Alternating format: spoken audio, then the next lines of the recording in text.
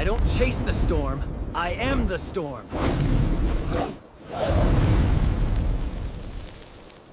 Hello everyone, welcome to What If Naruto Had Powers of Storm Spirit from Dota 2 with Kurama movie. Before we start, please go support MAKAMBOL for writing that awesome fanfic. This is the translated version I made. There will be some mistaken character's gender, but of course Naruto is a male. Minato leaves the village with Kushina and his son Menma, abandoning baby Naruto, but not before saying that the Kyuubi soul has taken over Naruto and that they could take it out on him.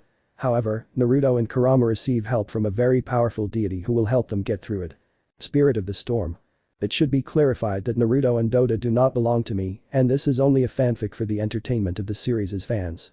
And before we begin the fic, I want to let you know that I have a YouTube channel where I upload this and other fics, which are good.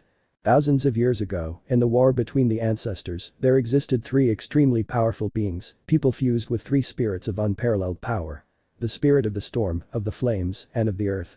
After the war between the ancestors ended and the temporary period of peace arrived, the spirits and other powerful beings disappeared, giving way to a new life for the earth, a life that changed again when Hagoromo Otsutsuki taught humanity how to use chakra, giving rise to the clans and the shinobi. We are currently in the hospital of the most renowned village in the world, Konohagakure no Sado, better known as the Hidden Leaf Village. I don't want to know anything about that demon, he took over my son's body. Exclaimed Minato Namikaze, the fourth Hokage, in the hospital with his wife and his son in his arms, a red-haired baby with blue eyes and three whisker-like marks on each cheek. But Minato, just because he has the soul of the Kyuubi sealed inside him, doesn't mean the fox has taken over his body, said the third Hokage. We don't want to know about that demon, we saw perfectly when its fangs grew long and its eyes turned into those of the Kyuubi, so take it away from us, exclaimed the bloody habanero, agitated, when a small blonde baby with blue eyes and three marks on its cheeks was brought to her. I hope you don't regret what you're saying. I'll make sure I can at least have a peaceful life, Hiruzen said, turning away.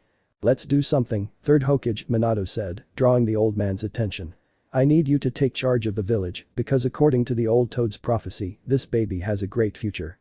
Therefore, I will leave the village for a few years to train him, Minato said, stroking the red-haired baby's head.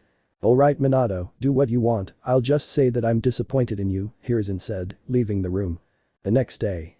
On the roof of the Hokage tower stood a clone of Minato with the entire village in front of him. Yes, my people, I must go. A great destiny awaits my son, Menma Namikaze, for which he must be trained. In the meantime, the third Hokage will be in charge of protecting the village. And something important. I had a second son named Naruto Uzumaki. He is a blonde boy with blue eyes and three whisker-like marks on each cheek, but he has the soul of the nine tails sealed within him, which took over his body.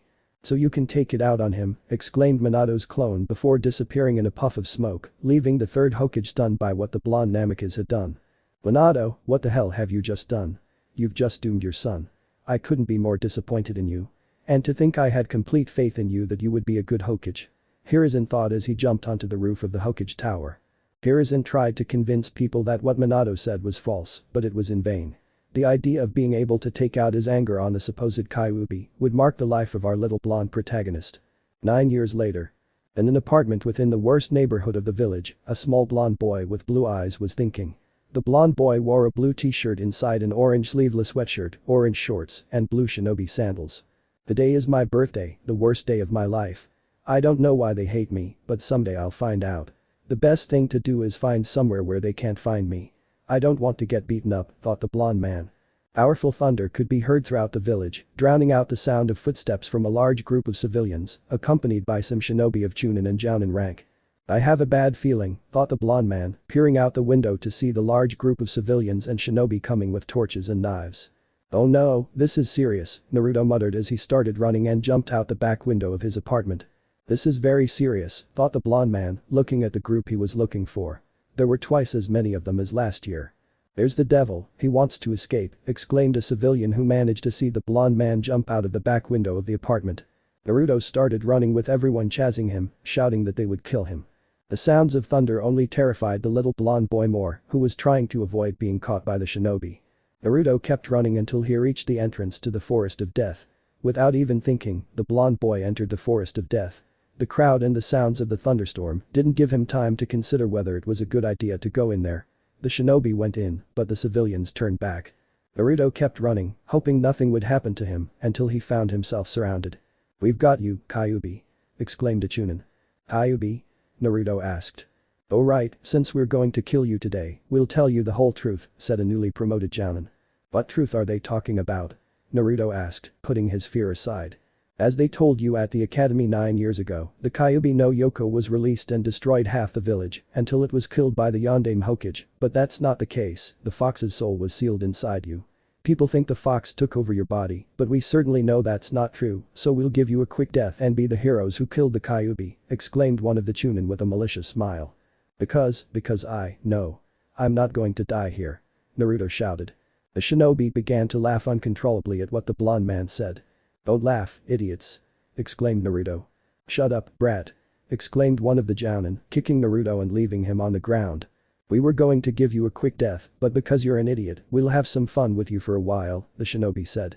A storm began to gather above the blonde man as it threatened to unleash a lightning bolt. "What if we tie up the brat and bury some kunai in him so the lightning kills him?" said a jounin with his macabre smile. "Good idea," they all said, terrifying the blonde Uzumaki. The blonde boy struggled to avoid being tied up, but in the end Naruto was tied to the tree. The girls moved a few meters away from the blonde boy while smiling macabrely. "How about we practice our aim?" exclaimed a chunin, grabbing a kunai. But their objective was not achieved. Upon hearing the fury of the storm, they stopped, smiling, and dropped their metal weapons beneath the blonde man. The storm unleashed a single thunderclap 10 times larger than a normal one, completely engulfing Naruto. The blonde man woke up in a sewer where he saw a large orange fox with 9 tails asleep, which was in a state of malnutrition. "This is the Kyuubi, wait, if they said I have his soul, that means he has no chakra, and that's why he's in such a deplorable state," Naruto thought sadly, looking at the fox, which was opening its red eyes with slit pupils. "What trouble have you gotten yourself into, kid?" said the fox, as if he were out of breath. The little blonde boy's heart broke when he saw the fox in such a deplorable state, so much so that he began to cry unconsciously. "Why are you crying, kid?" asked the fox. "Because if I didn't have your soul, you wouldn't be like this, like I was when Jiji left the village for 3 weeks," Naruto said between sobs. "Don't be stupid, kid. By being in this state, the only thing that suffers is my pride as the strongest of the Baiges." "Wait, how do you know all that? And how the hell are you here? What did they do to you?" exclaimed the fox with a little more breath before seeing the blonde's memories. "Damn you," exclaimed the Kyuubi before seeing the great storm that was in the skies appear at the top of the sewer. "Hello Biju and child," an imposing voice was heard coming from the storm. "No, it can't be, the spirit of the storm," exclaimed the Biju in amazement. "That's right, Kurama," said the storm. "Sa, you know my name," said the fox now known as Kurama in amazement. "I know everything that has happened in this world since the beginning. You, little Naruto, are the child of prophecy, the one who will end all wars, bring peace, and prevent a great catastrophe. And you, Kurama, will be the one who helps him on his adventure," said the imposing storm. "I don't have chakra. The only thing I could help the kid with is knowledge and teaching him how to train. Besides, in the situation we're in, we have no chance anymore," said the fox with some sadness, accepting that he would die. "No, Kurama, you must leave this village. You won't progress here, and I will help you. It is my duty to help the child of prophecy. Currently, Naruto cannot withstand my energy, being only a child, but you, Kurama, you are used to having colossal reserves of powerful chakra, not as powerful as my energy, but you will withstand it, and you will be able to help Naruto control said energy, as if you were teaching him to control your chakra," said the spirit of the storm. Filling the 9-tailed Biju and the blue-eyed blonde with hope. "I wish you the best of luck," exclaimed the storm, dropping a great bolt of lightning on Kurama. The fox's body changed. It no longer looked malnourished, now it looked strong with large muscles, which were not noticeable because of its long and striking dark turquoise fur, which would be the most striking thing about it if it weren't for its deep blue eyes which emitted lightning around it. "You look amazing, Kurama," exclaimed Naruto. "Alright kid, we shouldn't waste any time, let's put this new energy to the test," exclaimed the 9-tailed fox with his big foxy grin, encouraging the blonde boy who disappeared from the scene. "The brat's still alive, we'd better finish him off," the shinobi exclaimed, grabbing their weapons and approaching the blonde boy with the intention of killing him. The girls saw a wide grin spread across the blonde boy's face before he vanished like a flash of lightning, leaving the chunin and jonin stunned. They looked behind them to see a smiling copy of the blonde boy made of lightning bolts. "What the hell is this?" the shinobi said before the copies exploded, leaving the ninjas dying. "In short, I'm a lightning bolt," Naruto thought in amazement as he headed towards his apartment at great speed. In less than 10 minutes Naruto arrived and entered his apartment. Upon entering, the blonde found the entire living room destroyed, the walls scratched with the words "Death to the Demon." The storm was right, I won't make any progress here, even if I have to leave Jiji, Tucci and Am, I have to go, thought the blonde as he walked to his room.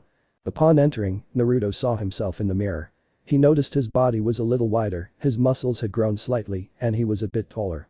But what caught his attention most were the small rays surrounding his body and those emanating from his eyes. I mustn't get distracted, I must leave, but at least I must leave a goodbye letter for my grandma, Am Niyatuchi, Naruto thought. The sooner we leave, the better, Kurama said from inside Naruto.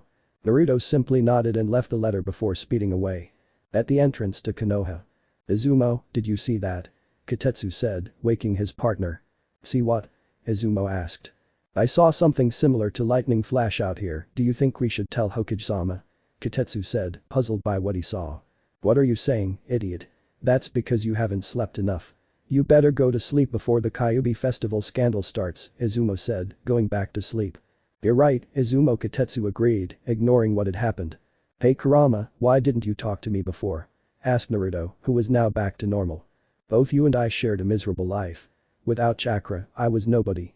All I could do was sleep and wait for the day you and your brother died so I could be free again, Kurama said, leaving Naruto stunned. I have a brother, all my life I've been told I'm an orphan and I have no family, Naruto said mentally. Oh, I forgot, you see, the day you and your twin brother, who is identical to you except for his red hair, were born, I was freed by a masked man who controlled me using the Sharingan. After that, your father, Minato Namikaze, the fourth Hokage, used the Shiki Fujin to seal my soul in you and my chakra in your brother, but the Shinigami sealed me completely in you and then took all my chakra and sealed it in your brother. That caused you to almost die.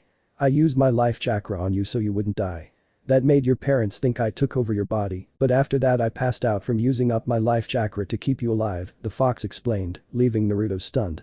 Thank you for telling me the whole truth, Kurama, but according to what they said in class, isn't the Shiki Fujin a jutsu that takes the soul of the one who uses it? Naruto asked. At the moment when the Shinigami was supposed to take Minato's soul, he forgave him and told him that he could not kill the parents of the child of the prophecy, Kurama said. I see Kurama, but where could we go now? I just left Konoha, said Naruto. Fumagakure, the hidden village among the clouds, is the best place where you can learn to make better use of this energy, said Kurama. Where are you going, you Kyuubi brat? We've just come back from a mission, and you think you can ruin the Kyuubi festival by running away from the village? Exclaimed a group of 4 jounin a few meters away from Naruto. Can I still use the Kurama energy?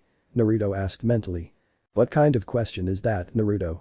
The energy I gave you earlier was nothing. This energy is more powerful, abundant, and unstable than my chakra. Luckily, I can withstand it all, Kurama said, imbuing Naruto with some energy. Lightning armor, that's an S-rank jutsu of the Raikage, how the hell did you learn it? Exclaimed a jounin looking at Naruto who was surrounded by lightning, and his blue eyes glowed emitting lightning which surrounded him. The jounin saw a lightning bolt moving at great speed, disappearing from the area. Where are you going, brat? Exclaimed a jounin before seeing the lightning bolt heading towards them. But to their surprise, the lightning began to spin in circles around them. What the hell is this? Exclaimed a jounin, watching as several smiling copies of the blonde surrounded them, but these copies had a huge smile which terrified the jounin. What are you doing, you damn demon? Exclaimed an angry jounin, since from his point of view they were mocking him. The lightning disappeared, revealing Naruto who leaped high with a lightning sphere in his hand. What are you doing? Exclaimed the jounin, appreciating how Naruto threw the sphere into the center of the circle where the jounin were, since the lightning copies did not move, but something told them that they should not touch them. The moment the sphere touched the ground, it exploded simultaneously with Naruto's electric clones, causing a powerful electrical explosion that ended the lives of the jounin. Don't look back, Naruto, just keep going, Kurama ordered, not wanting Naruto to see the deaths he had caused, even though the blonde boy heard the explosion and the short scream the jounin gave. But how will we get to Kumagakure, and what assures me that it's not a bad idea to go? Asked Naruto, who was moving like lightning. Just follow my instructions and we'll get there. I assure you everything will be fine. After all, my brother is someone very important in that village, said Kurama. Meanwhile, in the Hokage's office. I've finished the paperwork, I'll go to Naruto's apartment. I won't let them attack him on his birthday, Hiruzen thought as he left the office to go to Naruto's apartment. Upon entering the apartment, Hiruzen was stunned to see the things destroyed and the walls scratched with insults and threats to the blonde. What you caused, Minato, Hiruzen thought, heading towards the blonde Uzumaki's room with fear as he didn't know what might await him there. Hiruzen managed to see a letter and upon reading it he was able to calm down a little. Naruto letter. Digi, I'm so sorry, but I have to go. I'll never get anywhere here in Konoha and it's best if I leave. We'll meet again someday, but it won't be soon. Tell Tucci and Ayame I'm sorry that I probably won't see them for a long time. Love, your grandson Naruto. Hiruzen shed a tear. The letter appeared to have been written quickly, indicating that Naruto had fled to avoid being hurt that day. The next day, at the Ninja Academy. Eyes, don't you notice anything strange? Haruka asked. Yes, since Naruto isn't there, Sasuke is going to win the physical endurance tests, Shikamaru said, yawning. That's right, where's Naruto? Kiba said. At that moment the door opened, revealing the third Hokage, who looked sad. Hey guys, today I'm here to talk about your teammate Naruto, said the third Hokage, drawing everyone's attention. In a flash of yellow and red, 3 people appeared. A blonde man, a Redeed, and a red-haired boy identical to Naruto. Yandame-sama, Haruka exclaimed, looking at the blonde man. Hello Haruka, could you tell me where my son is? Minato said. Where is my brother? I'm really looking forward to meeting him, said the younger Redeed, who was smiling just like Naruto. Oh, that's great, because I'll tell you what happened with Naruto, Hiruzen said, leaving everyone amazed. Apparently, Naruto was the son of the fourth Hokage. What are you saying, Hiruzen?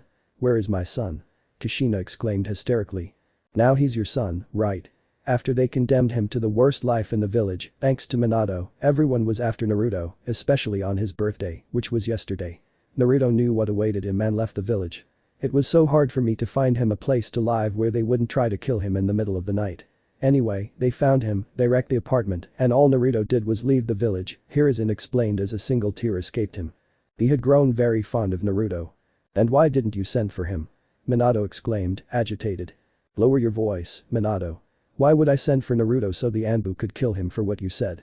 I knew you'd regret it, Minato, Hiruzen said, dropping a 3-pronged kunai to the ground and disappearing in a leaf shunshin. He wouldn't waste any more time arguing with Minato. Father, what are you talking about, third Hokage? Did you do something to my brother? Demanded the Redeed, who was no longer smiling. Nothing, Menma, stay and meet your new companions. I'll take care of finding your brother and keep the kunai that the third Hokage had, Minato said, disappearing in a yellow flash with Kushina. Kumagakure and Naruto's new companions. Konoha Academy. Menma, remember to pick up the kunai that the third Hokage dropped, Minato said before disappearing in a yellow and red flash with Kushina. They are my brother's comrades, I must meet them, Menma thought, picking up the 3-pronged kunai that Hiruzen dropped before leaving. Well Menma, you can introduce yourself to your new classmates, said Haruka. Redeed just gave the same big smile that Naruto gave and proceeded to introduce himself. Hello friends, my name is Menma Namikaze, I really like ramen and protecting those who need it, and my dream which I will soon fulfill, is to be Hokage, Menma exclaimed, raising his fist. There's no doubt about it, you're Naruto's brother, same tastes, same dream, same way of speaking, and same way of dressing, Haruka said, smiling. Wow, he's like Naruto, but cuter, the girls thought, looking at the Redeed. He must be stronger than Naruto, Sasuke thought, interested in the Redeed. He's more handsome than Naruto-kun, Hinata thought, blushing. Meanwhile, in the Hokage's office. So Minato, you realized your mistake, said Jiraiya, the Sannin, sitting at the office window. If Jiraiya-sensei, I should have put Naruto under surveillance and testing when he was a baby instead of judging him. Thanks to my ignorance and hatred for the fox, I said that in the village before leaving it, Minato said, a single tear falling from his left eye. What do you plan to do, Minato? Sending out Anbu hunters to find Naruto means sending him to be killed. If you acknowledge your mistake, when you say you'll be back in an hour, it will be even later to send out to find him, Jiraiya said. Meanwhile, with Naruto. We're almost there, that's Kumagakure, Kurama said from inside Naruto. Okay Kurama, I have to find this killer bee guy, right? Naruto said. But tell him this. Kurama needs to talk to Jayuki, let's bump fists, Kurama explained. Good morning, what brings you to Kumagakure? A Jounin asked at the entrance. I need to talk to Killer Bee, Naruto said seriously. Killer Bee, what are your intentions, guys? I'm an old friend of his, and I need a favor, Naruto said with a serious look. My friend, I haven't seen you before, but you seem familiar, Bakero Kanero, said a man with long pale yellow hair swept back, a goatee, dark-skinned, eyes covered by small sunglasses. The man had a wide but muscular body, wore a Jounin outfit from Kumo with bandages on his legs and a red rope around his waist, in addition to the Kumagakure ideate on his forehead. It's him, Naruto thought, analyzing the subject. Kurama needs to talk to Jayuki, let's bump fists, said Naruto, extending his fist. Kurama. Hey Bee, bump fists with the kid, said the 8-headed one inside Killer Bee. Killer Bee just nodded and bumped fists with Naruto. Naruto and Killer Bee appeared in a rocky, cloudy landscape next to a sewer.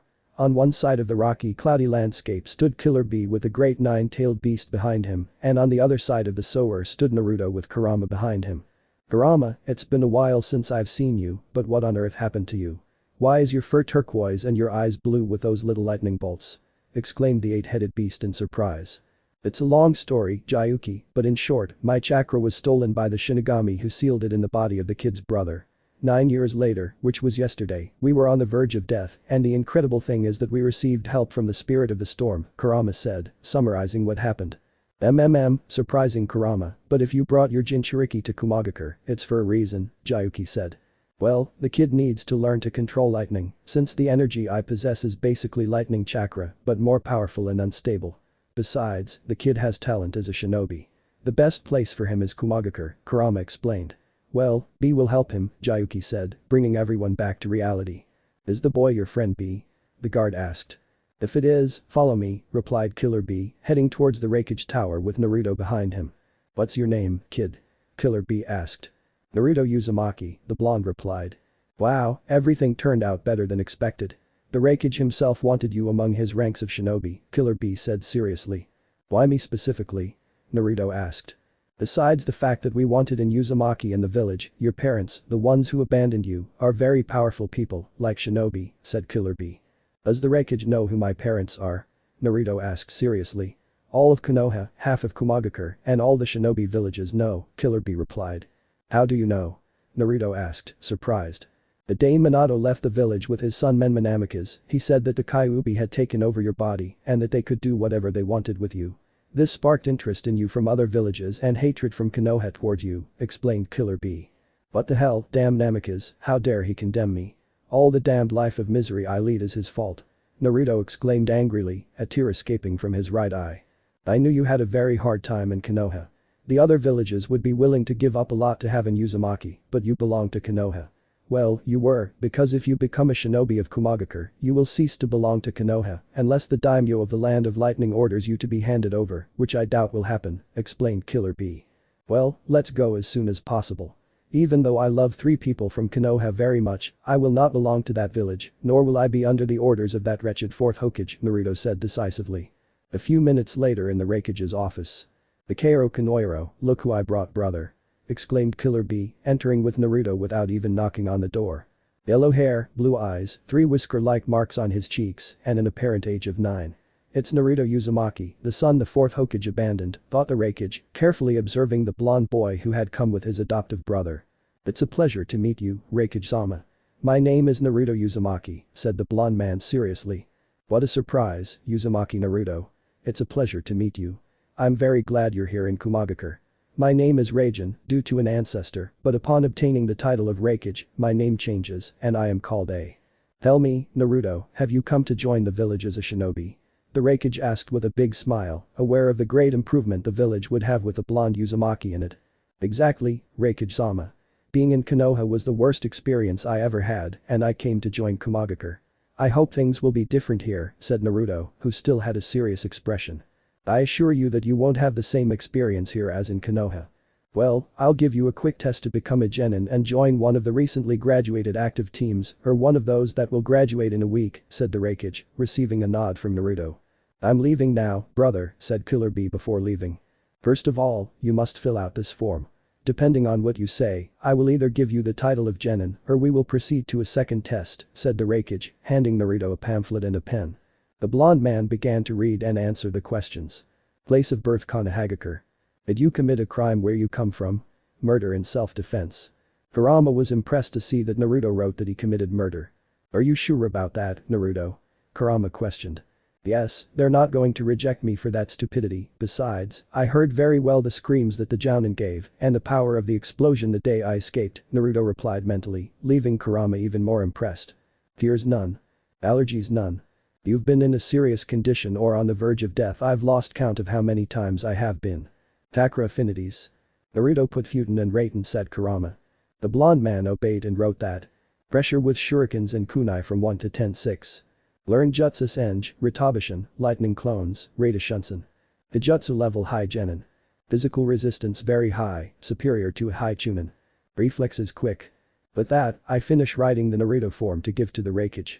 In less than 5 minutes the Reikage finished reading the form and threw it in the trash to open a drawer in his desk. "What color do you want the ideate? You know I'd rather give you the one that suits you best, here," said the Reikage, taking out a blue Kumagakure ideate. "From this day forward, I am a shinobi of Kumagakure," exclaimed Naruto as he placed the ideate on his forehead. Meanwhile in Konoha. "You're great, Menma.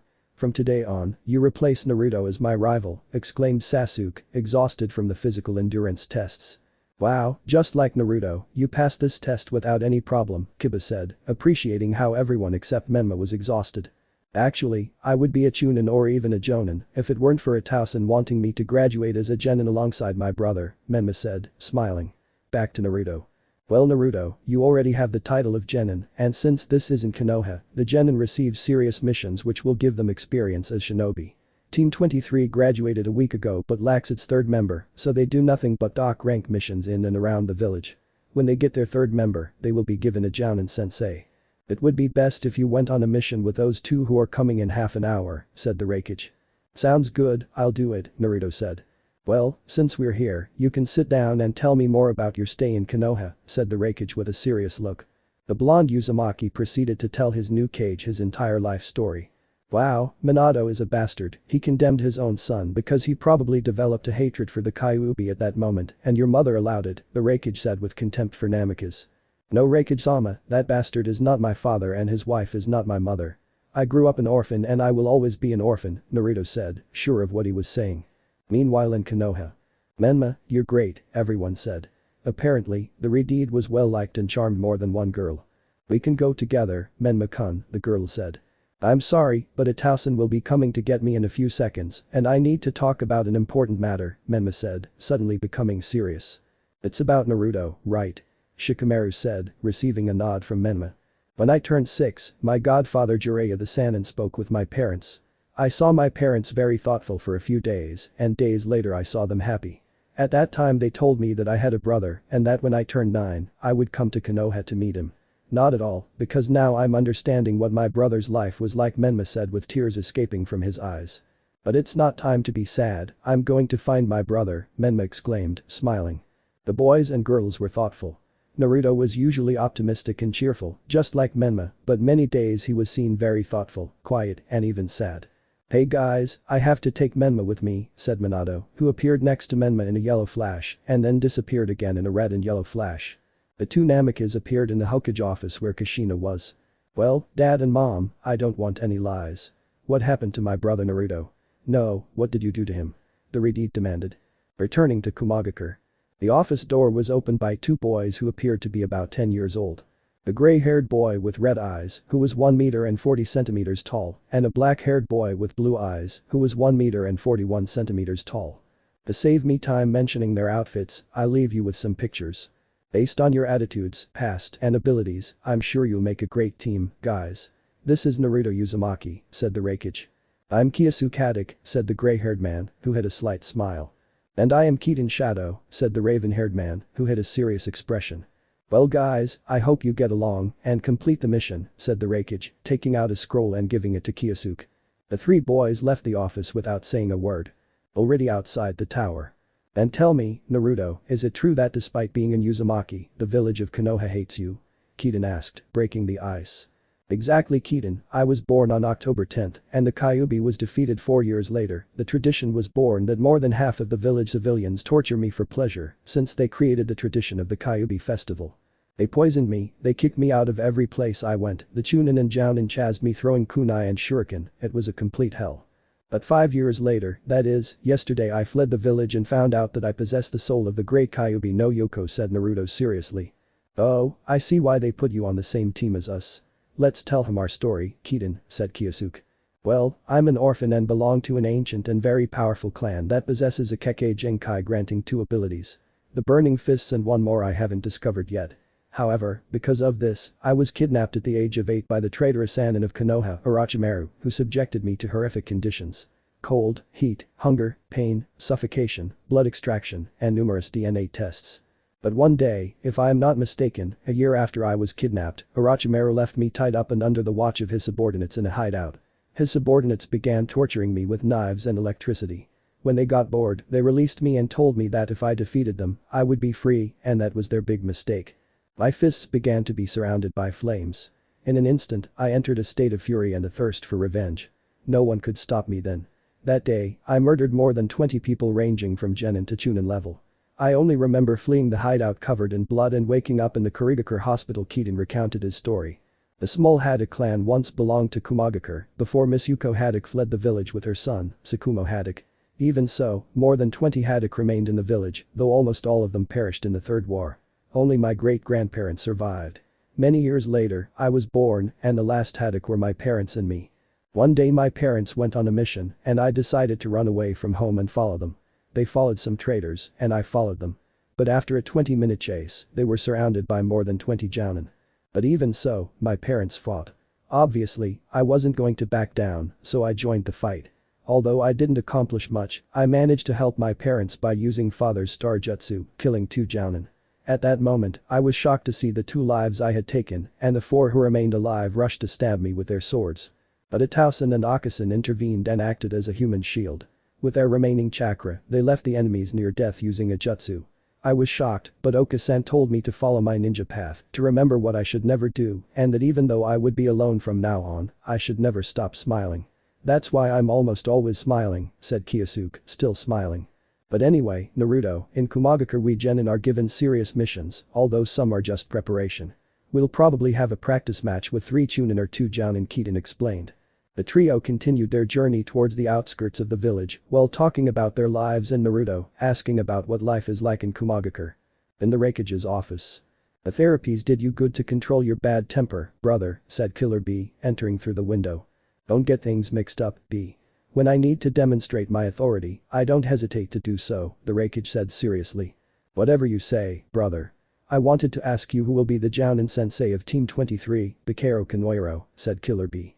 I know where you're going with this, B, but are you sure you're the sensei of Team 23? Said the Raikage. Of course, brother, besides, Naruto is a Jinchuriki, and his Biju is no longer just the soul of the Kyuubi, it has great power, said Killer B. Are you sure about that, B? Minato himself said that Naruto only has the soul of the fox, said the Raikage. Of course, brother, but don't tell the council anything. They'll want to put restrictions on Naruto, and that will be troublesome. That's why I'll be his sensei, since the boy suffered practically for being a Jinchuriki, and I know how to help him, said Killer B. Back with the boys. Kyosuke called Kiden's attention. If something is wrong, Kiden, we're on a C-rank training mission. The jounin or chunin shouldn't be hiding, and if they were, it wouldn't be like that since I don't sense anyone nearby. They must be concealing their chakra, said Kyosuke, tracing half of the ram seal. I knew it, I sense 4 jounin level chakra reserves 200 meters to the northeast, and apparently they are carrying 3 corpses which had mid-chunin level chakra reserves, said Kyosuke. We should inform Raikage-sama, Kiden said. The team started running back, but Kyosuke stopped. They are only 40 meters away from us, there is no other option, we must fight, said Kyosuke, taking a fighting stance, an act that Naruto and Kiden imitated. 4 jounin rank shinobi from Iwagakure arrived, all wearing the jounin outfit of Iwa, wearing masks, and their ideate covered their hair, all were approximately 1 meter 77 centimeters tall. But what do we have here, 3 victims, I mean genin from Kumagakure, said an Iwanin with a tone of voice that showed evil. Shinobis from Iwa, what are you doing here? Iwa and Kumo are in a truce, exclaimed Kiden. We only came for revenge. My cousin and brother-in-law came to do a mission near Iwa and were killed by Kumo-nin, exclaimed one of the Iwa jounin. That's false, Kumagakure wouldn't do that unless they came looking for trouble. Iwagakure isn't given missions that take place within the land of lightning. For that to happen, an agreement must first be reached between the daimyos, Kiden exclaimed. We don't care, we want Kumagakure blood, I hope you brats know how to defend yourselves, exclaimed another of the Iwanin as he began to trace hand seals. Kurama Naruto called out mentally. It will be problematic for them to see you in that state, let me try something, Kurama said. Naruto's eyes glowed as they emitted small flashes of lightning. I was able to hide everything by slightly reducing the energy provided, but not your eyes, Kurama said. Don't worry Kurama, I'll just say it's a bloodline, Naruto thought to himself. We'll have to fight, I hope you know how to do it, Naruto, Kiden said, getting into a fighting stance as his fists burned with flames. I agree, get ready Naruto, said Kyosuke, tracing hand seals. The brats are brave, Doten. Kengan no Jutsu. Exclaimed one of the Iwanin, putting his hands on the ground. From the ground, 3 large fists made of rock emerged with the intention of delivering a powerful blow to the boys. Without wasting any time, the trio of genin jumped, avoiding the attack. Suiton. Kazaguruma exclaimed Kyosuke, launching a wave of water towards the Iwanin who jumped. The wave of water left a large fissure in the earth, showing that it was a sheer wave. Kiden propelled himself with his stone fist, going straight towards the Iwanin with a punch. Now is my chance, Naruto thought, running quickly towards where the Iwanin would fall. Kiden managed to hit an Iwanin and drag him back several meters. In a matter of seconds, Naruto swept past the Iwanins, who fell and revealed 5 smiling exact copies of Naruto, but made of lightning. But what the hell, what kind of Bushins are they? Before they could even finish the sentence, the Iwanins were sent flying by the electrical explosion caused by the clones. "Damn brat!" exclaimed the Iwanin whom Kiden had hit, between vomiting blood. "Let's finish this," exclaimed Kiden, throwing a powerful punch at the Iwanin in his abdomen, piercing through him and leaving him on the verge of death. The 3 Iwanin who were caught in the explosion got up from the ground where they had fallen, somewhat injured by the blast. "What the hell are these brats?" exclaimed the Iwanin, watching as Naruto approached them at great speed, leaving a trail like lightning. "But what is that?" exclaimed an Iwanin before feeling a powerful punch which sent him flying dozens of meters backwards, crashing into a rock. The bones of the Iwanin were heard to crack as he died from the great force of the impact. "It's my turn," exclaimed Kyosuke, tracing hand seals. "Raiden." Kaminari exclaimed Kyosuke, throwing his arms back and extending them towards one of the Iwanin. The great lightning bolt shot from the hands of the grey-haired one towards the Iwanin, which it quickly reached, striking him and causing his death by the electrical power. The last Iwanin was shocked. 3 genin had finished off his companions, and nothing better could be expected for him. "Pain. Ken out," exclaimed Kiden, blowing his fists and launching a burst of fire directly towards the last Iwanin, roasting him. "We're done with this," said Kurama from inside Naruto, who returned to normal. "Good fight guys, you're skilled Naruto, and that body flicker jutsu combined with lightning release is really cool, although these guys had a lot of chakra, but they weren't at the level of a jounin, they fought like newly graduated chunins," said Kyosuke approaching the rest. New home and Team 23. The 3 genin had arrived at the Reikage Tower after the problem they had. "How did the mission go?" the Reikage asked. "Many problems, we faced 4 jounin from a Wagakure who murdered the chunin in charge of the mission," Kiden said. "What? Are you sure about what you're saying, Kiden?" the Reikage asked. "Yes, it seems they came for revenge since some people close to them died here, pure nonsense since they were fighting like newly graduated chunins," said Kyosuke. "I'm here, brother," said Killer Bee, entering through the door. "Great, take Naruto to his new apartment. I'll talk to the boys for a while," said the Reikage. "Follow me Naruto, Bakero Kanoiro," said Killer Bee, leaving the office with Naruto behind him. "Tell me, boys, is Naruto skilled in combat?" the Reikage asked. "He's very skilled, he doesn't hesitate when it comes to fighting, he thinks and acts quickly, besides being very fast and strong, even though he lacks training he's very skilled," Kiden said. "That's great because Team 23 is now complete and their Jounin sensei is Killer Bee," said the Reikage. Back to Naruto. "You see, Naruto, Komagakure is divided into 8 districts. The lower central district, where most civilians live and have their businesses. The lower central district to the east of the village, where clan complexes, the homes of important shinobi families, and apartment buildings for single shinobi are located. The lower central district to the north, where chunin usually live. The outer central district, where elite shinobi reside and have the greatest freedom to spread throughout the village. The southwest district, where the village entrance and the guard posts are located. The northern district, where the Reikage Tower and several other important buildings are located.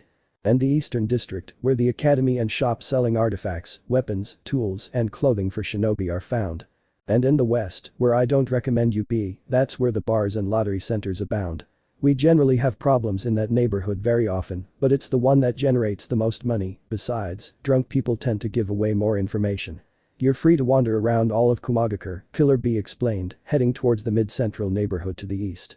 "You see all those towers with buildings covered by clouds, they're like apartment buildings divided from Tower A to Building X. Kiden and Kyosuke live in Tower G, right where you live," said Killer Bee, pointing to the middle building of the group, which was 3.5 kilometers away from where they were.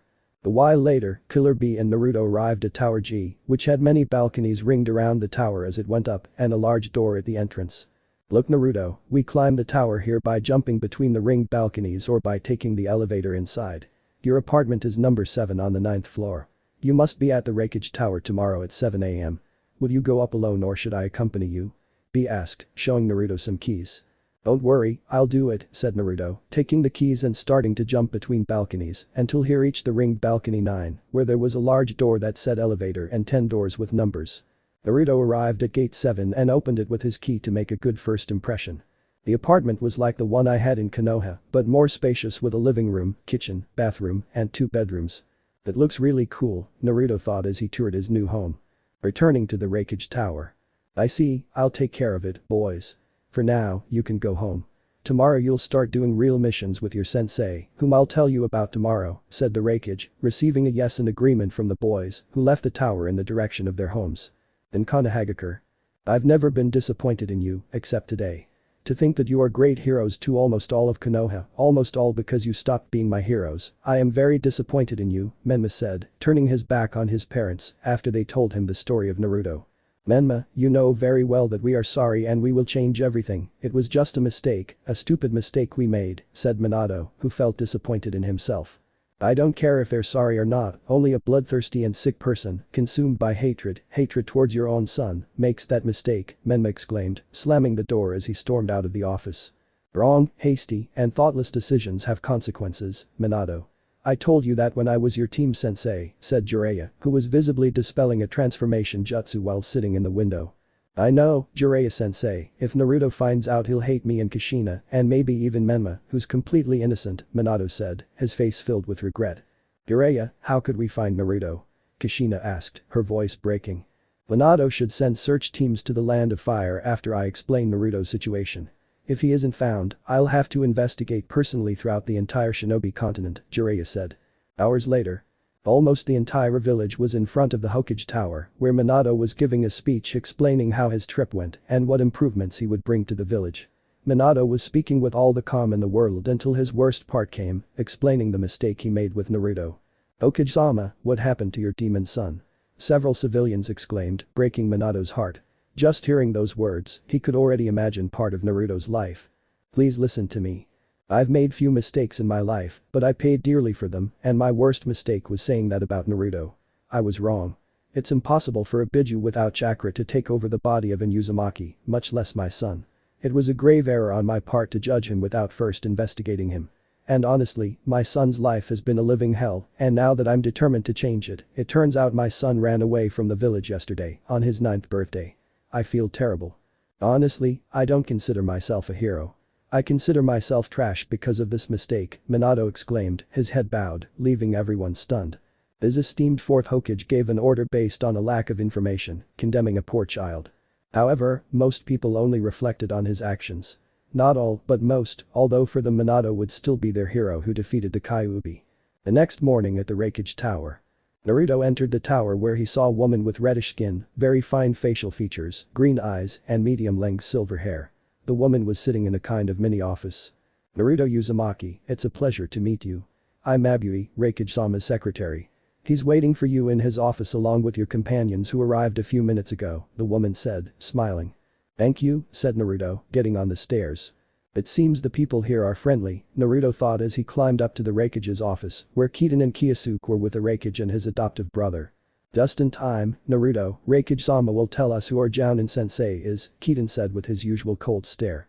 Your sensei will be me, Bikero Kanoiro Killer B said smiling. That's great, said Kyosuke. It's great, I just hope you're not rhyming all the time, Kiden said. That sounds great, said Naruto, who liked the Jinchuriki of the 8-headed beast. Well B-sensei, what will we do today? Kiden asked. We'll go to the fort we discovered yesterday, 2 kilometers southwest of the village entrance. This fort doesn't have permits from Kurigakure or the feudal lord, so we'll talk to them to make them abandon it and they'll do it one way or another, B said. A strong enemy, that's not very risky, I question, Naruto. If I were well defended, yes, but even so I can keep everything under control if we are forced to use violence, said Killer B. B, take the mission seriously, ordered the Raikage. When I haven't taken a mission seriously, bro, Killer B said, I'm going out with the guys from the tower. After a while, Team 23 was already out of the village heading southwest. It had been a while since Team 23 left the village heading towards Iwagakure Fortress, a while in which Naruto got to know his 3 companions and his sensei even better. That's him, Kiden said. You all stay behind me, I'll speak, said Killer B, stepping in front of the fort. For in Shinobi, this structure lacks permits and therefore violates the laws of the Land of Lightning. You must leave, one way or another. exclaimed Killer Bee. "Get out of here if you don't want to die," a voice was heard coming from inside the fort. "You want us to force them to abandon the fort?" exclaimed Killer Bee. "You want us to kill you? Abandon us?" exclaimed about 5 voices. "Guys, I'll take care of the front, you go around the back and infiltrate. I'll draw the attention of more of the enemies so we can take them all out together," B said softly, receiving a nod from the genin. The fort's gate was broken by a powerful kick from Killer Bee, who saw some shinobi wearing balaclavas-shaped ideates with kanji in the shape of musical notes. "Who the hell are these guys? I hope they don't cause the boys too much trouble," thought Killer Bee, taking out his 7 swords and wielding them in a pose, raising his left leg, slightly raising his right arm, fully raising his left arm, and leaning his body slightly forward. The fist in his right armpit. Another one held between her right elbow. The third sword with the hilt below his left knee. The fourth sword wielded between the top of his left thigh and his hip. The fifth sword held with his left shoulder and his neck. He holds a 6th sword in his left elbow. And the 7th and final sword he wielded with his teeth. "What kind of kenjutsu is that?" exclaimed the masked shinobi. "Whoever it is, we must kill him and hold the fort," the shinobi exclaimed, charging towards the Jinchuriki of the 8 tails. This was the worst mistake they could have made, as defeating the famous Killer Bee was no easy task. "There are 8 of them, they won't be a problem," thought Killer Bee, taking a short but acrobatic leap, dodging a few stabs with kunai and kicking 2 shinobi. "What the hell is this guy? He's as dangerous as the boss," exclaimed one of the shinobi before his neck was sliced by a sword from Killer Bee, who was leaping and doing acrobatic flips without even letting go of any of his swords. Meanwhile, with the genins. Naruto and his companion surrounded the fort, with Kitten and Kyosuke on the sides and Naruto at the rear of the structure. "We must leave, Kabuto. This little fort is just a distraction," a voice sounded from within the fort, but Naruto could only hear, "We must leave." Leave? Who could be inside? Naruto thought, jumping over the barrier of the fortress where he didn't see the person he had heard about. There were only 3 masked shinobi. "You chose a good day to die," said one of the masked men, pulling out a kunai. "I don't have any ninja weapons, but my body is that of a ninja, and my fists are weapons," said Naruto, getting into a fighting stance. "Don't make us laugh, brat. You look familiar, but you'll just be another victim," exclaimed the most imposing member of the group, clearly the leader. The blonde man only improved his guard without taking his eyes off the 3 shinobi. Deep down, Naruto wanted to fight without relying on the power of the storm. Without wasting any time, the shinobi charged at Naruto head-on, intending to stab him. But the blonde stopped the first one's hand and delivered a swift punch to his face, leaving him stunned by the great force exerted by the Uzumaki. Another stab from the second shinobi went straight for the blonde's temple, who quickly ducked, causing the stab to hit the first shinobi's throat, leaving him seriously injured. "Brother, no!" shouted the third shinobi as he saw his companion fall to the ground and charged towards Naruto with a kunai in each hand. In an agile movement, Naruto avoided the shinobi's first 2 cuts and caught his hands, receiving 2 light cuts on his palms, but stopping the shinobi. Without wasting any time, the Uzumaki headbutted the shinobi, breaking his nose and then kneed him in the stomach, knocking the wind out of him. The second shinobi tried to stab Naruto in the abdomen, but with an agile turn, Naruto avoided the damage, leaving the shinobi with his fist outstretched in a very vulnerable position. Naruto took advantage of this position, jumping short and extending his knee, shattering the second shinobi's nose and knocking him to the ground. "What are you 2 keeping in this fortress?" Naruto exclaimed, questioning the 2 shinobi. "That's none of your business, idiot," said the third shinobi, tracing the ram seal, causing his body to explode and completely covering Naruto in blood. "This idiot," Naruto cursed inwardly as he saw himself covered in blood. "You wretch, who hides this fortress," said Naruto, stepping on the hand of the last living shinobi. "It's none of your business. Now you'd better leave with your people before the chief finds out and kills you all," the girl said, breathless. "Who's your boss?" Naruto asked, his eyes blazing with murderous intent. "That's none of your business," the shinobi replied. "Insolent," said Naruto, punching him in the face. "Either you talk or I'll smash your face in," the blonde man exclaimed. "Then, our boss is." Naruto quickly spun around, dodging shurikens aimed at the back of his neck, narrowly escaping injury. "You must be pretty good for your young age, brat," said another masked man, trying to stab Naruto with a kunai, but the blonde boy was agile and ducked, avoiding the stab and punching the shinobi in the back of the neck. Although this shinobi's speed and flexibility were superior, he turned around and stood up with one hand to face Naruto. "These modifications are great, aren't they?" the shinobi said sadistically. "Modifications, what do you mean?" said Naruto, preparing for a taijutsu fight. "You wouldn't understand, kid. You'd better show me if you can give me a fight. I want to enjoy this modification," said the masked man, charging towards Naruto. The shinobi moved in a very flexible and acrobatic manner, launching downward and upward kicks towards Naruto, who blocked and dodged most of the attacks, but often received blows to his face and arms, making him feel frustrated. "What are you? A human can't move like that, Naruto. Don't ask questions, just die," said the masked man, charging towards Naruto with a kunai in his hand. "Let's see what you do against this," said the blonde man, tracing half the sign of the ram. The masked man was blinded by a great blue flash emanating from Naruto's right hand, which was filled with lightning. Before he could regain his sight, the shinobi felt a powerful punch to his chest which burst his lungs and sent him flying several meters backwards. "What was that?" thought Naruto, who was bewildered by what he had done. "Your chakra, you caused a small concentrated explosion of your chakra and lightning transformation. Apparently, every time you use this energy, your lightning ability increases, or so Kurama's voice inside Naruto said. You damn brat, this won't end like this. The day the boss kills you, you'll remember me," said the masked man before dying like a rotting husk. "You, what the hell is wrong with those creatures?" said Naruto, who was disgusted and covered in blood. "You faced 4, I faced one of those that explode, they almost covered me in blood," said Kyosuke, coming from the left side. "The same thing happened to me," said Kiden, coming from the right side. "Yes, I'll have to get new clothes, but what do we do now?" Naruto asked. "Only that small tower in the center remains. We must see what's there and eliminate the enemies. But I have a question. What were these men doing here?" Kiden asked, prompting the group to head towards the fort's tower. Upon entering, the tower was uninhabited. There was nothing and nobody there. "Before I jumped over the barrier, I heard a voice say that this fort was just a distraction so they wouldn't find anything else and that they have a boss," Naruto recounted. "Well, we need to tell B-sensei about this," said Kyosuke, signaling the group to leave the tower and head towards where Killer B was with the decomposing corpses of the masked shinobi. "The bloodbath, Naruto. Did something happen to them?" Killer B asked jokingly upon seeing his genin. "Nothing we couldn't handle, but the creator of this fort is hiding something, and it's strange we didn't discover it before they finished it, although I think I know who it is," Kiden said seriously before a chill ran down his spine at the thought of a certain Sannin. "I see, I think I know who it is and what's going on. We should go. I'll find a solution with my brother and we need to get you some new clothes, Naruto, you idiot," B said before the team returned to Kumagakure. Changes. 3 years had passed. Team 23 became popular. They had 3 girls from feared clans and their sensei was someone to be feared, the Jinchuriki of Hichibi. A Uzumaki boy who gained fame for being too fast and skilled with lightning. The dark-haired member of the Shadow Clan, known for being very cold and serious and for never having failed a mission. The silver-haired Haddock, who maintained a slight smile, was known throughout Kumagakure and like his companions, he had many girls crazy about him. "We are currently in the Raikage's office. This time I have to give you a very important mission. The freedom of a small country on the other side of the shinobi continent depends on it, as well as a large amount of money that will be paid to the village for the death of its dictator," said the Raikage with Team 23 in front of him. "Yes, Raikage-sama," the 3 said, ready for any mission. "Alright, you can get ready because you're leaving in 2 hours. For now, leave me alone with B, as he'll explain the mission to you," said the Raikage, receiving nods from the 3 genin who then left. "See you at the entrance in 3 hours," said Naruto, separating from the group. "You're so focused on that woman," said the Kyuubi in Naruto's mind. "Tell me, who wouldn't want to be with the most beautiful woman in all of Kumo? It's a shame she's 8 years older than me," said Naruto, imagining a certain woman from the village.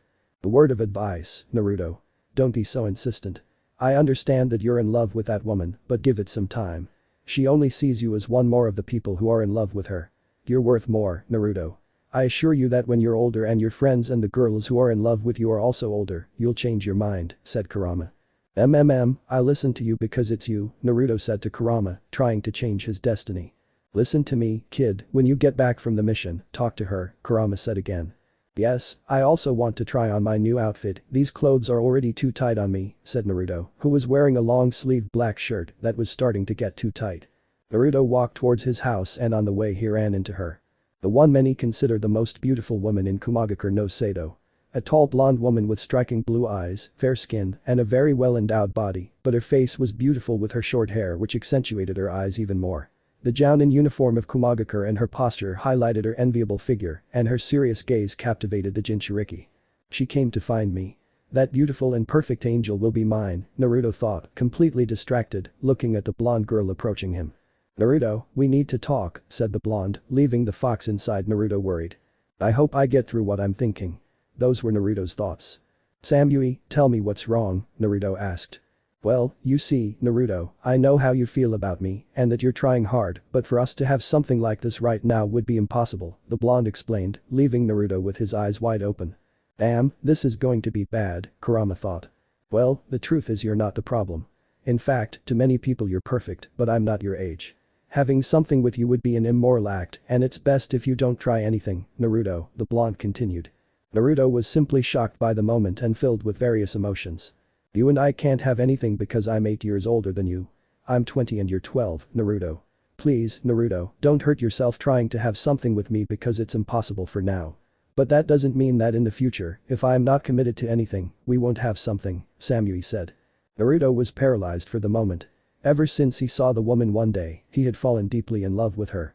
Are you alright, Naruto? Samui asked, sounding worried about the blonde boy. Don't worry, I just need to prepare for a mission, Naruto said in a somewhat subdued tone of voice. Don't lie to me, Naruto, something's wrong, Samui said, looking at Naruto's dejected expression. I have to hurry, goodbye Samui, Naruto said, surprising everyone as his eyes flashed blue lightning before he turned away under the watchful gaze of the blonde girl and many other people in the area. It was rumored that the blonde boy could move at monster speed and that his eyes glowed and emitted lightning, as if he possessed a Jujutsu, but no one who hadn't been on a mission with him had ever seen him until this day. Hey, wait, Naruto, Samui said, receiving no response. As he turned around, Naruto moved at incredible speed, transforming into a flash of lightning that vanished from the area in an instant. All that remained of Naruto was an electrical trail that quickly disappeared. This filled everyone present, even Samui, with awe. In less than 10 seconds Naruto was already at home. He had used a monstrous amount of chakra moving like that. A Chunin with ordinary chakra reserves would have been left with very little chakra if he did that, but it didn't affect Naruto much. After all, he had enormous chakra reserves. I'm an idiot, I'm 12 and I have to fall in love with that 20-year-old angel. I did the damn stupid thing by trying so hard to have a chance with her and in the end it ends like this. She rejects me in front of all those people. I'm such a damn fool for thinking she'd notice me, a 12-year-old boy, when she has so many suitors. Why the hell would she notice an idiot, a damn nobody like me? Damn it. Why did I have to fall in love with the most beautiful woman in all of Kumagakure? So many girls are after me and I fall for the woman who can afford to reject anyone. I'm such a damn fool. Naruto exclaimed in his locked apartment, then began to violently pound the floor. Stop, Naruto. The fox exclaimed in an order, seeing Naruto's fists bleeding. What the hell is wrong with you? Since when have you been like this? How can you act like a depressed psychopath? You're not some damn nobody, you know who you are, right? Naruto Uzumaki, Jinchuriki of the Great Kyuubi no Yoko, bearer of the Storm Spirit, child of prophecy, member of the most successful genin team in present-day Kumagakure. Remember who you are, how much you're worth inside and outside this village, and how much you mean to me. So now I want you to drop that stupid attitude and get ready for the mission you have coming up soon. Kurama exclaimed angrily inside Naruto. I'll do what I can, Kurama, said Naruto, who still maintained a subdued tone of voice. Naruto went to take a quick shower to get ready for the mission. Naruto Uzumaki, sapphire blue eyes, golden blonde hair, 12 years old, 1.54 meters tall, athletic and toned body, genin title but jonin level abilities, estimated by the Reikage himself, 35 D rank missions, 51 C rank missions, 36 B rank missions, and 5 A rank missions, a total of 127 missions completed in the Land of Lightning with Team 23. 23 D rank missions, 39 C rank missions, 33 B rank missions, and 1 A rank mission, a total of 96 missions completed by myself in the Land of Lightning. That's a description of who Naruto Uzumaki is and what he's done in the 3 years he's been here in Kumagakure, the blonde thought, putting on black shinobi pants with a belt featuring the Kumagakure headband as a buckle and also black shinobi boots.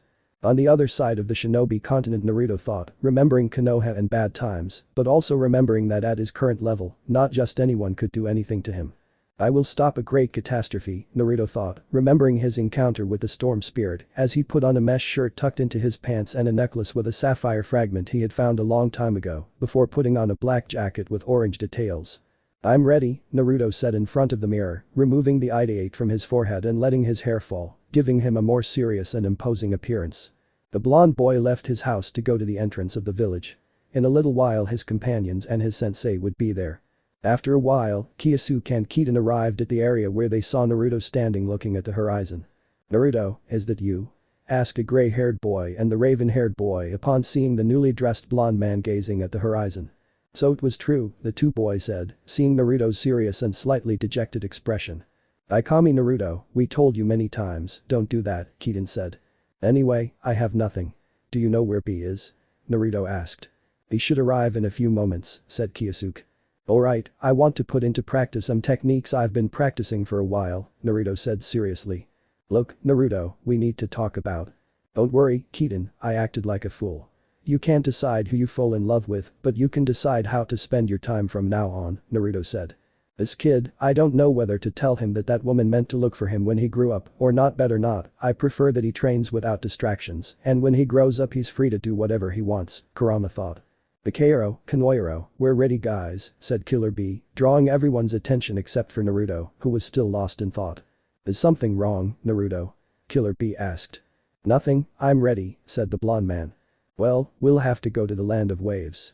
The objective is to kill Gato, a businessman who's using the small country under the guise of remodeling it, but it's really his base for trafficking drugs and deadly substances to small villages like Kinagakure no Sato, which attacked Akigakure and was destroyed, but not before extracting information about the poison they used that nearly killed the village leader. The answer was Gato, the dictator who's hiding in Nami no Kuni. Akigakure, being our ally, is paying us for this as an A-rank mission. However, Gato is a millionaire. We don't know how much money we could extract from him. I see, then we'll set off now, said Naruto. Exactly, Killer B affirmed, before embarking on the journey to Nami no Kuni. During the journey, Kiden and Kyosuke kept glancing at Naruto and tried to strike up a conversation, but the blonde boy remained lost in thought. The truth was, the team had become very close during those 3 years. All three were orphans and aspired to achieve great things in the future. Team 23 was highly regarded in the village. Everyone expected a lot from them and wanted to be close to them. However, the three weren't particularly sociable. Most of their conversations revolved around important matters, and sometimes they were just passing the time when they should have been resting. Several hours later. We are in the land of fire, here there is an abundance of bandits and fugitive and renegade ninjas, it's best not to let your guard down, said Killer B, receiving nods of agreement from everyone. Land of fire, Konoha is a few kilometers from here, Naruto thought as bad memories came flooding back. A while later. Well, what do we have here? Some victims, I mean ninjas. You'd better leave your valuables behind and we'll let you go alive, voices sounded from among the trees. Looks like I'll have to tear apart some idiots who are hiding, said Naruto, pulling out 2 kunai. Calm down, Naruto. I don't think we should be so aggressive, said Killer B. I'm sorry, sensei, but we shouldn't waste any time, said Naruto as his eyes glowed and blue lightning flashed within them. In an instant, Naruto lunged towards the tree from which the words were coming. A blue lightning bolt was visible which passed through the tree, causing it to fall. The girl dressed entirely in black jumped out of the tree before it touched the ground. But unfortunately for him, the same lightning bolt ran towards him and stopped in front of him after piercing his chest with a kunai. Blood appeared on the chest and mask of the ninja whom Naruto pierced and dropped to the ground. Damn you, you'll pay for this, the girl whispered before falling dead, and 7 girls in similar attire surrounded Team 23. 7 more, I suppose you wish to share the same wish as your friend, said Naruto, looking at the 7 girls and their companions and sensei on guard. Naruto, what did you do? Remember, you shouldn't get into unnecessary fights, Killer B scolded. CBC sensei, said Naruto, emitting a blue flash before 2 girls with children jumped towards Naruto to swoop down with a downward slash. In full view of the children, they had pierced Naruto.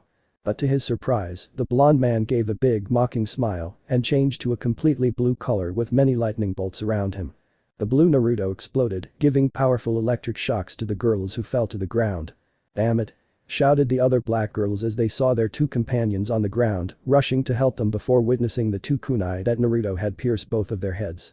Retreat, said the other 5 girls, turning around to run. None of that, Naruto's voice sounded before 2 girls fell as they were pierced through the chest by 2 lightning kunai. The remaining 3 ran faster, filled with terror, but that didn't save them. The great flash of lightning passed in front of them and 3 lightning clones of Naruto were created in front of them. What the hell is it? The subjects tried to say before the clones exploded, causing a powerful lightning blast that sent them flying. The coordination of the lightning clones lifted the girls together 10 meters above the ground where Naruto threw an electric sphere at them, causing a stronger electric shock which ended their lives. Can you tell me why you did that, Naruto? What's happening to you? Exclaimed Killer B. I wanted to measure my reaction speed and movement speed, besides that guy irritated me a lot, how about we continue on our way, said Naruto. I'm not convinced, but let's just move on and waste time, said Killer B. The team continued on their way with Kyosuke and Kiten, somewhat surprised by Naruto's speed and his attitude, which was very different from what it had been for weeks. He was acting like he had during the first few months he spent in Kumagakure. "I think we've softened up a lot during this time," Kiten said. "Yes, we've softened our stance too much. We need to be more objective with our goals," said Kyosuke. A few hours later. That over there to the west is Konoha, a place politically and socially led by rats and mostly inhabited by worms, Naruto said, spitting out hatred towards the many people who lived there. "If I ever come back, I'll beat up a certain idiot," Naruto thought, remembering how a Jounin used to carry a piece of straw between his teeth. "The next Chunin exams will be there and I think we'll go, after all." "The Chunin exams in Konoha have the biggest audiences," Kiten said.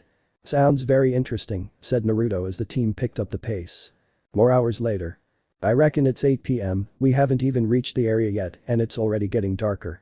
I calculate and we'll cross the ocean at 9:30 p.m, we better eat the shinobi food pills," said Killer Bee, taking a 5-minute break before continuing the journey. "I know you," voices sounded from the darkness. "Yes, I know who he is, he's the Hokage's much wanted son." "Naruto, what is he doing here with those Kumagakure girls?"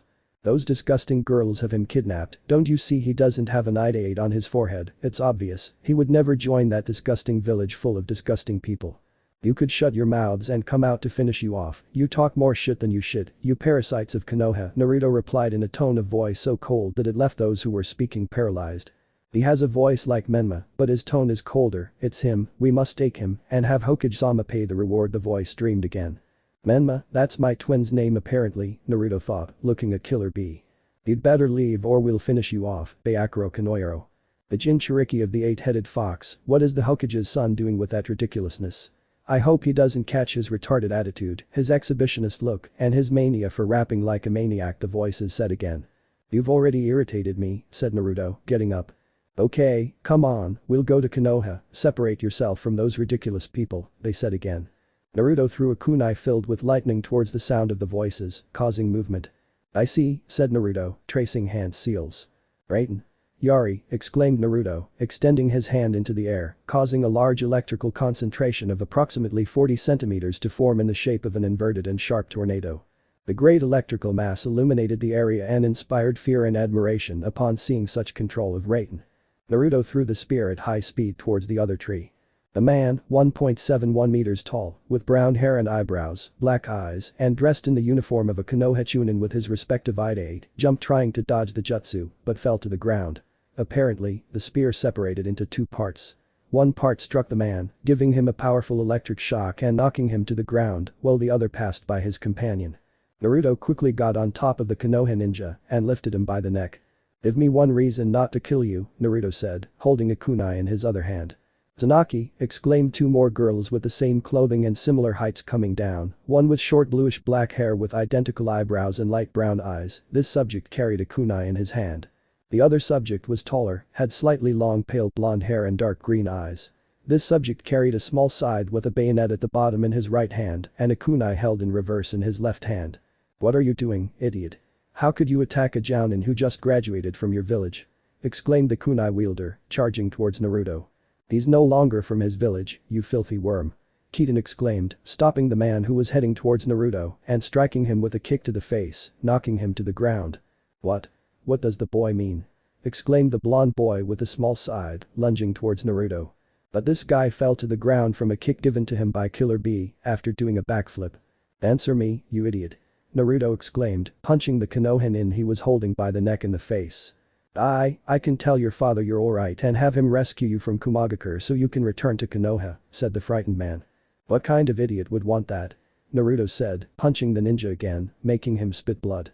"Damn it, forgive me, but I can't be like you, I have to warn you about this," thought a ninja from Konoha who was hiding among the trees to escape. "Please Naruto, you must let me go, I assure you that Konoha will get you out of your kidnapping," begged the ninja that Naruto was hitting. "Do you lack a brain? I'm in Kumagakure because I want to be, and I wouldn't go back to that shithole Konoha for anything," Naruto exclaimed, hitting the ninja again. "Damn Kumagakure, they brainwashed the Hokage's son," exclaimed the 3 Konoha shinobi. "I'm tired of this," Naruto exclaimed, straightening all the fingers of his hand in a row. Everyone looked at Naruto and his hand, which was filled with lightning, taking the shape of an axe blade, but with the front of his fingers. "Hey wait, what are you going to?" said the ninja before falling dead as he was pierced through the chest. Zanaki, the other two girls shouted as they saw their companion die. Damn Kumagakure girls, you'll pay for this. Shouted the two girls, running away in terror. Where do you think you're going? Naruto exclaimed, running twice as fast as the Konoha children. He was incredibly fast and dangerous even without using the Nine-Tails Storm Chakra. The blonde shinobi was the first to fall, pierced through the chest, causing even more fear in the black-haired shinobi. Kami, forgive me, I saw her, said the man before falling headless.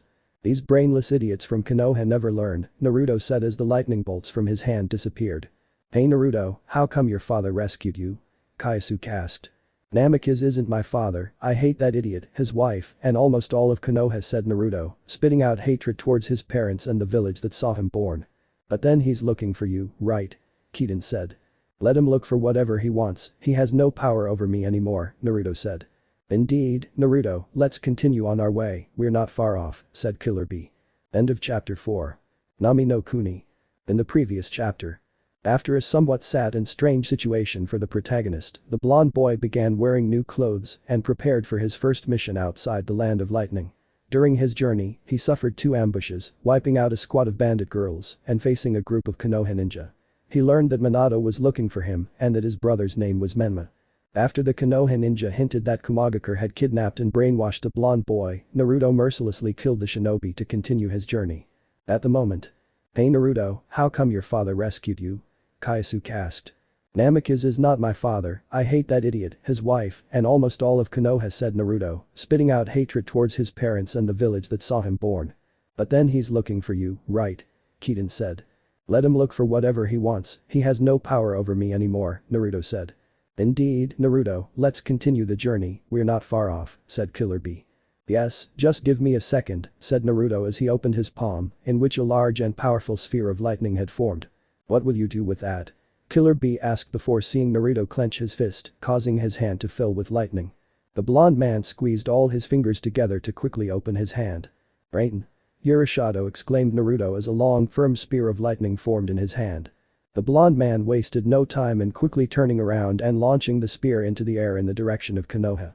You just threw that towards Konoha, they can consider it an attack or a distress signal, said Kyosuke. I just threw that at the rat that tried to run away without helping its companions, it wouldn't get very far, now let's continue the journey, Naruto replied. The journey continued, but they were not far from their destination. They had already reached the coast. Let's take that boat over there, with it we'll cross the small sea that separates the land of waves from the land of fire, let's do it quickly before the 9 p.m. fog starts to form, said Killer Bee, breaking the ropes that held a boat to the dock.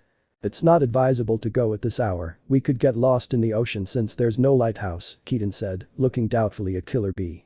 The land of waves isn't far away, and I have a maneuver to avoid getting lost in the ocean, trust me guys, said Killer Bee, climbing aboard. Somewhat hesitantly, the girls climbed into the boat where Killer Bee pulled 2 large tentacles out of his back.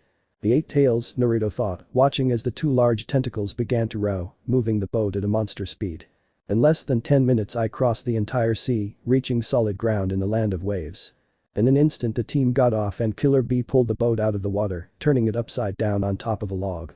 It's best to move forward and camp in the forest to rest for a few hours until early tomorrow. I'll take the first watch, said Killer Bee as he pulled out a small scroll. A while later. Killer Bee could be seen opening the small scroll, causing a large carp to emerge with some sleeping bags. Alright, you go to sleep, I'll take the first watch, said Killer Bee, making the boys obey. 5 hours later. The blonde man woke up and left the tent without waking his companions who were fast asleep. Sensei, you rest, I'll continue with the guard, I'm not sleepy at all, said Naruto, watching as Killer Bee sharpened one of his 7 swords. Oh, I didn't mean to wake you up, I'm not sleepy, said Killer Bee. Yes, but you can't be sleepy for a while, go rest, Naruto said, convincing Killer Bee. 4 hours later. The team woke up to go out and prepare, Killer Bee picked up the tents again with his little parchment to consume more food pills and take a 5-minute break when they went on alert. Kyosuke, Naruto, Kiden, and Killer Bee whispered, watching as the gray-haired boy traced half of the ram seal. 5 presences are nearby. An individual with no chakra training, a low-ranking genin, a high-ranking genin almost a chunin, and another elite jonin. This one is related to me. But wait. There's a high-ranking chunin. What's disturbing about this one is that its chakra signature is identical, if not the same, as Naruto's. Besides, I sense a great power within it, said Kyosuke, leaving everyone's eyes wide. A signature identical to mine could be. It is, Kurama interrupted Naruto's thoughts. He's your brother. I can feel the great power that once belonged to me and him, and those who accompany him have been very close to you," Kurama said, leaving Naruto speechless. "Hide yourselves and perfectly control your chakra, we don't want to attract their attention without first identifying them," Killer Bee whispered in an orderly tone. The team quickly hid among the trees, leaving a path visible for these people to pass through. The girl with long pink hair, wearing a red dress and a blue Konoha ideate on her forehead, was in front, swaying her waist and trying to attract someone's attention. "Sakura," Naruto thought, remembering his former pink-haired teammate. "Sakura, could you act seriously and not let your guard down? You made me commit murder a while ago because of your distracted mind and your desire to get Sasuke's attention." A voice similar to Naruto's scolded the pink-haired girl. "Sakura, I've told you 1,000 times that you won't achieve anything like this. You're the Kunoichi of the year, act like it," said a voice that Naruto recognized instantly. It was his friend and rival from the academy, Sasuke Uchiha. "Eyes, could you be quiet until we get to Tazuna's house? You can discuss your issues in the village," said a man in a jounin outfit from Konoha, wearing black gloves with a small steel plate, long gray hair standing up and tilted, his black ideate covering one of his eyes, and a black mask. "I saw that guy many times in Konoha," the blonde man thought intently as he continued to observe. Naruto managed to spot Sasuke. He was wearing a short-sleeved, open-necked blue shirt typical of an Uchiha, light beige Bermuda shorts, bandages on his legs up to below his knees with a blue strip, blue shinobi sandals, and wide fabric bracelets held together with a blue strip. The raven-haired man proudly displayed the blue ideate on his forehead while wearing a confident half-smile and a serious expression. "We're almost there," came the voice of an old man who had probably had a few drinks on his journey. "Hurry up, Mr. Tazuna," the voice similar to Naruto's sounded again as the old man became visible. He was a man of about 50 years old, apparently, with somewhat long dark gray hair, as well as a beard resembling the shape of a goatee. He wore fisherman's clothes and a large backpack on his back. Behind the old man, a boy became visible, which left everyone wide-eyed. He was a living copy of Naruto, only with bright red hair. The boy dressed basically the same as Naruto. Black pants, a black hoodie with orange details, but it was buttoned up, and a black Konoha headband proudly displayed on his forehead. This boy was almost the same height as Naruto, who seemed to be about 2 centimeters taller. Both the blonde and the redhead looked much older than their age. The redhead smiled as he surveyed his surroundings, never letting his guard down. "This is my brother," was all Naruto thought to himself as he stared intently at the redhead. Naruto's brother, the rest of Team 23 thought in amazement. Suddenly, Kyosuke made a gesture, drawing his team's attention. After tracing half the seal of the ram, Keaton raised his index and middle fingers, indicating that he sensed more presences, and as he raised his hand, he indicated that they were at a somewhat elevated level. Killer Bee used his index and middle fingers to form legs, which he then made walk, signaling that they should wait until the shinobi he had seen earlier left. After 2 minutes the group moved far enough away not to hear Team 23. "I sense 2 very strong chakra signatures. They appear to be a jounin and an elite jounin. They're a few meters away from where that group is going," said Kyosuke. "What should we do?" Keaton asked. "It's best if we retreat and go after our objective," Naruto said coldly. "Yes, that's the best thing we do," said Killer Bee. The team began to move stealthily through the small forest, trying to go unnoticed, but everyone noticed Naruto's hesitant expression. "Stop," Kyosuke whispered, with the team obeying him. "The 2 presences I sensed earlier are waiting for an ambush. If we keep advancing, we'll be the ones ambushed," said Kyosuke, stopping as his companions mimicked the action. "We'll have to wait for them to be attacked so we can go after our objective without any obstacles," Keaton said, settling in among the trees. The rest of the team repeated the action with Killer Bee in case Naruto lost control or disobeyed, as had been happening since the previous day. "Look, a cute little white rabbit," exclaimed Sakura, looking at a small rabbit in front of a large tree. "Stay still, Sakura, don't go near him," the red-haired boy said coldly. "Listen to Menma, Sakura," Kakashi said, lost in thought. "A snow rabbit in this season and environment, that can't be natural." However, the pink-haired girl disobeyed and began running towards the rabbit who, feeling threatened, tried to back away but ended up between a rock and a hard place when he crashed into the large trunk of the big tree. "Damn it, Sakura," exclaimed the Uchiha, approaching his companion as he saw the girl doing whatever she pleased. "It's a trap," was the masked gray-haired man's quick thought. In an instant, Kakashi jumped and the red-haired boy named Menma took a long step back. The movements of the gray-haired man and the redhead caused them to avoid a large, long and wide-edged sword that was heading towards the tree, spinning like a propeller. "That pink-haired girl is still an idiot. I don't want her to die like that. None of my former classmates ever hurt me," Naruto muttered as his eyes began to flash blue. "Stop, Naruto," Killer Bee murmured, grabbing the blonde's arm and stopping him. He received an electric shock upon touching the blonde, causing him to let go. In an instant, the red-haired boy leaped in a charge towards the nearest Uchiha, colliding with him and taking him as far back as possible, out of the sword's range, but leaving the pink-haired girl about to be cut in half by the great sword. "Damn it, Sakura," thought the silver-haired jounin, wondering what to do. The Uchiha forcefully began shouting his teammate's name as he saw the great sword make a slight cut on his shoulder. "Naruto," the blonde boy's companions murmured in an orderly tone as they saw his eyes shine even brighter and more lightning bolts appear around him. In an instant, the raven-haired Uchiha closed his eyes before seeing his dead companion. The Redeed cursed himself as he tried to pull something out of his back pocket.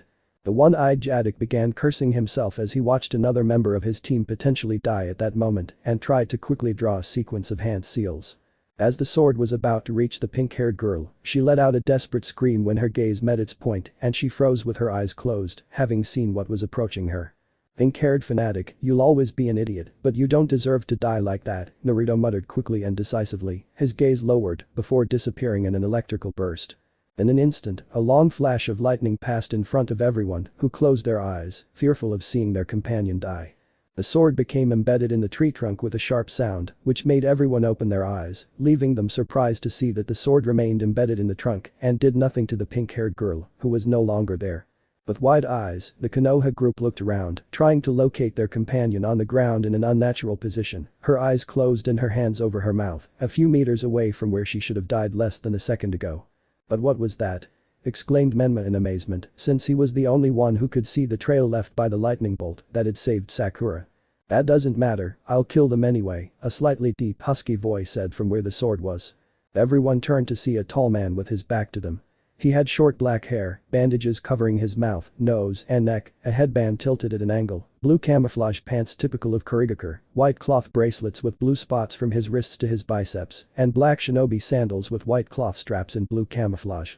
"Zabusa Momochi," whispered Team 23 as they recognized the rogue ninja. "Zabusa Momochi, wielder of the Kubikirabacho, rogue ninja of the highest rank, you're in the wrong place," said Kakashi as he drew a kunai and stepped in front of everyone. "Eyes, go to where Tazuna is hiding and protect him," Kakashi exclaimed with a serious and prepared look.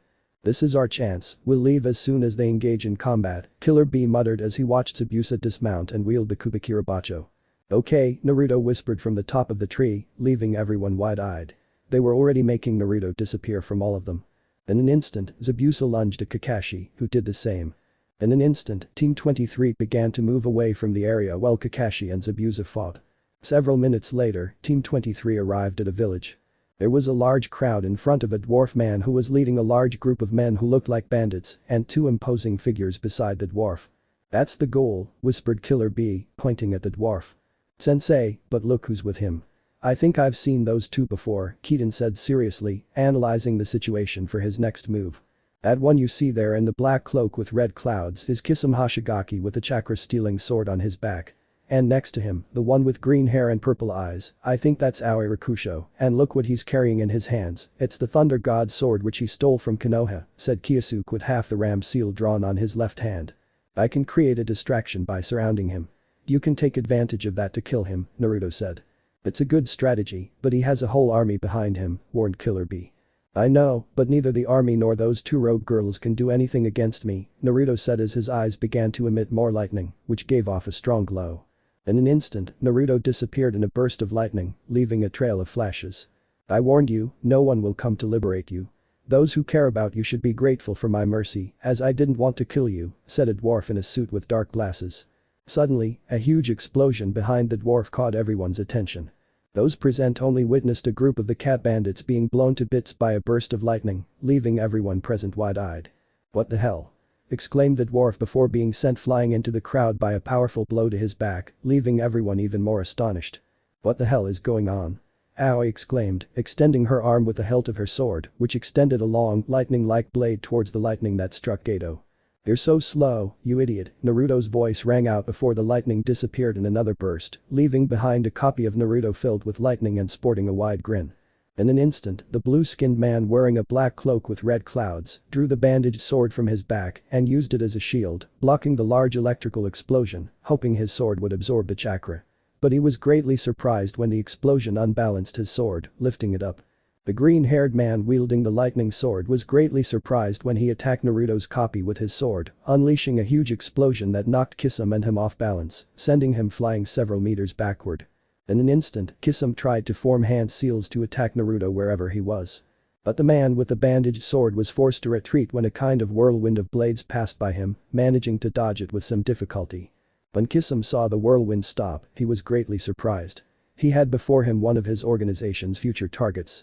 Standing before him was Killer Bee, a jounin renowned and feared everywhere for his skill in many aspects and for the great beast he carried within him, besides being the only one who could control the power of said beast. Kisame Hoshigaki, Killer Bee.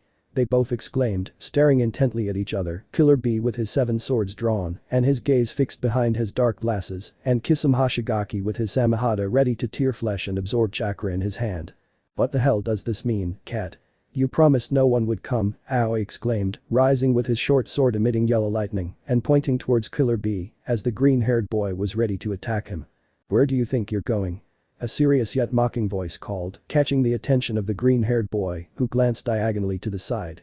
He saw a dark blue shinobi sandal, which then delivered a powerful kick to his face, forcing him to bend backward and to the side from the force of the impact.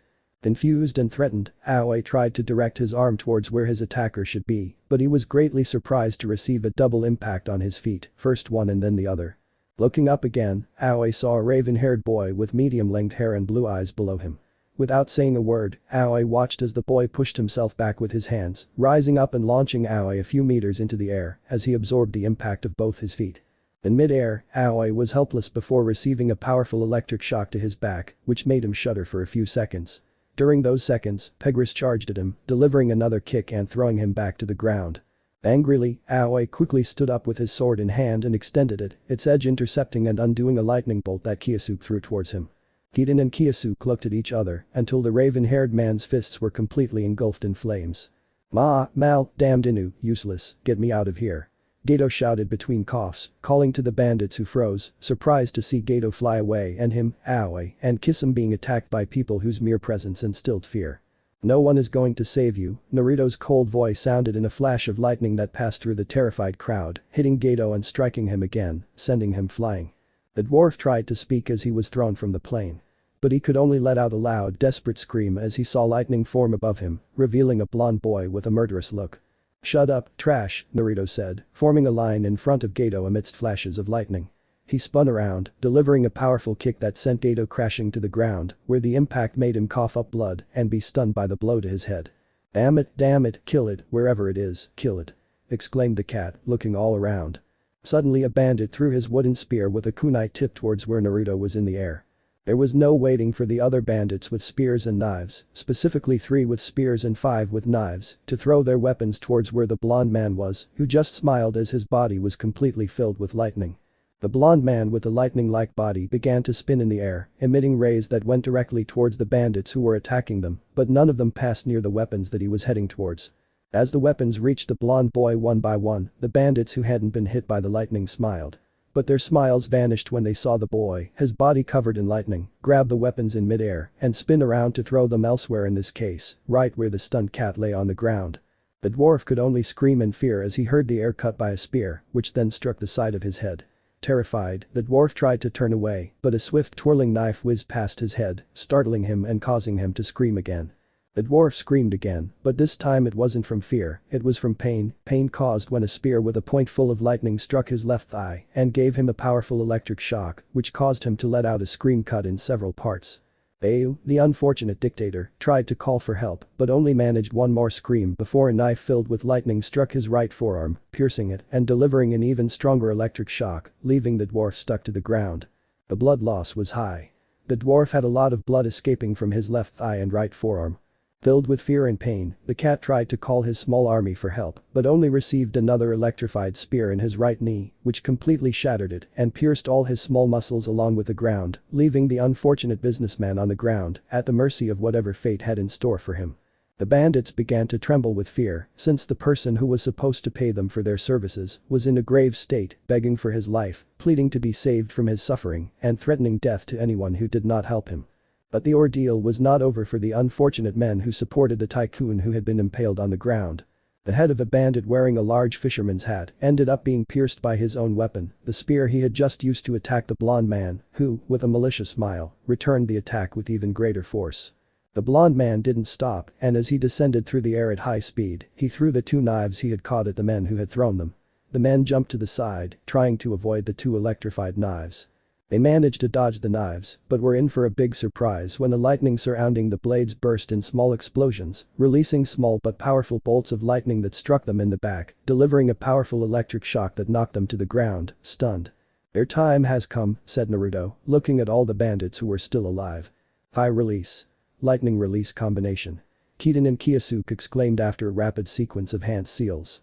The black-haired man placed both flaming fists in front of his face, filling his lungs with air and forcefully expelling it towards Aoi. As he expelled all the air and it passed through his fists, a long flame was created which began to spin like a tornado, but horizontally. The silver-haired man extended both arms to the sides as a powerful electrical current coursed through his body, concentrating furiously in his hands, which he extended forcefully, unleashing a powerful lightning bolt towards Aoi. In an instant, both attacks crossed paths, the faster lightning bolt pulling the long flame together into a single blazing lightning bolt that was directed towards Aoi, who had crashed hard into a tree after Kiden and Kyosuke took turns attacking him. The green-haired boy wouldn't stand idly by and would receive the attack. He quickly extended his sword, its edge pointing towards the lightning, stopping it completely. But he wasn't spared the flames, which exploded in an instant. This forced the green-haired boy to quickly cover his face as he retreated as far as possible, his back hitting the tree, while he shouted and cursed the young men who had him cornered. "Blind release." "Tatapa," Kyosuke's voice echoed in the air. Apparently the flames did not hurt Aoi, who opened his eyes and saw the raven-haired man heading towards him like a spear at monster speed, with his right fist full of flames towards his abdomen. Aoi quickly tried to dodge it, but it was too late. The raven-haired boy had completely pierced her abdomen and part of the tree. Speechless, the green-haired boy tried to defend himself, but it was in vain. All he did was drop the sword he was holding to the ground. His entire body collapsed the moment his stomach was pierced and burned. "What will you do now, Kisum?" said Killer Bee as he leaped, performing a diagonal somersault towards Kisum, who had some cuts on his arms. "Do you really think someone like me doesn't have a contingency plan for cases like this?" exclaimed the man who looked like a sea creature, his sword dripping with water. "You don't stand a chance," Naruto's voice boomed as he appeared in a flash in front of Kisum, spun around, and launched a kick into the air. The blue-skinned man's eyes widened in shock as he could clearly see the blonde man. He recognized him instantly because of his value to the organization he worked for, but he couldn't let his mind wander. The blonde boy held his right hand open, revealing a gigantic sphere of blue lightning, approximately 80 centimeters in diameter. "This happens when my body uses chakra and my reserves move wildly throughout my body, generating a large electrical charge all over my skin, which increases the more chakra I have manipulated or used. This is an overload, behold it and become its victim," exclaimed Naruto, as the sphere grew to a size of 1 meter in diameter.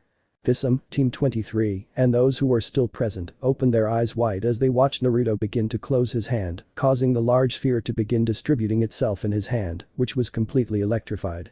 Kisum quickly placed the Samehada as a shield when he saw Naruto pointing at him, with his index finger extended towards him, his middle, ring and pinky fingers closed, and his thumb extended. "Lightning release. Lightning release." Naruto exclaimed as his hand emitted a small explosion, and his arm was propelled slightly backward by the force. A thin, small white laser with blue lightning around it shot from Naruto's hand, aimed at Kisum, who quickly blocked it with Samehada. But he was greatly surprised when the sword's wide body was pierced, followed by his abdomen, which was also pierced, leaving a hole that began to spurt blood rapidly. But it didn't stop there. The small laser, after passing through Samehada and Kisum's body, transformed back into a small sphere, 15 centimeters in diameter. This sphere exploded powerfully on Kisum's back, sending the blast hurtling towards Naruto, who smiled as another powerful electrical explosion resounded. Naruto's index finger fired another white laser, brimming with lightning, but this one was wider, much wider. The moment the laser fully emerged from Naruto's finger, it collided with the sword, producing a massive explosion that completely altered the environment, creating a huge wave of wind in all directions. Everyone was stunned by the power of the attack, which sent Kisum so far away that he disappeared from everyone's sight in less than 2 seconds. "Goodbye forever," Naruto said as his eyes stopped flashing and the sound of an electric shock ceased. Menwaraijin no Ken and Samui. In the previous chapter, Team 23 from Kumagakure had already arrived in the lands of Nami no Kuni, where Naruto was surprised to see a Konoha shinobi team arrive, but even more surprised to see a repeat on that team. Without worrying too much, Team 23 continued advancing, encountering a small army accompanying the dwarf dictator, who was accompanied by Aoi Rakusho, who was killed by the raven-haired and black-haired duo. Isam Hoshigaki was also present, but he was sent flying by a powerful jutsu executed by Naruto before Geto was impaled on the ground and killed. At the moment, the blonde man's eyes stopped flashing as he looked around, taking in the traces he had left behind while moving at high speed. The electrical shock marks on the ground, the bloodstains of Naruto's victims, and all the corpses that remained. Terrified, the entire village slowly began to go to the area where Killer Bee, Kiden, and Kiyosuke were sitting on top of a small pile of corpses they had made in a moment, while Naruto walked towards Aoi Rakusho's corpse to collect the hilt of the legendary sword that the former second Hokage had made. This is a relic from that disgusting cockroach nest, but I'd rather keep something so valuable than hand it over, Naruto thought, looking at the hilt as he channeled some chakra into it, causing it to form a long blade of blue lightning, bringing a smile to the blonde boy's face as he stopped channeling chakra to put the hilt in his pocket. Killer Bee noticed how most of the town had already gathered near them so that a fearful woman could ask something. "Who are you? And what will happen to us?" asked a fearful woman with bluish hair. We're just a team tasked with killing that dwarf," Kiden replied, pointing at the impaled cat corpse. "What you decide with your lives is what will happen, you are free," replied Kiyosuke, seeing how Naruto was already approaching them. "I'd like you to just answer me something," said Killer Bee, drawing everyone's attention. "This dwarf, where was he hiding?" asked Killer Bee at the moment Naruto stood next to him. "The castle of the imprisoned feudal lord," the woman said. "Where is he?" Naruto asked quickly. 3-4 kilometers to the southeast, the woman responded quickly and nervously upon seeing Naruto's determined gaze. "Sensei, we've completed our mission and we should leave. I'm fast enough to get there in an instant and return to where we left the note to leave. I want to check something," Naruto suggested to Killer Bee. "I don't doubt your ability, but you've used a lot of chakra today, Naruto. Besides, we don't know if there are still enemies there," Killer Bee said gently to Naruto as he thought of more reasons not to let him go. "This is nothing, Sensei. You know my enormous chakra reserves don't run out that easily.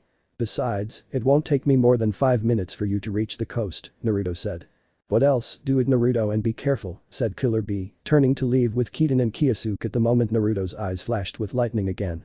The villagers only saw an electrical burst coming from Naruto, who in an instant vanished from the area, leaving a trail of lightning to the southeast as the rest of Team 13 left. With Naruto. Let's see, the imprisoned daimyo, being the one to save him guarantees his favor, besides the fact that I can't leave any rats alive, I'm sure that dwarf has money there, I earn well with my missions, but it doesn't hurt to take some from that drug lord, Naruto thought as he moved at a monster speed covering half the way in 10 seconds. After a few more seconds, Naruto arrived at the feudal lord's castle. It had trenches and spikes all around, showing that a small army was sheltering there. Without wasting any time, Naruto took out the hilt of the Raijin no Ken, channeling chakra into it and creating a long, lightning-like blade with which he launched 4 slashes, leaving a large hole in the door. The blonde man went inside while trying to listen for something, but there were no sounds of footsteps, movements, drinks or training, so in a flash he looked through the first rooms without finding anything, leaving only the option of going up or down. The dungeon, Naruto thought, quickly going down to the cells below, finding everything empty until he heard a voice of a middle-aged man. Naruto instantly grabbed a giant keyring with more than 30 keys from a wall to move towards the last cell, where the voice crying for help was coming from. Naruto could only see a middle-aged man in shabby clothes and with a shabby appearance, chained by his arms and legs. The daimyo, Naruto thought, looking at the man who just opened his eyes wide. "At last, help has arrived," said the man, with a sudden burst of cheer pouring from his joyful soul. "That's right, I personally came to help you," said Naruto, throwing the keys under the chained man who took it as a joke. "Huh? How am I supposed to grab them if my hands are tied to these walls?" the man said before seeing Naruto shoot a small beam from his fingers which hit the brick holding a chain, making the brick explode and freeing the daimyo's arm. "I'm sorry, I have to go," said Naruto, turning away. "Wait," called the surprised man. "What is your name?" asked the feudal lord.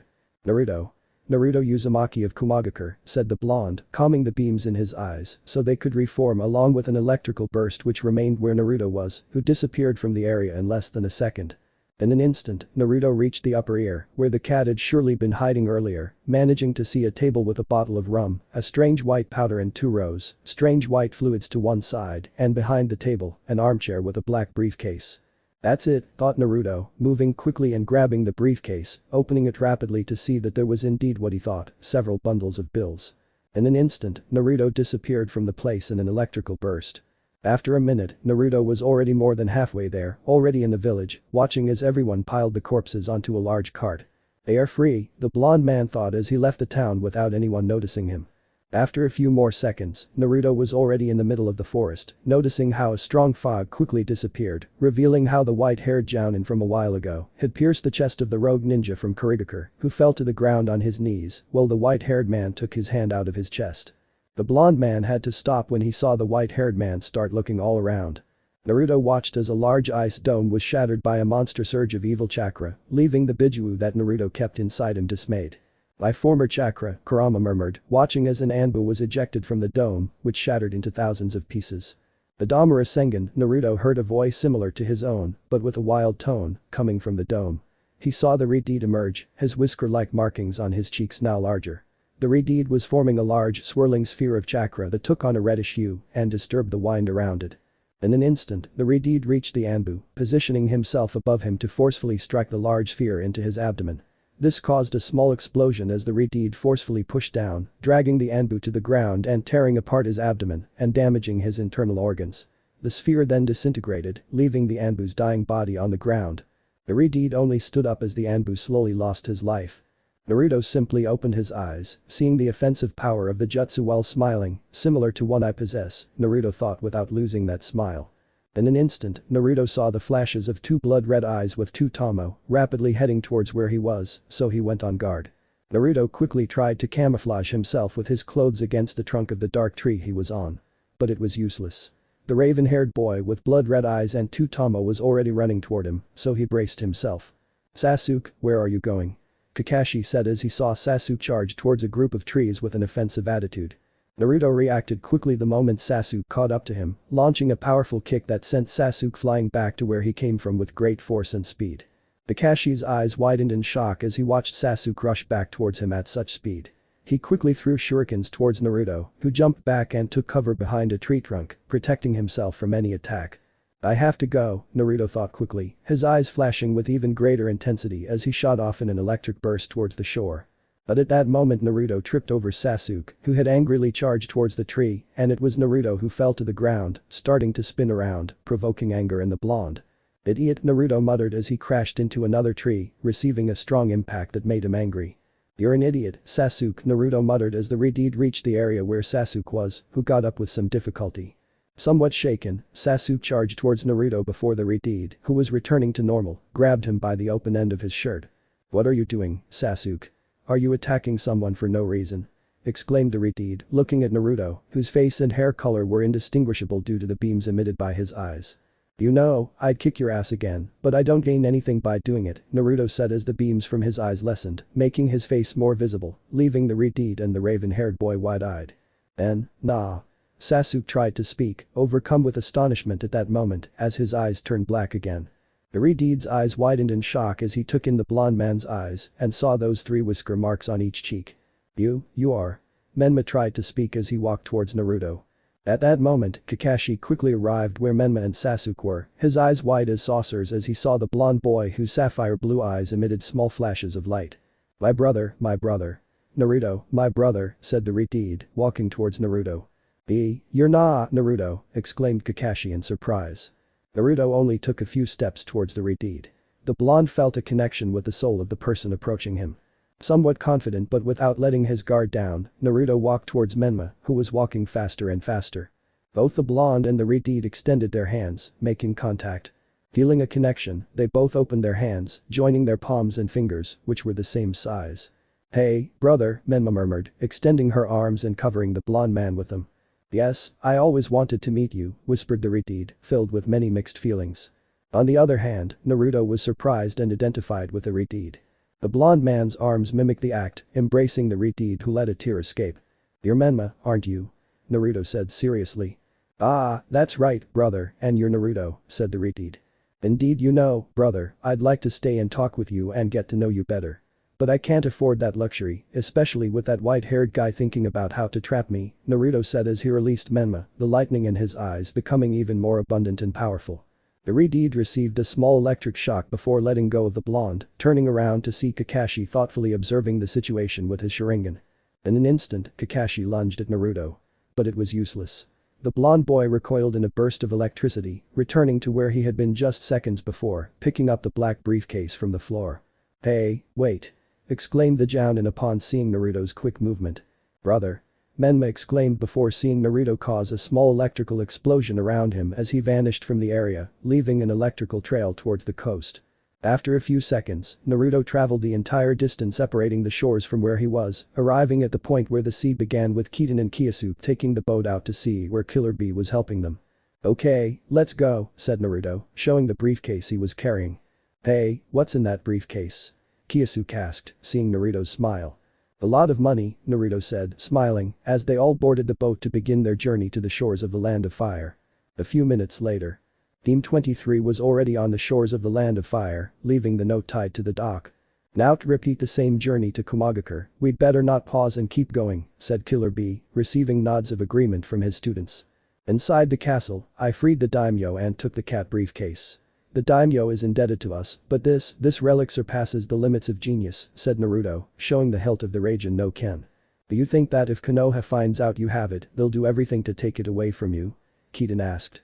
"Probably, although they owe me a lot and this doesn't make up even half of what that bunch of cockroaches has done to me," said Naruto, sheathing his sword again.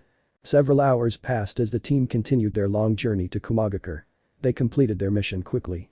The sun was setting as Team 23 was already arriving at their village, much to the amazement of the receivers. They knew they had a mission that would last, and the village receiver was very surprised by the team's victorious expression.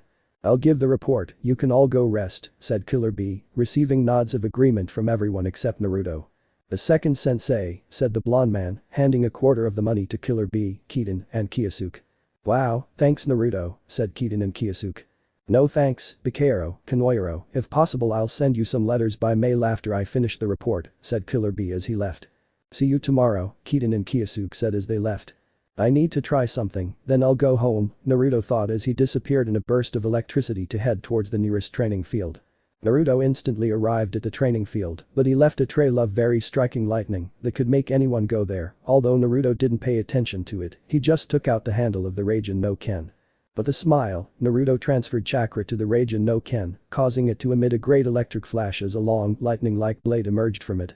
In a swift movement, Naruto launched a slash with the Raijin no Ken, cutting in half a large rock that was in the area. "It's very useful," thought the blonde man, launching a frenzied combo of slashes, dozens of cuts that he launched at the rock, causing a small electrical explosion inside the rock which spread all around, turning to dust.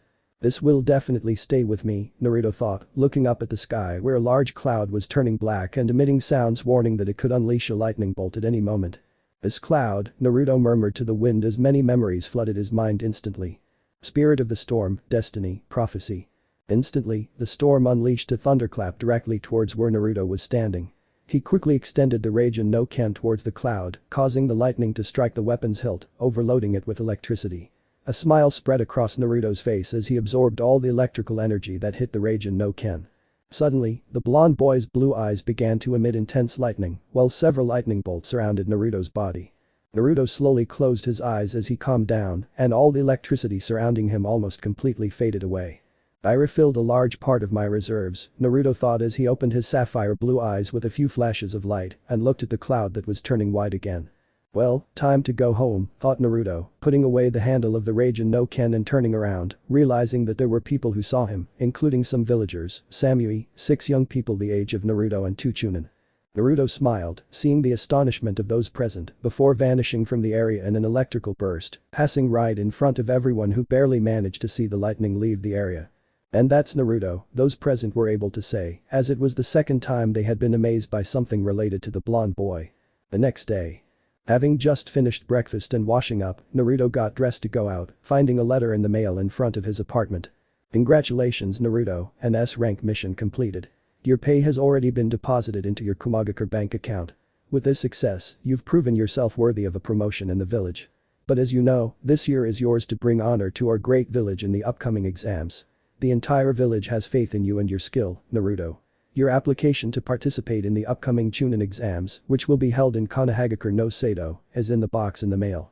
I've also left you a gift, 4th Reikage." Naruto smiled as he burned the letter and searched for the box, seeing his participation document for the upcoming Chunin exams, next to a reddish gem with a cleft inside and 3 large red crystals. Below the gem was a note. This is the bloodstone. My ancient ancestor possessed it and now it's mine. You see, Naruto, I'm proud of you and who you are in this village. Therefore, for me, there's no one more deserving of this gem than you. According to my late father, the bloodstone grants improvements in all aspects of the bearer and I'll be proud that you're the one to carry it. The blonde man proceeded to fit the bloodstone into the bluish gem that his necklace possessed, fitting perfectly and remaining there. Naruto instantly felt a surge of energy coursing through his body as he sighed. Although nothing could prove it, Naruto felt strengthened in every way. But what is this made of? Naruto said to himself as he felt lighter with his larger reserves and faster regeneration rate, not to mention many of the aspects in which he improved just by putting on the gem. Well, it won't be long before I travel to Konoha, Naruto thought with a smile, grabbing his participation document for the upcoming Chunin exams. After those days, Naruto went on to do his household shopping, train lightly, and meet up with his teammates and some friends. Currently in Kumagakure Square. The blonde boy was eating an ice cream popsicle with Kiden, Kyosuke, and some other boys. The boy with pale blonde, almost white, hair and eyebrows, with black eyes, had the face of a shinobi with some experience and an outfit very similar to Kiden's, only with Anbu pants and black sandals. The black-haired girl with sapphire-colored eyes and an angelic face, the typical girl who appears to be perfectly innocent, she was dressed in a jounin jacket, Anbu pants, and ninja sandals. The girl with white hair tending towards gray, with scarlet eyes, had a face that showed that she was very calculating. She wore a black t-shirt that reached her navel and an open white jacket with dark Anbu pants and black sandals. The girl with orange-red hair had the look of a confident girl who took great care of her appearance. She was dressed in a somewhat tight navy blue t-shirt with dark Anbu pants and navy blue ninja sandals. They were all of a similar height to Kyosuke, all being 1 year younger than those on Team 23. We are truly delighted that you are the only team going to the Chunin exam in Konoha. You are the strongest, most experienced, and most prepared, said the white-haired girl as she bit into the cherry ice cream popsicle she was eating. Yes, Fumiko is right. They are the best trained in this village. If it weren't for the Raikage wanting them to show their potential to the public, they would be jonin, said the reddish-orange-haired girl, whose name is Sadashi. Yes, we just have to wait until tomorrow, Naruto said, throwing the popsicle stick into a trash can as he lay back on the bench. I've noticed you've been very thoughtful, said the black-haired girl, approaching Naruto, who rested his head on his legs. Maybe you're right, Hikari, Naruto said as the clear sky was reflected in his sapphire blue eyes. What do we do now? We've had so much fun these last 6 days before you go to Konoha, said the pale-haired boy. I don't know, Masaru. Yesterday all the teams got together to go to the restaurant we like so much and it'll be getting dark soon, said Kyosuke, throwing away the toothpick that was left of his popsicle. Show us your jutsu for dispersing storm clouds, Sadashi asked. I would, but it's not necessary, and the day will come when Raikage-sama scolds me for the noise that jutsu makes, Naruto said before quickly getting up and extending his hand into the air, catching a bottle. Come on, this man is going to hurt someone someday by handing me his notes like this, Naruto said, turning over a glass bottle and taking out a rolled-up piece of paper. What is that, Naruto? Hikari asked, somewhat surprised by the blonde boy's reflexes. A note from the bar owner. Whenever he asks me for a favor or leaves me a message, he does it by throwing a bottle at me or telling someone else to do it, Naruto said, opening the scroll and opening his eyes. Naruto, help Gax is here, Naruto read, quickly getting up as his eyes took on a lighter tone and emitted flashes that ended up being small lightning bolts. Hey, what's wrong, Naruto? Said Kyosuke, becoming alarmed. The old man needs help, Naruto said before disappearing in a flash of lightning. In an instant, a trail of lightning was left in the area, reaching a bar that was a few meters away. In an instant, Naruto arrived, seeing a young man running away from the bar, so Naruto entered, seeing all the ninjas and villagers who were in the corners. Come on, old man, you sold me out the last time I went to jail, said a tall, dark-skinned man with black hair and a very muscular body. The man wore sleeveless jounin clothing to show off his muscles.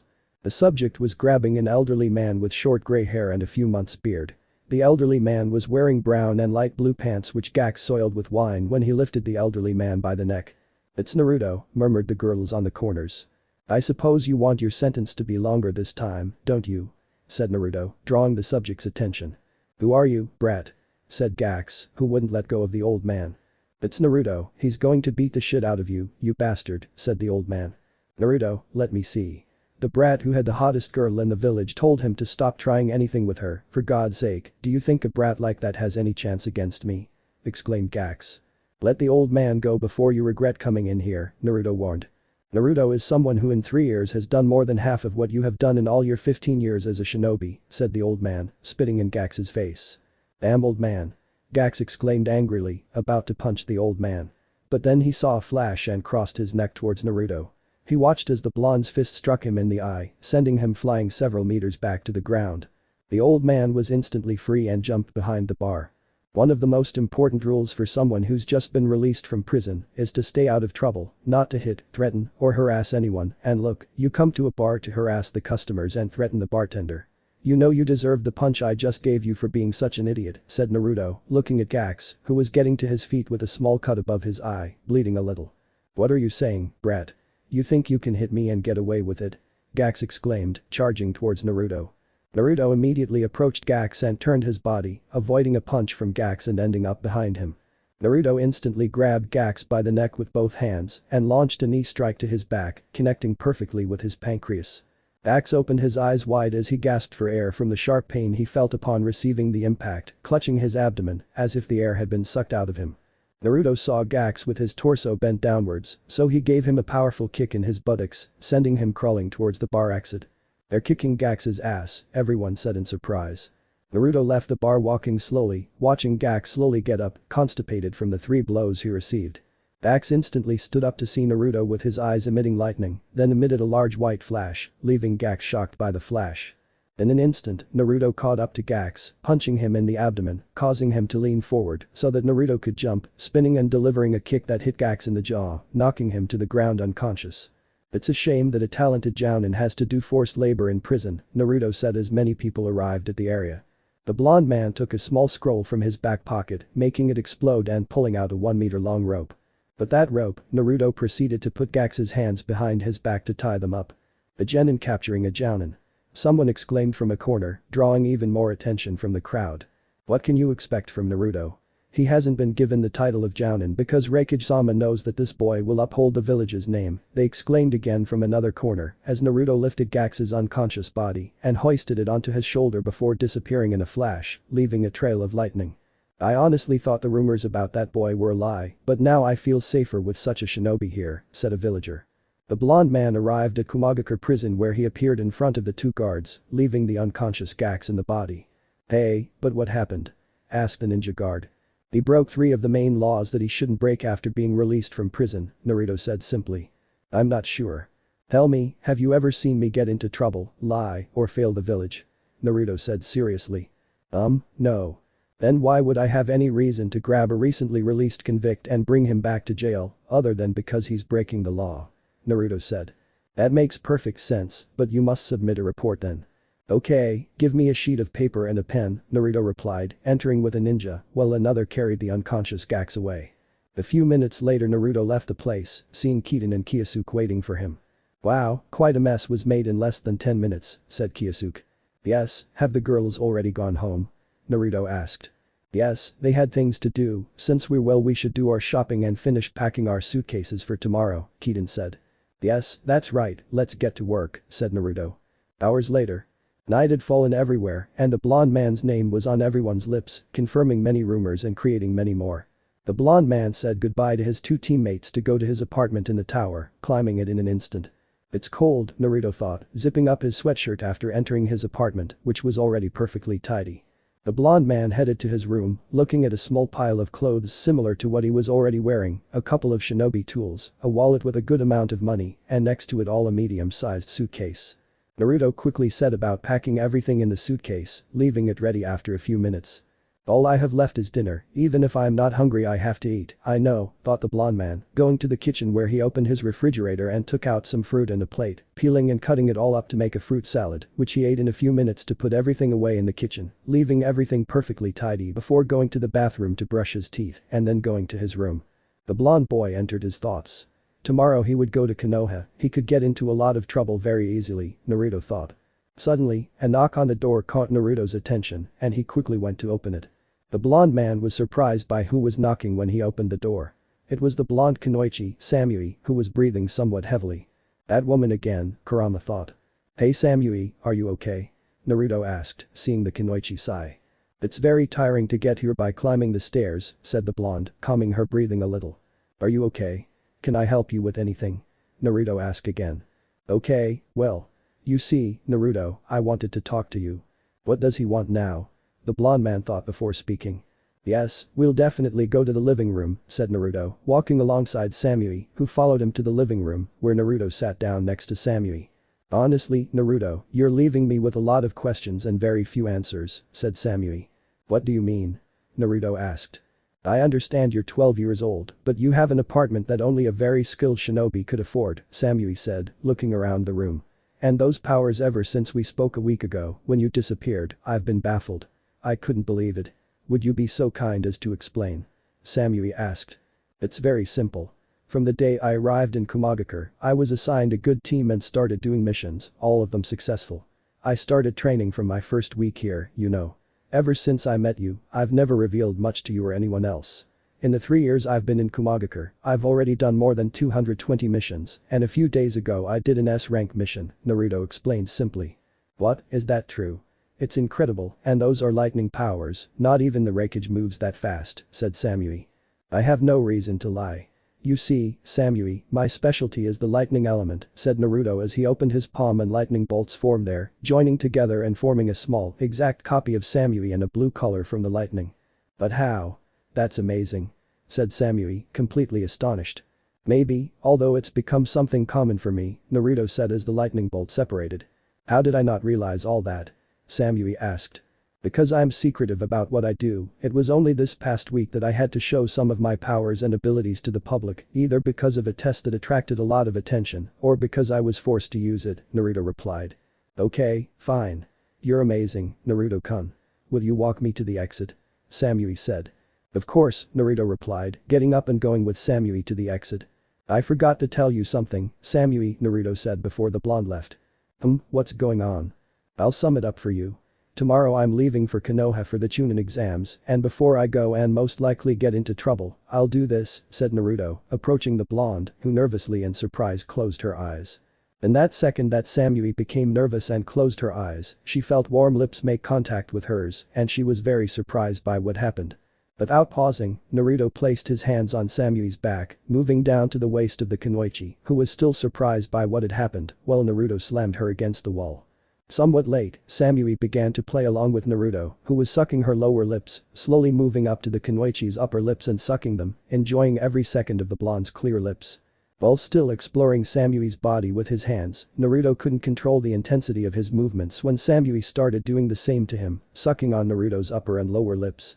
Naruto's tongue began to pass over Samui's lower lips, asking permission to enter and explore the mouth of the beautiful blonde-haired kunoichi. Samui, feeling the adrenaline and butterfly-like hormones in her stomach, slightly opened her mouth while arching her neck, which Naruto also did as his tongue entered Samui's mouth, both tongues making contact and rotating against each other in a movement that heightened the desire they had for one another. Samui turned around, pinning Naruto against the wall, separating the blonde's hands by raising them and separating her mouth from his, looking at the blonde's flushed face. It's… Nah, Naru, this is wrong, Naruto, said Samui, completely blushing, looking at Naruto who was the same. I already had the great privilege of tasting those delicious lips. But I know you don't want this to end either, Naruto whispered in Samui's ear as he kissed her neck, making the kunoichi succumb to him. He grabbed her waist again and brought his face closer to hers, stopping just before their lips touched.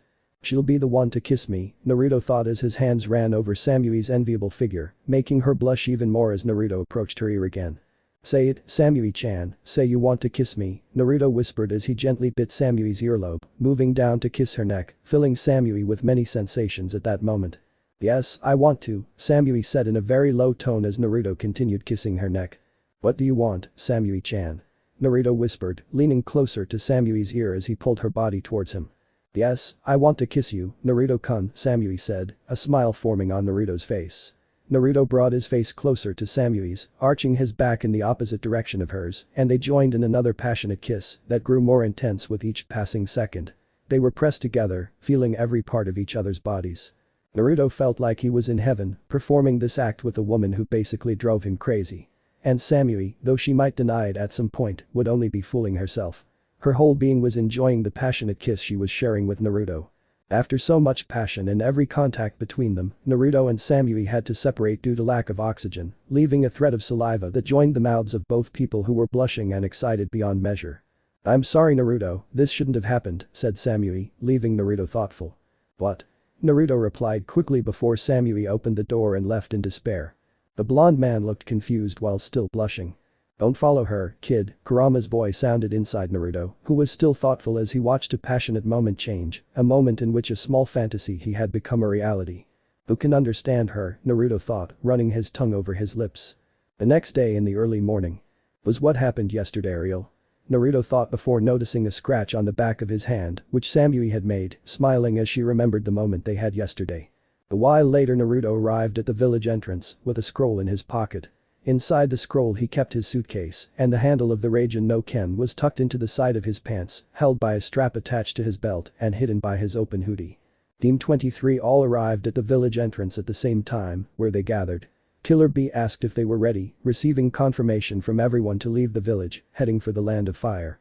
Hours had passed, and Team 23 arrived at the main entrance of Konoha. Hanahagakure no Sado, Naruto thought, smiling as he looked at the grand entrance and approached it, seeing Izumel and Katetsu there, who were perplexed to see the team coming.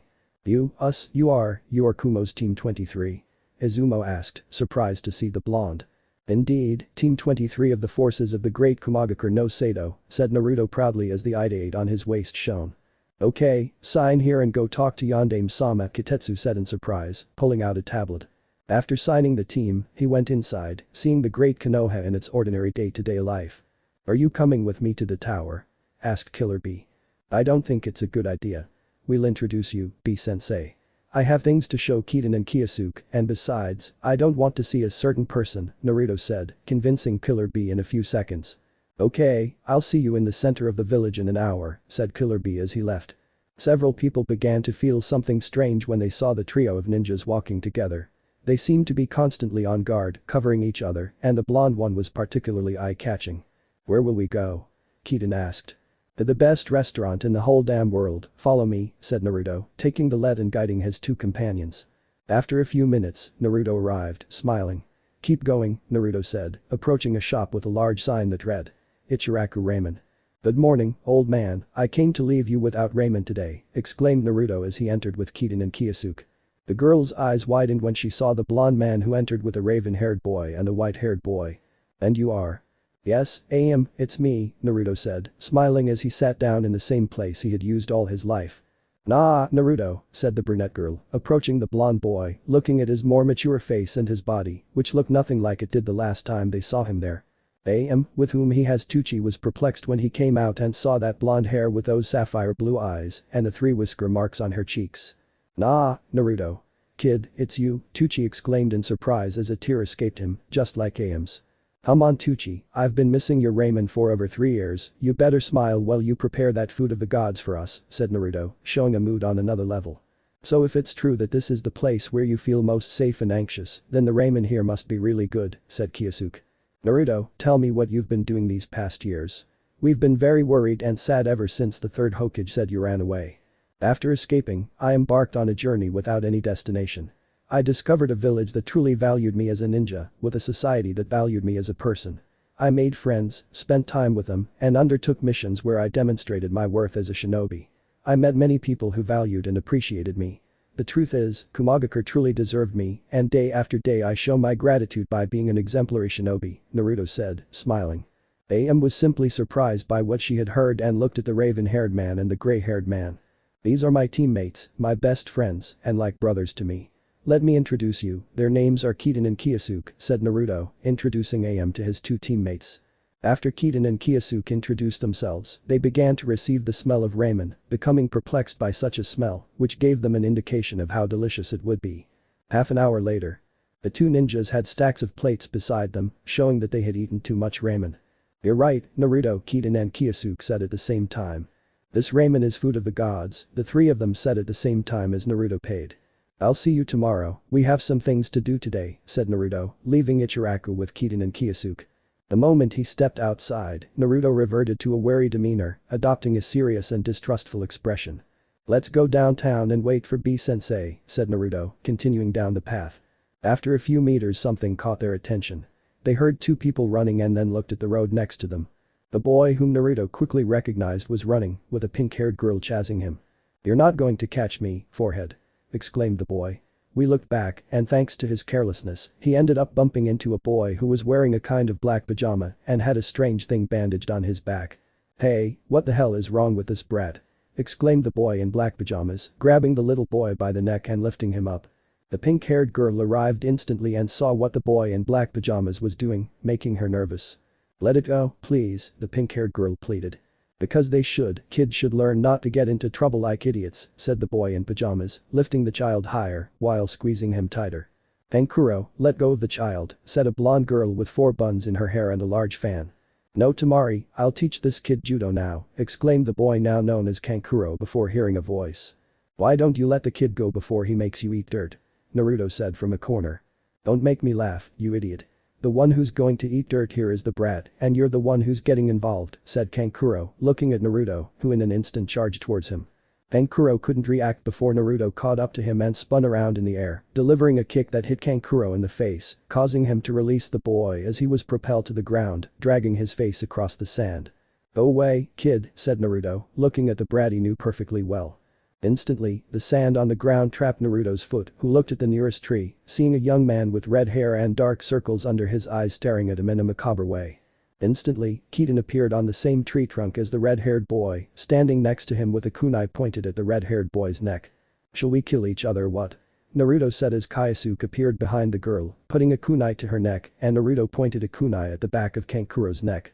No, not at all, Gaara, stop, we didn't come here to fight," said the blonde girl. "You're right, but until you let go of my feet, I won't relinquish control of this guy's life," Naruto said, causing the sand surrounding his feet to release him. Keaton, Naruto, and Kyosuke quickly separated from the sand ninjas to continue their journey under the watchful eye of the Red who had his psychopathic smile. "So much fuss over that brat. Do you know the kid Naruto?" Keaton asked.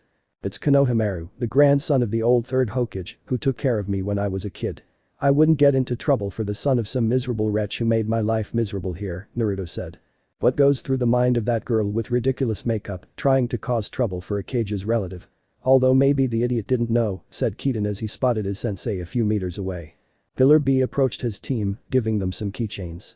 "These are the keys to their rooms at that hotel over there," said Killer B, pointing to a large hotel just a few meters away from them. "Great," the 3 of them said. "By the way, Naruto, don't be surprised when people start bothering you and trying to talk to you. A few minutes ago I spoke with a lady and she told me about the speech Minato gave as soon as he arrived and his regret.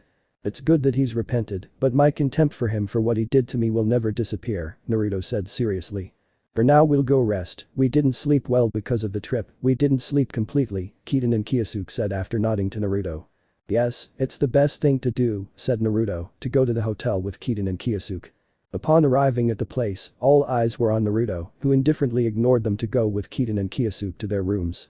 The blonde man lay down on his bed, staring at the ceiling, his mind racing with thoughts. He remembered his encounter with the blonde Kunoichi the day before, how he had touched her all over her body, how he had made her admit that she wanted to kiss him, and more. "I don't think I should dwell on that, I just know he enjoys every second," the blonde man thought before a memory invaded his mind. "Menma, he's here," the blonde thought, remembering when he first met his twin and left the room by jumping out the window. The blonde man began to explore parts of the village, but he couldn't find him anywhere.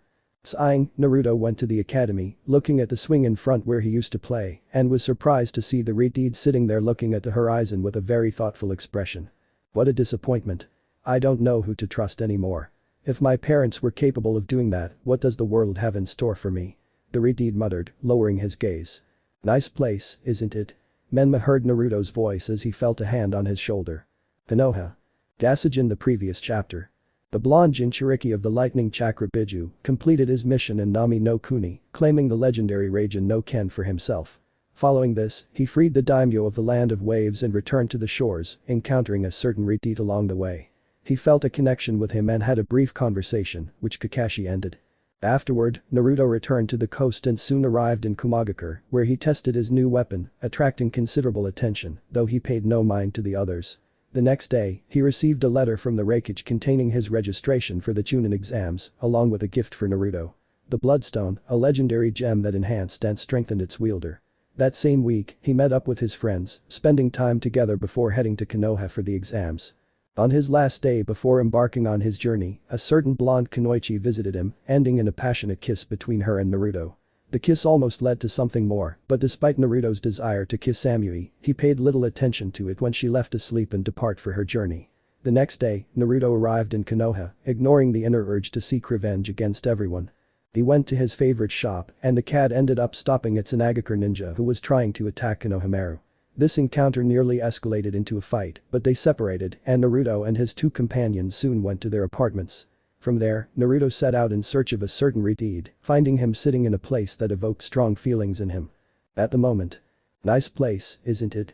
Naruto said calmly, placing his hand on top of the Redeed's, who could only huff before opening his eyes and turning around, having recognized that voice identical to his own.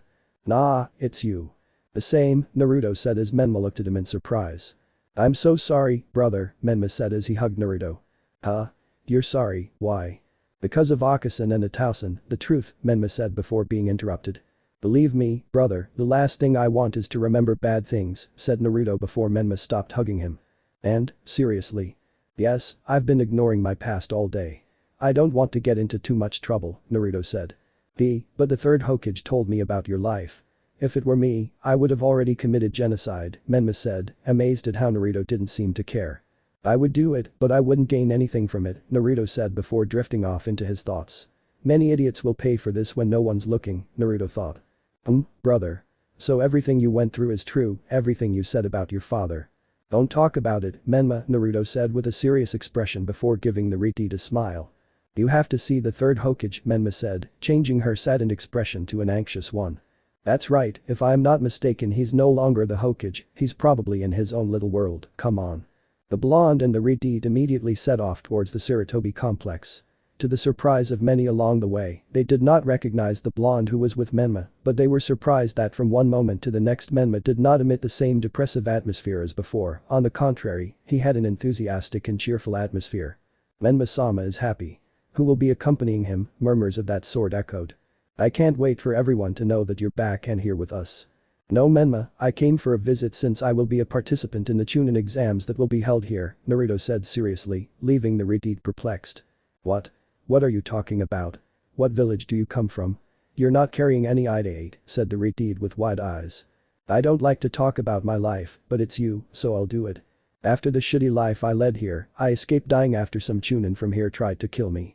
When I fled, I didn't know where to go and ended up in Kumagakure no Sato, where I was well received and settled in the village by the Raikage and his brother who is now my sensei.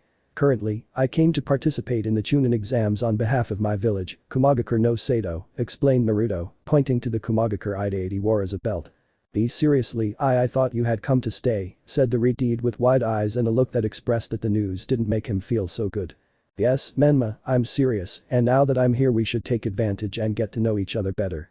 For now, let's go see the third Hokage, Naruto said with a serious look. Surprised and with some semi-depressive thoughts, Menma nodded and left with the blonde man towards the Sarutobi compound. Did they tell you about my life? Naruto wondered as he walked alongside his brother, in full view of everyone who still didn't recognize him. During his years in Kumo, Naruto had eaten well and exercised extensively, resulting in a much healthier physique, hair, and face. All of this, combined with his serious expression, made the blonde boy a very different person from the one he had been in Konoha. After a few minutes it was already getting dark and both twins were in the Sarutobi compound where there was a knock at the door and the same boy who Naruto had defended from the cat pajama boy came out to open it. Menma! Exclaimed the boy, smiling, before noticing the blonde boy and hugging his leg. Thank you for defending me from that guy, the boy exclaimed again, leaving Menma thoughtful. You're welcome Konohamaru. Do you know where the third Hokage is? The blonde man said, leaving the boy perplexed. He's in the backyard. Wait, do you know my name? Asked the little boy. You forgot me so easily, didn't you? Wait, it's you. Naruto Nai, exclaimed the boy as his eyes began to water. The same, said the blonde boy, watching as the child began to cry, but covered his tears with the orange part of Naruto's sweatshirt. We didn't know anything about you, we missed you a lot and you had us worried, the little Konohamaru repeated. Don't worry, I've always been fine. I came to visit you because I know how much I mean to you and how much you mean to me. Don't cry, Konohamaru, said Naruto, who squatted down and hugged the little boy. After a few seconds, little Konohamaru stopped crying and separated from Naruto. I'll go see the old man, Naruto said before separating to start walking towards the backyard.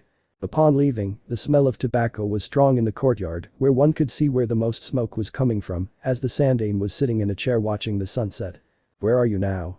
Sighed the third-ranking official, exhaling the smoke from his pipe. A lovely evening, isn't it? The blonde said calmly as he placed his hand on the shoulder that the old man covered with his black suit. Menma, are you feeling better now? Was all the old man said as he lowered his pipe and didn't look at the person speaking to him. Sure, but I see that you're the one who's not doing well right now, believe me, you should be happy right now, the blonde man said calmly, radiating an aura that spread joy.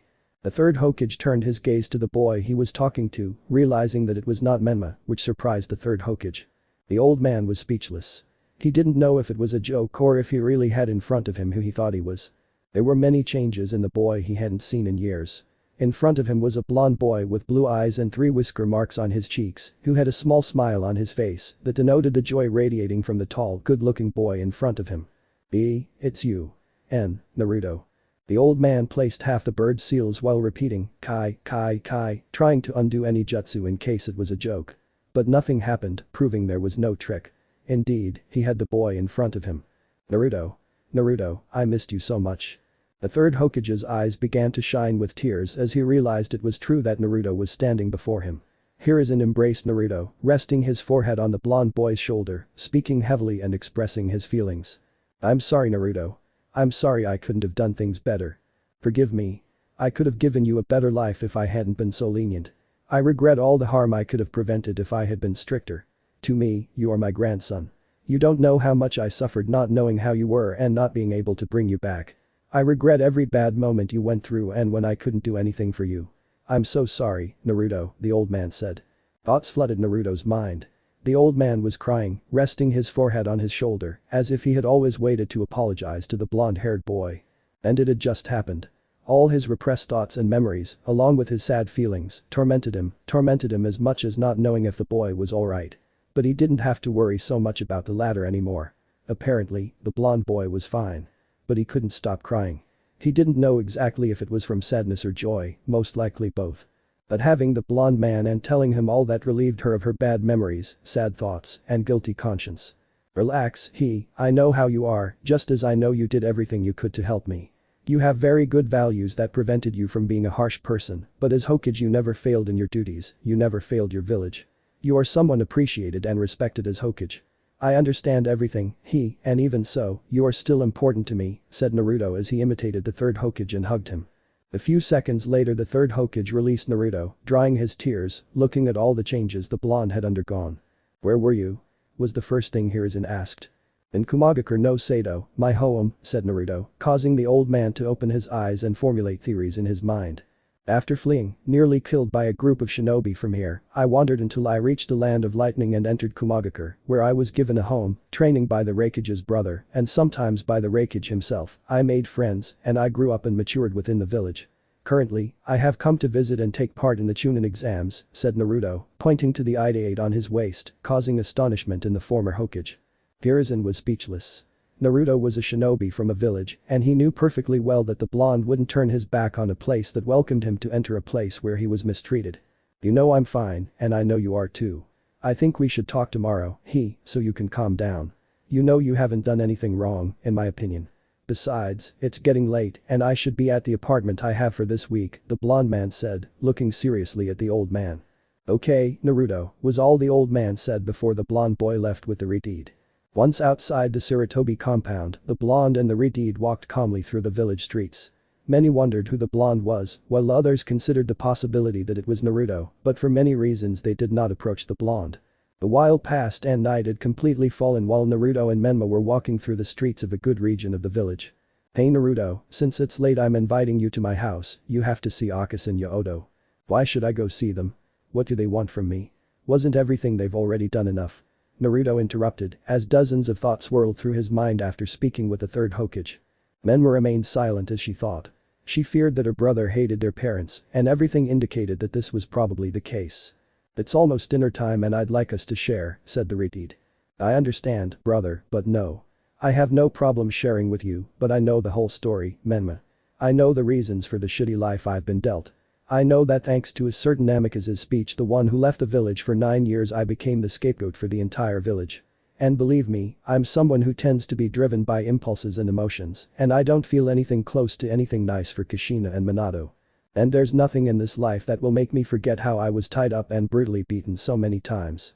When they mention the fourth Hokage, all I can remember is how the Chunin and Jonin who almost killed me told me how their fourth Hokage was the one who said I was the reincarnation of the nine-tailed beast that the whole village hates so that it would take its anger out on me. I remember every blow, every stab, every burn, every time I almost suffocated, and I can only attribute it to the great Hokage who decided to condemn a defenseless child. Menma listened to every word the blonde boy said, his eyes wide with shock. What he'd been told was true, and worse. Menma was speechless, utterly disappointed in his parents, but he couldn't hate them. As their son, he felt he had to help them correct their mistakes, even though he was powerless to change what his twin had said. I know, and I'm so sorry, Naruto, but I wish there wasn't any hatred between us. I wish you could at least talk to them, and we could try to work something out. You know, brother, it hurts me deeply that you've had such a miserable life, been treated like trash, and been ostracized while I had the opposite. I always wanted to meet you, and now that I do, I can understand you. All I can do is apologize and ask for your forgiveness on behalf of myself and our parents, the Redeed said, the first words that came to mind. I must go to my apartment, Menma, remembering all of the above is driving me crazy, and I fear for my emotional well-being and the physical safety of those around me. To feel as much hatred as I do and to be powerless not to cause chaos because it's morally and ethically wrong, I wouldn't wish that on anyone, Naruto said, sighing as his eyes lit up with flashing lightning, focusing on the many rays that surrounded him, leaving the Redeed perplexed. I hope I can calm down so we can see each other as soon as possible. Those were the last words the blonde man spoke to his twin before disappearing in a burst of electricity, leaving a long trail of lightning in his wake, which vanished in less than a second. Redeed was speechless, to tell the truth, he didn't know 100% what happened to his twin, and he was also unaware of the power he used to disappear from the area in seconds. Downcast, Menma had to go home, while the blonde had already reached a rooftop, from which he jumped to enter his apartment through the window he had left open. How tedious, Naruto muttered as much of the electrical current surrounding his body flowed into his hands, which he opened to control the excess chakra, expending it as he manipulated it. Give me strength, Kami, because if I ever run into that bastard who always has a straw in his mouth, and all the other bastards, I swear I'll beat them up no matter what, Naruto whispered, looking out the window at the rising moon. Calm down, kid, try to think about something more relaxing, look at that moon that hides the stars from everyone's view. Isn't the moonlight beautiful, the moon's points almost touching? It's like the glow of two souls trying to come together to become one more powerful soul, the fox repeated, causing Naruto to focus his gaze on the moon that was rising higher and higher. Yes, although I also see him as a great soul who, even without his full power, overshadows everyone else. It's a very proud, conceited, and egocentric thought, Naruto replied to himself. Perhaps, in many cases it tends to happen like this, and you are one of them, said the fox as he watched Naruto stop emitting lightning. This gem, the bloodstone, from what I can see, the speed at which my chakra regenerates has more than doubled. If my chakra already regenerates quickly, I'm on another level. A great gift from you, Raikage-sama, said Naruto, seeing the positive changes he had thanks to the red gem. Did you know that gem, that artifact, is as old as the storm spirit itself? Hagoromo Odo-san told me a story about it once, and now that I sense the changes you're undergoing because of the bloodstone, I remembered it. Long ago, upon the arrival of the ancestors, warriors were provided with artifacts like these. There was a ruby, a sapphire, an amethyst, and a special ring that enhanced the regenerative capacity of its wearer's vitality and chakra. The ruby improved vitality, the sapphire the wearer's chakra reserves, and the amethyst did both. An ancient golden blacksmith with magical powers managed to destroy all the aforementioned objects and combine them, transforming them into copies of the gem you wear on your chest. Wow, that's interesting. Do you know of any other artifacts? Naruto asked as he grabbed the gem with his hand, gazing at the intensity of its glow. Well, there are many, although most are different, and that gem is the one that fits you like a glove thanks to its benefits, was the fox's reply. I see, it's really cool after all, thanks Kurama, the blonde thought to himself. You're welcome, now if you'll excuse me I'll go to sleep, was the last thing the fox said. Two souls seeking to become one, it sounds like something out of a romantic scene. Speaking of which, I wonder how Samui is doing after what happened. I know she liked it, but did she enjoy it as much as I did? Will she continue to deny her feelings? Apparently, it's true that when you stop pursuing someone you're in a relationship with, they'll be the one to seek you out. Or at least, it worked for me when I tried it after making her understand everything her words meant. I really enjoyed those lips of hers, though thinking about it too much isn't good for me, the blonde sighed as he lay down and stared at the bedroom ceiling. Relaxing his mind and freeing himself from many thoughts, Naruto began to fall into a dream to rest his mind and get away from the real world. On the other hand, in Kumagakure. A certain blonde with medium-length hair was sitting at her apartment window, looking at the moon from a different perspective. What's happening to me? Since when do I stutter? The blonde thought, looking at the sky with the two-pointed moon about to join together. Is Naruto looking at the same moon? The blonde wondered to herself, perfectly remembering every second of her encounter with Naruto. Why don't you get out of my head, Naruto? The girl said to herself as she remembered the smile that the blonde boy had often given her alone. Naruto, the blonde whispered as every caress the blonde boy gave her flashed through her memory, causing her skin to prickle.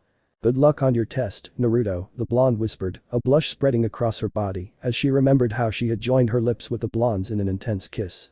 Half an hour later in Konoha. In a flash, the blonde Jinchuriki opened his blue eyes as he emerged from his dream.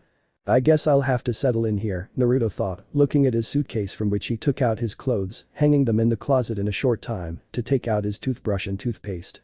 The blonde man went into the bathroom with his towel. You could say my dream was interesting, though far removed from reality. I doubt I could ever fly and take Samui up into the sky to kiss her under the moonlight. But then again, dreams are representations of what your subconscious remembers, hears, or desires. Maybe I'll try, Naruto thought, managing a half smile as he began brushing his teeth. After 20 minutes, Naruto snapped out of his thoughts to get out of the bathtub and dry himself off. A few knocks on the bedroom door caught the blonde man's attention. Yes, replied the blonde, placing the towel on his abdomen, revealing part of what would be the seal he would have if the Kyuubi were normal, since it only had several curved lines coming out of his navel, and instead of being a matte black seal, it had a tone and shine of an electric blue. With his towel wrapped around him, Naruto went to the door and opened it. He noticed a young woman with dark brown hair and eyes and delicate features on her well-groomed face. The woman wore a white suit and carried a tray with a flat plate of sushi and salad on one side and a bowl of pork ramen on the other. On the other side were glasses of orange juice and water. And, this is the complimentary dinner from the hotel, the woman said, focusing her gaze on the blonde man's sapphire blue eyes, which penetrated her mind, disconcerting her for a few short moments as she got lost in the details of Naruto's blue eyes, who opened the door for her. The woman, blushing slightly, entered and placed the tray on the small table in the room, turning around and barely noticing that the blonde man was in a towel, taking in Naruto's almost naked body. You look like a statue carved to represent the pinnacle of a teenager's physical beauty.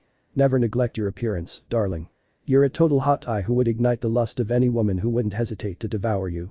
Take good care of yourself, precious, the woman said, seeing Naruto's appearance, before quickly leaving the room with a massive blush on her face. Thank you for the compliment, rest assured, I will take good care of myself, Naruto replied, giving the woman a half smile as he closed the door. I bet you could have told me every insult you know in one sentence 4 years ago, Naruto muttered, sighing as he looked at what would be his dinner. Naruto quickly put on his underwear, sat on the bed, and placed the tray on his lap, while carefully checking the food and separating the chopsticks to begin enjoying his dinner. What time is it?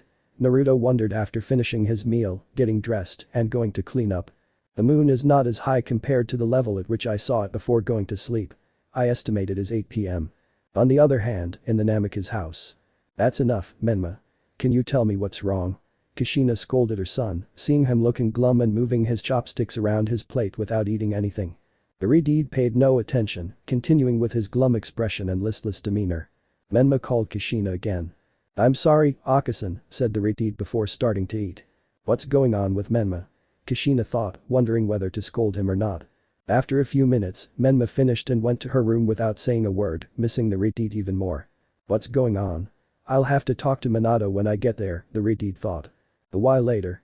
The blonde Hokage was arriving home after a few jobs, still with hundreds of thoughts running through his mind, although he didn't give them too much importance so as not to stress himself out. Good evening, love.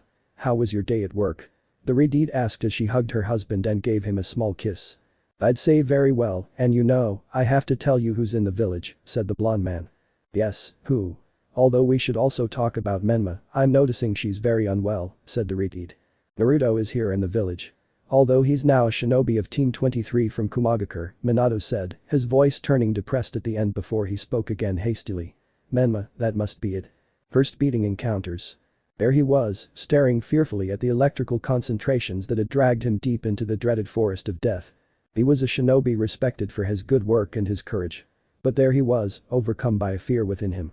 He had never seen anything so fast and strong, and what was worse, that lightning bolt swept him away with a punch to the abdomen, throwing him against a tree trunk which stopped his backward charge. The shinobi exhaled sharply, struggling to his feet to catch his breath. Who the hell had dragged him away before he could even reach home? Who the hell are you? He exclaimed to the darkness of the forest of death, trying to find that electrical concentration that he no longer saw, and that did not answer him. Damn it, the shinobi thought worriedly and sighing as he caught his breath, he leaned his back against the tree trunk. The shinobi fell to the ground rolling after an electrical explosion hit the tree, leaving it in pieces, while the shinobi searched everywhere for his threat. What happened? It's not fun anymore when the scales don't tip in your favor, I heard the shinobi say, his voice muffled by the sound of electrical concentrations. Who the hell are you? Exclaimed the ninja, standing up. I am just someone who is returning to you what you once called a favor to other people, the same voice sounded again. What have I done to you? Why are you doing this to me? Exclaimed the ninja. What was your name, Genma, right? Well, Genma, this is satisfying for me, because you know, hitting someone is fun, but hitting someone who's done something to you isn't fun anymore, it's satisfying, the voice sounded again. What the hell are you talking about? I haven't done anything to you.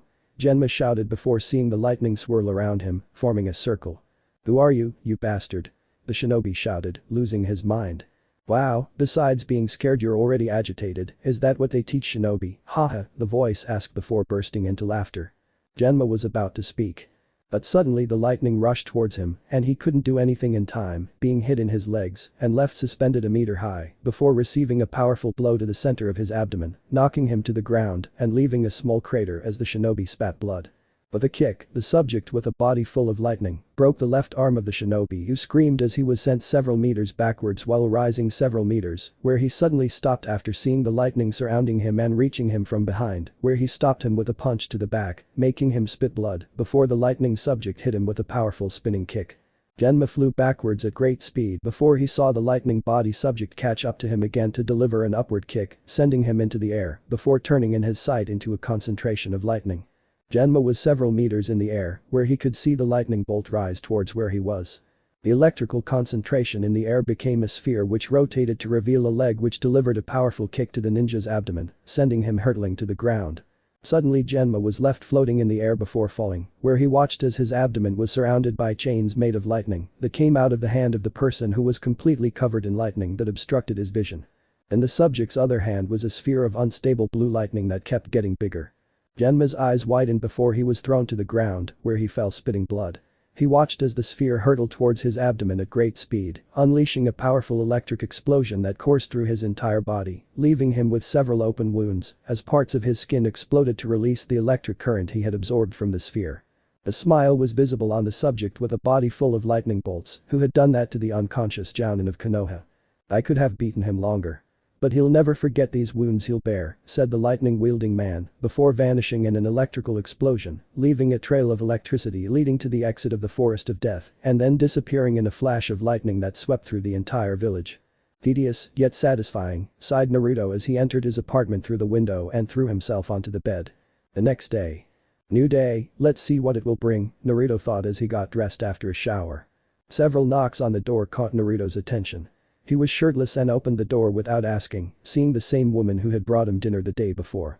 Hello handsome, today I brought you a nutritious breakfast, the woman said with a noticeable blush as she placed a tray of food back on the blonde man's bed.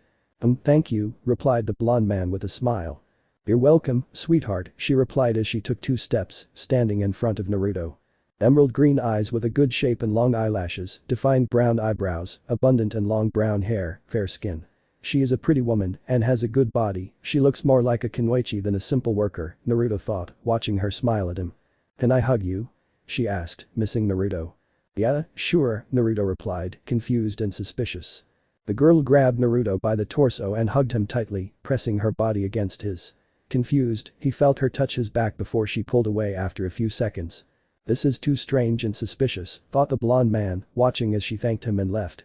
But anyway, I'd better have breakfast and see what to do with the boys today, thought the blonde man, still confused. Outside the blonde's bedroom, the woman jumped out the window, exploding in a cloud of smoke as her hotel uniform disappeared, revealing a Jounin outfit from Konoha.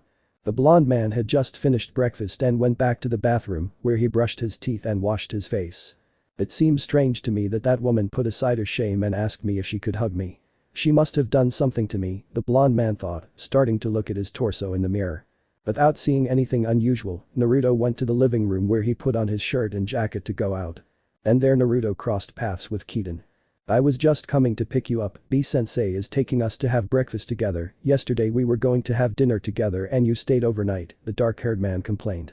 They didn't have breakfast and they ate dinner on their own yesterday, the blonde man thought before speaking. I'm sorry, I wanted to get a good night's sleep last night. But anyway, let's go have breakfast, said the blonde man, still lost in thought.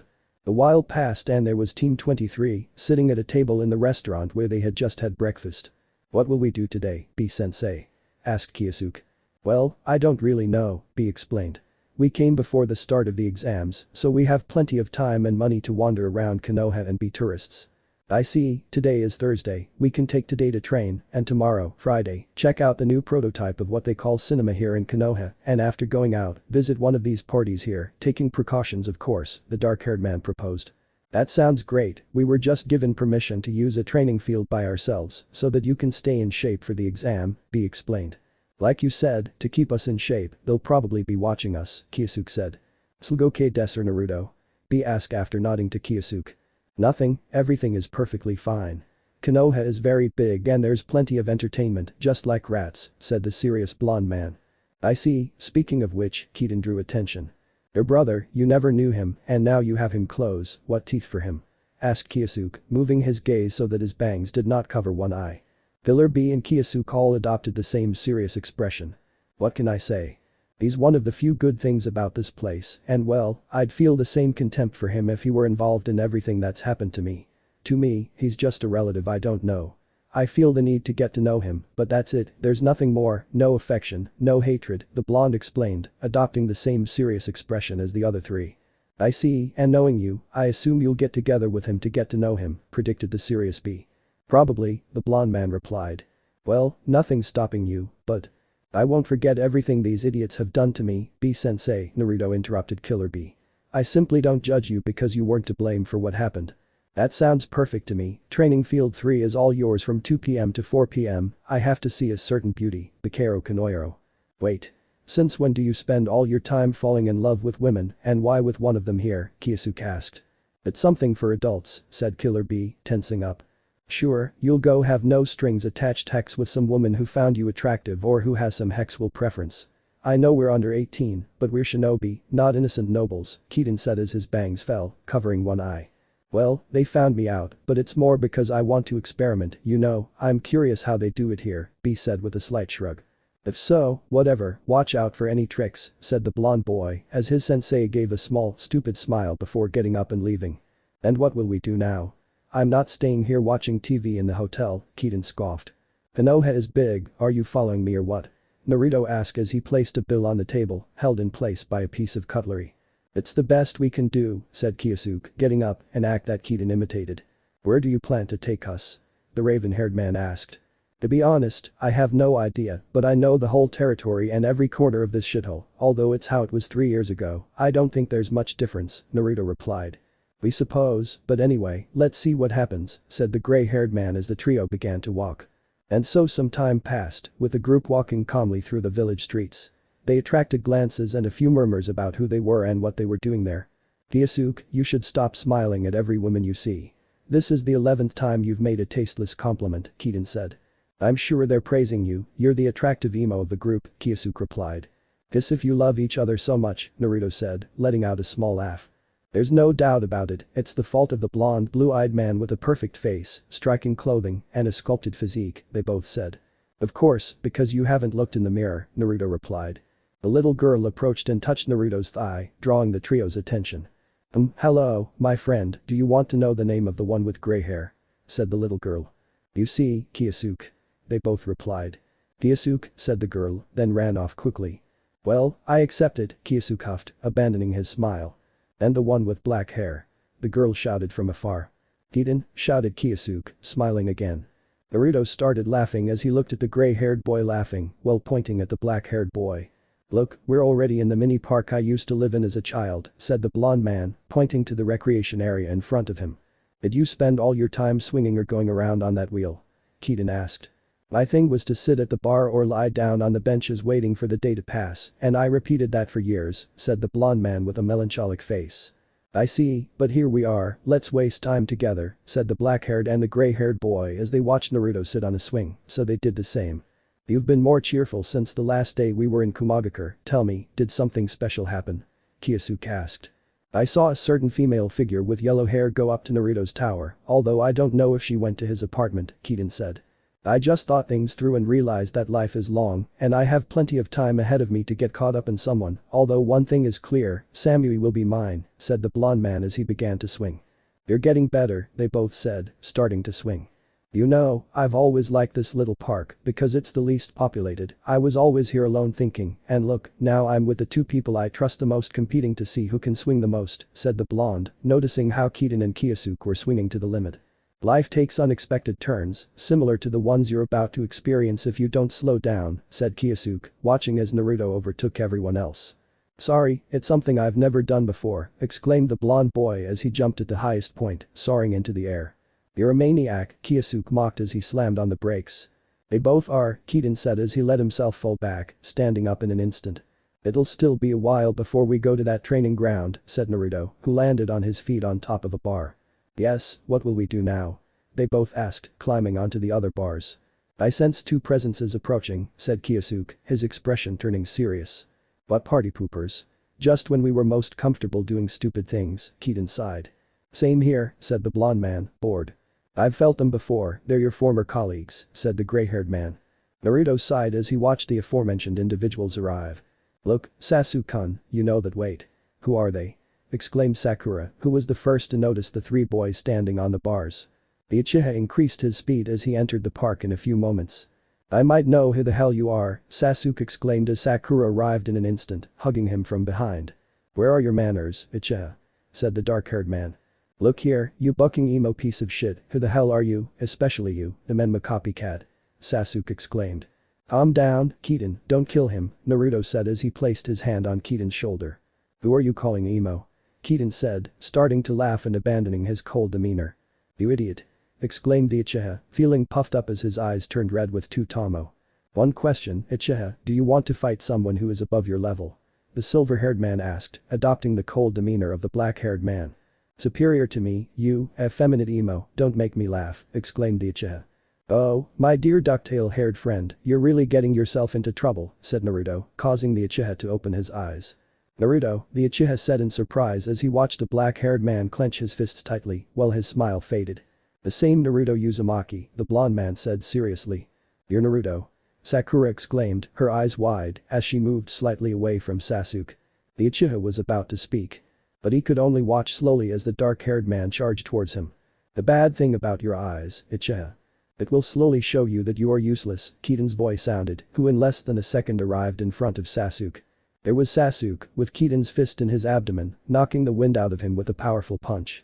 Sasuke expelled all his air as he leaned forward, and Sakura yelled at the black-haired boy, who quickly took a step back. What the hell is wrong with you? Why are you hitting him? Sakura shouted, charging towards Kiden and slapping him. But it was useless, her wrist was caught. Control your impulses, the day will come when you get beaten up for being abusive, the pink-haired girl heard Naruto's voice as she crossed her neck, looking at the blonde boy's serious expression.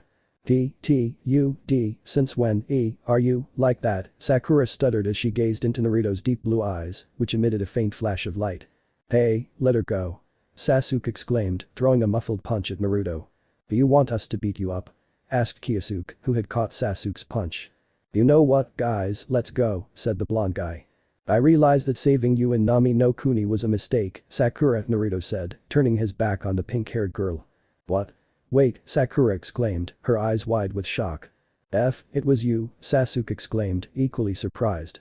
And now comes your twin, said the gray-haired one. Menma, this is going to be tedious, Naruto thought. You better analyze your situation, Sasuke. Because of your arrogance, they're going to come and kill you one day, said the blonde as he grabbed Kiden and Kyosuke at the same time, his eyes flashing with lightning, blurring everyone's vision. In an electrical burst, the trio of shinobi from Kumagakure disappeared from the sight of the two from Konoha. There are your former classmates, said Kyosuke as they all stopped in the center of the village. The problem is the Uchiha.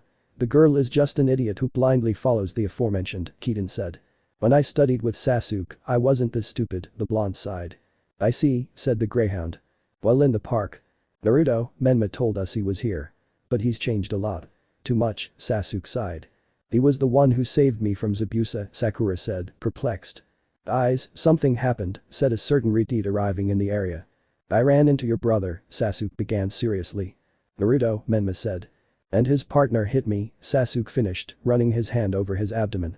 Why did he hit you? Menma asked seriously. She called him emo, Sakura said. At that moment, Menma began to laugh out loud while looking at Sasuke's face. You, hahaha, calling someone emo hahaha. No one should be hit, but you calling someone emo, you deserve more than one punch, Menma continued to mock. A while had passed, and the blonde boy and his two companions were in training field 3. Just a warm-up and physical and chakra training, nothing more than that, the three said, taking off their upper garments, remaining in their mesh shirts. And so the routine of the three began, taking them an hour and a half. We have half an hour left, the three said with a sigh. How about a shooting game? Kyosuke suggested, positioning his right hand like a gun. It went in, Keaton said, imitating the act. I know I have the advantage, replied the blonde man, doing the same. In an instant, Kyosuke's hands launched a small bullet of water towards Naruto. Keaton's hands threw a quick small fireball towards Naruto as well. In a swift movement, Naruto jumped, avoiding the shots, and responded by throwing a small lightning bolt at Keaton and another at Kyosuke. They both quickly jumped to the sides to avoid them, but Naruto spoke. They're watching us, the game is postponed, let's go have lunch, said the blonde man. The three of them turned serious as they looked for their tops to get dressed and leave. Hours later the group was arriving at Ichiraku Ramen, being greeted by AM and Tucci with smiles. Welcome, guys, they both said, noticing the serious looks of the three boys who sat down. Thank you, they replied with small smiles. AM proceeded to take the boys' order while Tucci went to cook, leaving the three of them alone when AM had to go help her father. The people approaching were strong, too strong, said Kyosuke, showing his serious expression.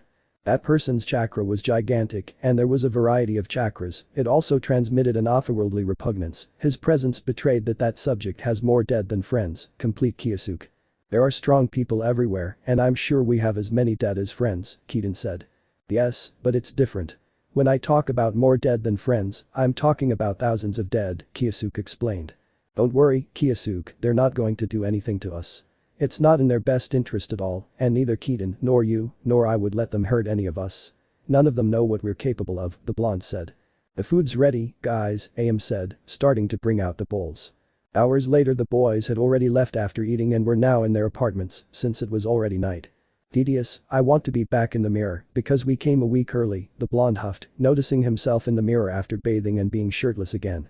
Several knocks caught the attention of the blonde man, who went to open the door again.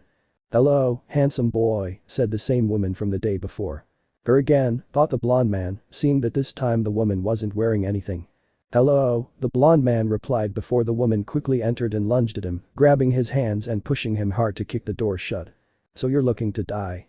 The blonde man asked gently, looking into the eyes of the woman who had jumped up and placed herself on top of the blonde man's waist, whom she was holding by the hands. No, Naruto, I've come to prove something to you, she replied, lowering her face until her nose was about to touch Naruto's. I see where you're going with this, and what an idiotic way to risk your life, whispered the blue-eyed boy with a lightning-like shadow, making the woman's eyes widen in shock. You're screwed, Naruto thought, raising his face and joining his lips with the woman's, who then released his hands. An apparently tender kiss arose between them as their lips slowly rubbed against each other, while the green-eyed girl brought her hands to Naruto's shoulders, going up to the nape of his neck. But in a swift movement, Naruto opened his eyes as he forcefully turned the woman over, placing himself on top of her to separate their mouths, while he placed his knees on her shoulders, completing the task by taking a kunai from his shinobi pocket and placing it against her neck. You kiss very well, I must admit. But I don't intend to continue this. Now you're at my mercy and you can only respond, the blonde man said to the blushing woman, whose eyes widened in surprise. Naruto brought the tip of his finger close to the girl's shoulder and neck, giving her a small electric shock that made her shudder. This is the least I can do, I don't want to have to torture you for the truth, so speak, said the blonde man who did not take his cold gaze off her. It's not like it's a secret that I have to endure torture to keep from talking. It's obvious, Naruto. Hokage-sama wants your stay here to be unforgettable, and your parents want to see you too, of course. What I tried to do was on my own. Because look at you, seeing everything from your smile to your serious gaze, always shirtless, is something I like, she said. And why does the Hokage specifically want me to have a good stay here? The blonde asked as electrifying sparks flew from his fingers. What father doesn't want the best for his son? She replied. I don't know, there has to be one who doesn't. Besides, I'm just an orphan kid who's considered the genin with the most potential in my village. I'd understand if the Hokage wanted me to have good memories here so that if I ever become very influential in Konoha, it would benefit. But I hate Namikaze. I don't want anything from him. I have what I want and I've earned it through hard work, Naruto replied, venom dripping from his voice. I understand, she said, showing that she apparently knew the blonde man better than she had let on. I didn't mean to hurt you, I'm not even carrying anything that would allow me to do so. Let me go, please, Naruto-kun, she said. An electric sphere formed in Naruto's hand, frightening the girl who watched as Naruto squeezed his hand and placed his electrifying fingers in a pistol shape, pointing them towards her forehead. If you move, I'll kill you right here, Naruto whispered as he began to search the woman's body with his free hand, looking for a weapon. Hey, be more considerate when you pass by there, the woman complained, a slight blush creeping across her face. You're clean, Naruto said as he opened his palm, making the lightning disappear as he got off of her. Get up and leave, the blonde man ordered, extending his hand to the woman, who gently took it to get up and leave with her head down.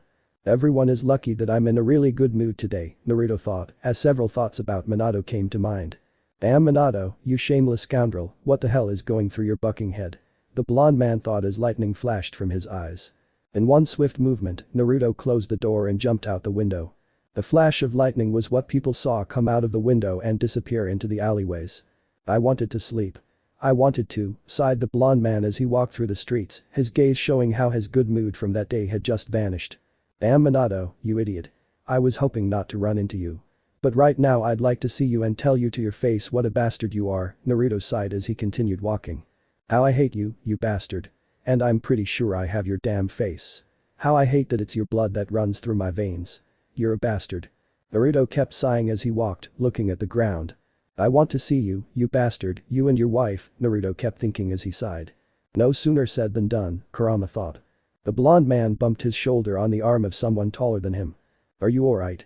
I think you should look ahead when you walk, I hear a voice, Naruto. The voice that, despite not being familiar, seemed to have been heard before. The words echoed within him many times as Naruto opened his eyes and looked up. And there she saw him. He wore a Konoha Chunin uniform with a long white cape trimmed in red and a white and red hat tied to it. That face she hated without really knowing it. Those deep blue eyes. The same blonde hair, only styled slightly differently. And that smile it could convey trust, warmth, and a kind of affection. But the blonde man didn't get any of that. He got something else. Hey, you're you, exclaimed the older blonde, expressing his surprise as he placed his hand on the younger blonde's shoulder. Don't touch me, exclaimed the younger boy as he swiftly struck Minato's wrist, pulling his hand away from his shoulder. You, was all Naruto said, revealing his feelings towards the Hokage, who noticed the younger blonde's furious gaze. Said and done future problems. I wanted to sleep. I wanted to, sighed the blonde man as he walked through the streets, his gaze showing how his good mood from that day had just vanished. Damn Minato, you idiot. I was hoping not to run into you. But right now I'd like to see you and tell you to your face what a bastard you are, Naruto sighed as he continued walking. How I hate you, you bastard. And I'm pretty sure I have your damn face. How I hate that it's your blood that runs through my veins. You're a bastard. Naruto kept sighing as he walked, looking at the ground. I want to see you, you bastard, you and your wife, Naruto kept thinking as he sighed. No sooner said than done, Kurama thought. The blonde man bumped his shoulder on the arm of someone taller than him. Are you alright? I think you should look ahead when you walk, Naruto heard a voice. The voice that, despite not being familiar, seemed to have been heard before. The words echoed within him many times as Naruto opened his eyes and looked up. And there she saw him.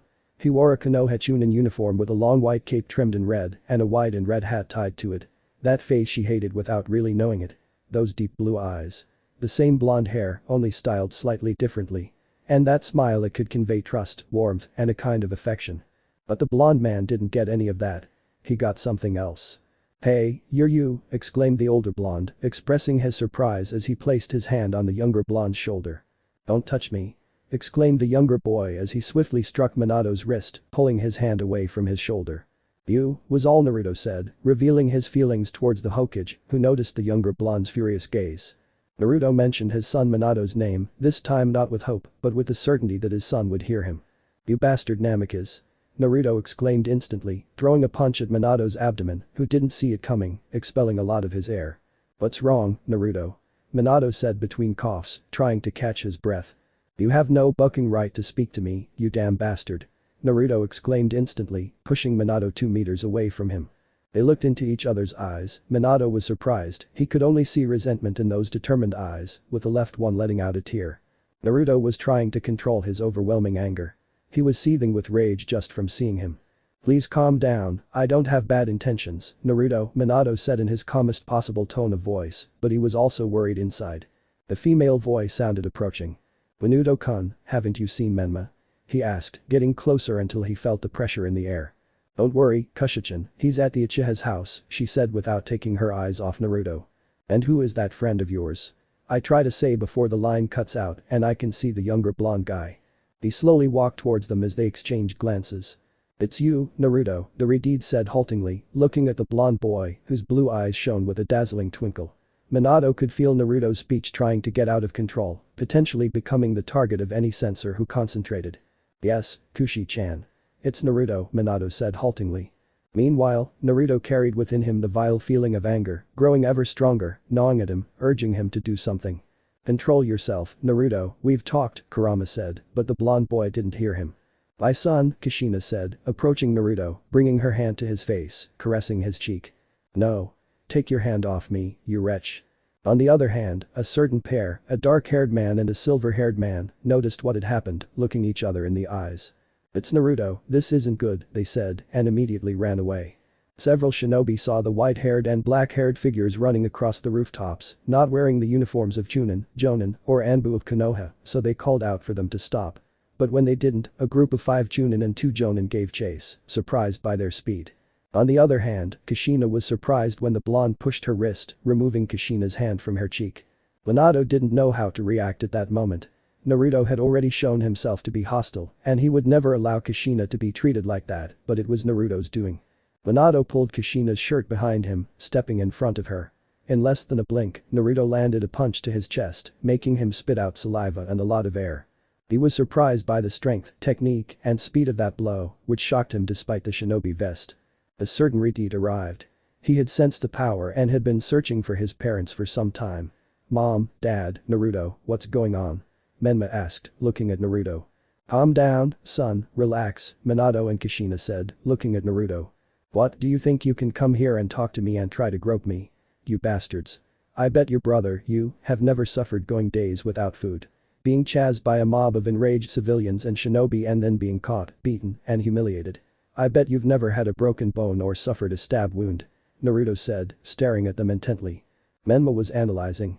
What they told him about Naruto wasn't so tragic, so he just looked at him perplexed. "You haven't felt like being tied up, burned, beaten and spat on by dozens of people. You haven't felt the fear of losing your life without first agonizing for hours. Have you ever felt completely alone and helpless against people who are willing and shout at you that they want to gouge out your eyes, put them in your mouth, and cut your throat so they come out of your neck? You've never suffered that, have you, dear little brother?" Naruto said, his voice breaking. Menma, for his part, didn't respond. He was perplexed. And Minato and Kushina didn't know what to say or do in the face of this. "Well, look at you, Menma. I did. And all because of those 2 idiots you call mom and dad. I really tried to hold back. But no, my life was a damned ordeal and a living hell while you were out there smiling and eating ramen. Except for innocent Menma. You 2 are the worst scum in this damn world, you bastards," Naruto exclaimed angrily. Upon hearing this, Menma felt saddened and angry. They had just insulted her parents to her face, but what her brother said was true. "But don't call them that," he complained instantly, standing in front of Naruto. "What? Are you going to hit me?" Naruto asked, looking him in the eyes. "I've taken beatings from more people than you've ever met in this wormhole. All because of those 2 bastards hiding behind you," Naruto said, sighing angrily at Menma's face. Menma, who was starting to get angry, his eyes turning red with slit pupils. "What, the true power of Kurama, you're going to use it against me, as if it were a weapon?" Naruto asked. "And speaking of weapons and tailed beasts, you and I have something in common. Newborns. First, the fox was sealed inside me, and then its power was stripped away, collapsing all my organs, genes, and chakra networks. That was leading me to certain death. If Kurama hadn't used up his only remaining vital chakra, I'd be 12 years old, buried wherever that blonde idiot behind me wanted, the one who asked the whole village to ostracize me. Well, you're a hero, I was a lineage that had to be exterminated and made to pay for hundreds of deaths."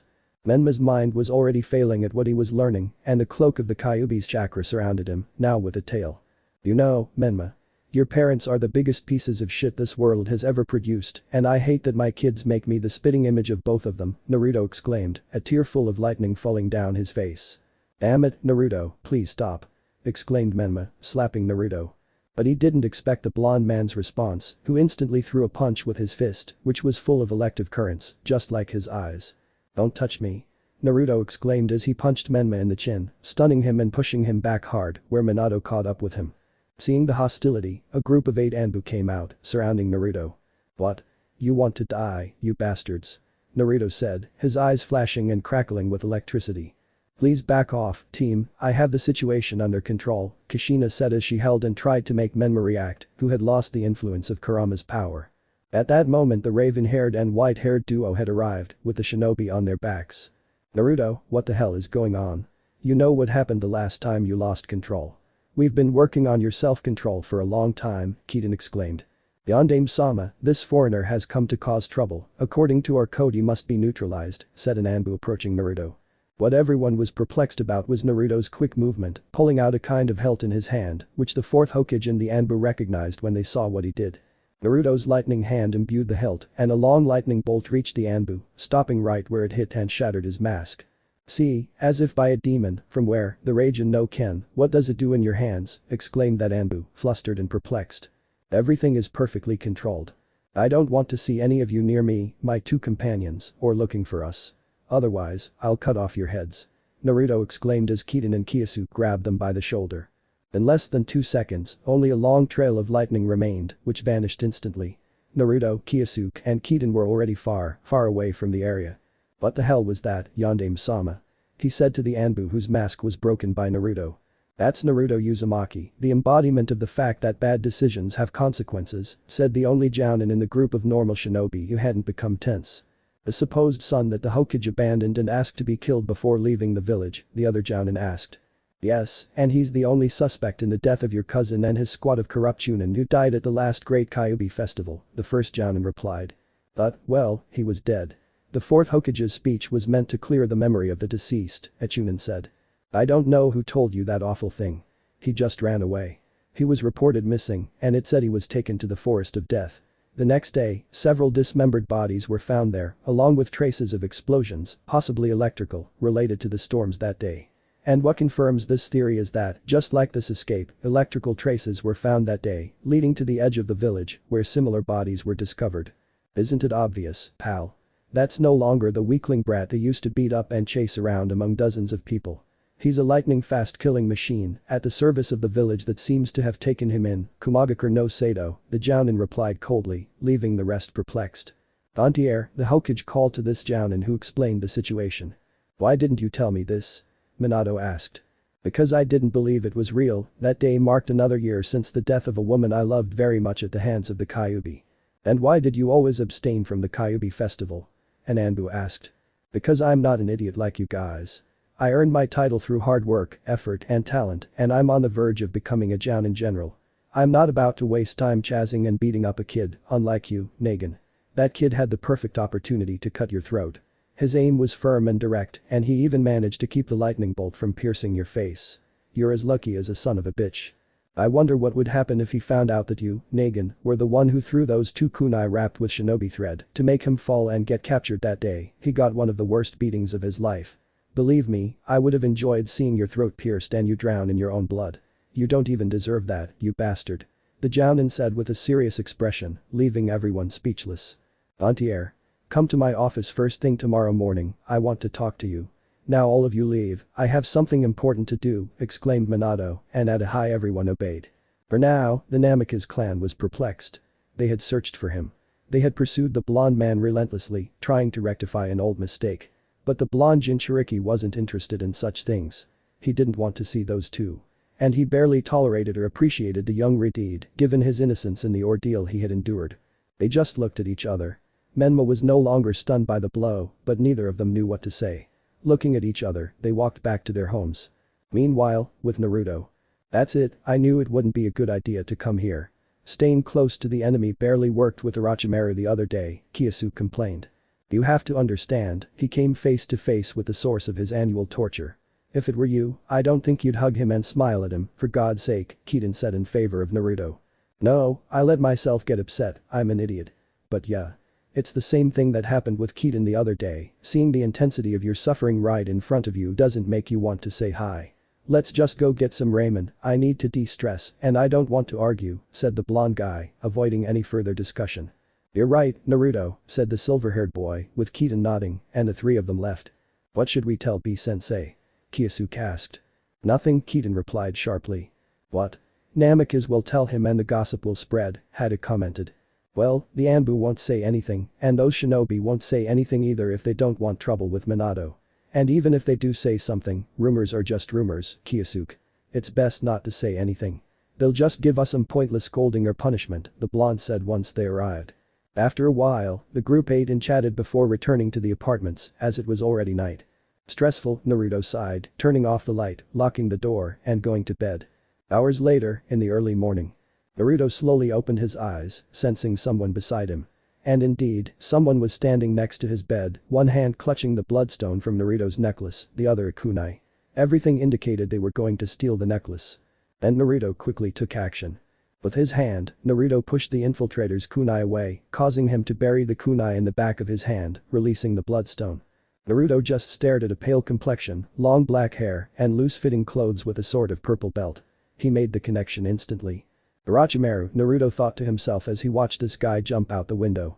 And Naruto's reaction was the same, even though he was barefoot and shirtless, wearing only his black pants with the eye, he went after that individual who tried to rob him.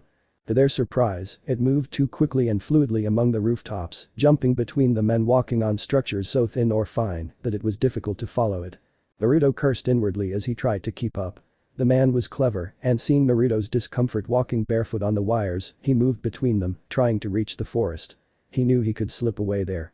Damn, he's going to get away from me, thought the blonde man, watching as he got further and further away, forcing him to resort to his power. He felt the electric current coursing through his nerves and muscles, enhancing his body's reaction time. His eyes flashed with tiny lightning bolts, glowing blue and giving him clearer vision in the early morning. With his enhanced senses, Naruto was catching up to the subject, who jumped towards a fence, which he used as a trampoline to reach the forest. Following his lead, Naruto did the same, leaping towards the fence and entering more useful territory, where he sent more lightning chakra throughout his body, and forcefully imposing himself on the fence, launching himself like a spear filled with lightning towards that subject. And in no time he caught him, trapping him with a kick to his left ankle, knocking down this man whose face he saw. Orochimaru, Naruto said instantly upon seeing him. Naruto, he replied with a smile, before slyly getting up again in front of Naruto. Are you following me so I can beat you up like I did that time? Orochimaru asked. You're the one who ran away beaten up, said Naruto, getting into a fighting stance. Ah yes, the raikage hits hard, but you and the two idiots on your team, even after all this time that you became famous throughout the land of lightning for your great speed and strength, and they for their skill and abilities, well, forget it, you're still my punching bags if I want, Orochimaru said, laughing. You want to die, don't you? Naruto said as more and more lightning crackled through his system. Well, I was just observing the situation, and I noticed what you're wearing around your neck. It would be very useful, but I don't know how you woke up.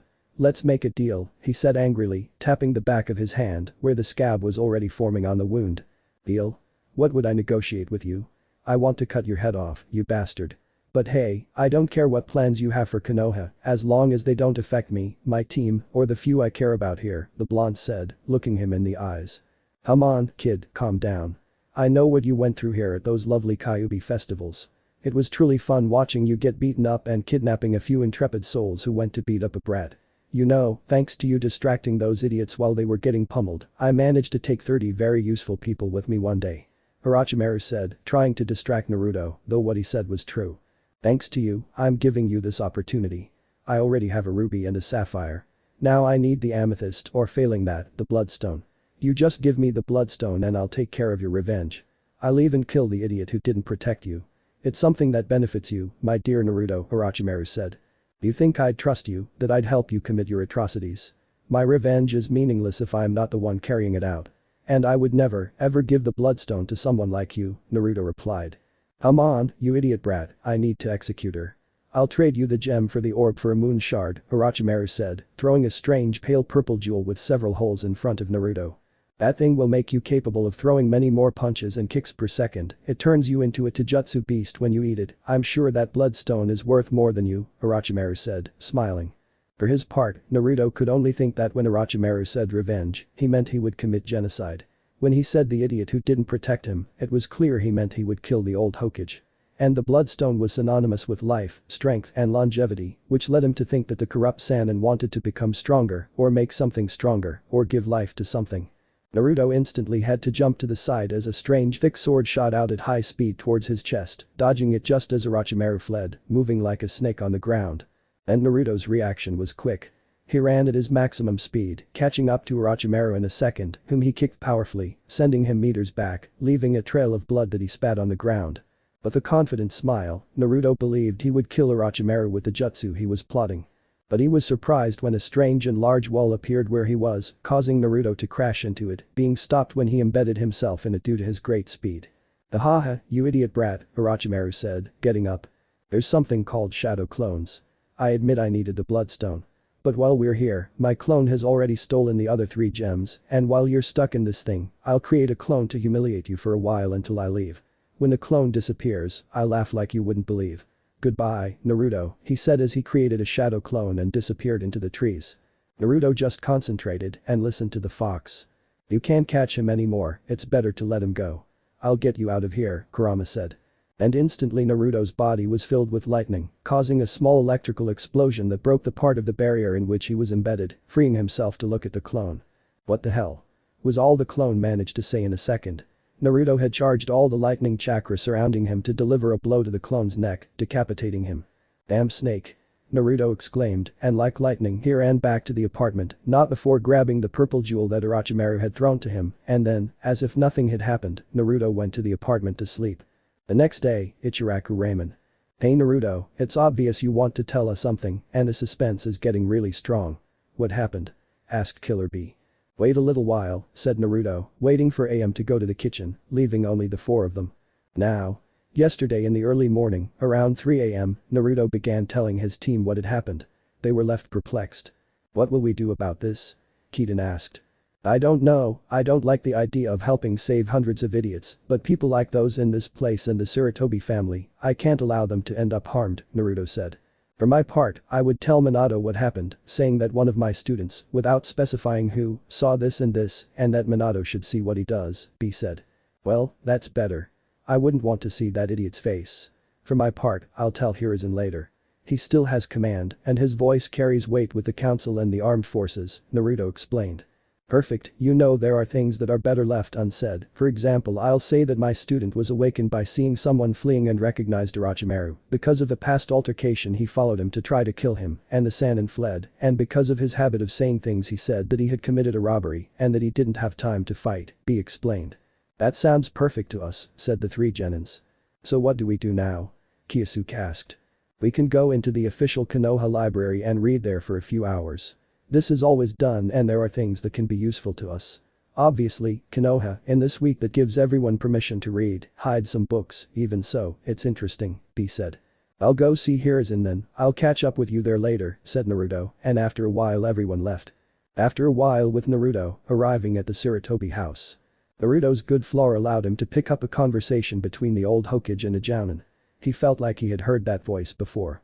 What could it be? Sandaime-sama, such a specific theft, the 3 jewels that Nadama kept in the secret area, and whoever it was knows the village well, said the Jounin. "I'm thinking of several culprits, Gontier. I'll have to speak to the council later and talk to Minato too. That ruby, that sapphire, and that amethyst the 2nd Hokage said they were worth more than just being jewels," explained the 3rd Hokage. "Gontier, that's Hiruzen's right-hand man, Naruto thought instantly, before entering without even knocking. "I just happened to come and tell you what happened," Naruto said as he entered. Start of exam. Arriving at the Sarutobi house. Naruto's keen hearing allowed him to pick up a conversation between the old Hokage and a Jounin. He felt as though he had heard that voice before. What could it be? Sandaime-sama, such a specific theft. The 3 jewels that the Nidaime kept in the secret area. And whoever did it knows the village well, the Jounin said. "I'm thinking of several culprits, Gontier. I'll have to speak to the council later and talk to Minato as well. That ruby, that sapphire, and that amethyst the 2nd Hokage said they were worth more than just being jewels," the 3rd Hokage explained. "Gontier, that's Hiruzen's right-hand man, Naruto thought instantly, before entering without even knocking. "I just happened to come and tell you what happened," Naruto said as he entered. "Naruto," the 3rd Hokage reacted. Naruto looked at the Jounin inside, recognizing him. You were involved in yesterday's trouble, Naruto said. You almost killed that Anbu. I was about to kick my idiot partner, so you would do the same to him, said the shinobi. Do you remember this Jounin, Naruto? The third Hokage asked. I think he was the one who stopped 3 of my countless lynchings, the blonde man said. Yes, it's Gantier, future head of the navy, and one of the few I trust, Hiruzen said. Well, let me put it simply. The robbery, the potential attacks, and the breach of village security were all committed by that corrupt Sannin. I truly don't care what happens to these people, but you've dedicated decades to defending this place, and I believe you're the only one who can stop that idiot who's caused me trouble before, Naruto summarized. What? Exclaimed Gantier. Well, look at this pendant, Naruto pointed out. It's one of the few examples of these gems, hundreds of years old. And the Sannin tried to steal from me while I was sleeping. I followed him, fell into his trap. He told me what he did and what he would do, he tried to steal from me, I stopped him, and he ran away again. The end. The blonde explained. The two present only thought for a few seconds, and the third spoke. Do you know where he fled to? He asked instantly. North direction, as if going to the Valley of the End, he said to the blonde man. Perfect, the way you say it makes it seem unbelievable, like you're reading from a sheet of paper, but I know you wouldn't lie about something like this, which is totally obvious, Sarutobi said. Gantier, distribute the information to your comrades, I will have the 4th Hokage take action later, Hiruzen ordered. Perfect, Sandaime-sama, always be careful, Naruto, said Gantier as he took his leave. Naruto looked at the 3rd Hokage. Yes, I must reward you, let me look. No, don't worry, Naruto stopped the old ex-Hokage. The only thing that would help me is if you legally made it mine, because I won't give it up. Naruto said, showing the hilt of the lightning sword. What the hell? I thought it was a technique you used when Gantier told me what happened yesterday. Where did you get that idea? Exclaimed the old Hokage, surprised. I ran into the thief of this valuable artifact on a mission, Naruto replied. But how? We've been looking for it for years. Things appear when you're not looking for them, as they say, the blonde man replied. You know I can't do that, that's more than a weapon, it's a heritage, said the 3rd lieutenant. Honestly, I won't argue with you about this. It's mine now, and I'm not giving it up. They'll probably just keep it in the same place so someone like that effeminate guy who had it or Orochimaru can steal it, Naruto said, putting away the weapon. Hiruzen just sighed. Keep it, Naruto, it's fine, he said sadly. That sounds perfect, man. Take care. I'm heading back to my group. The exam starts in a few days. Sorry if I sound bad, I haven't been in the best mood lately, said Naruto, leaving the Sarutobi residence. In front of the exit, he bumped into someone he recognized. Naruto, said a certain Kunoichi whom Naruto had bumped into in his apartment a few days ago. Naruto just looked at her, he didn't want to talk to her, so in a flash she disappeared from the area, leaving a faint trail of lightning. A few days later. Early the young people woke up, got ready and met at the exit of the hotel where they were staying. That's when they encountered Killer B. Alright guys, I wish you the best of luck. I'd leave you there, but I know you don't want to. As a foreign sensei, my job is to observe everything and participate in these jounin discussions until you either pass or fail the exam. Go for it, guys, said Killer B. The boys nodded and left. Have you noticed?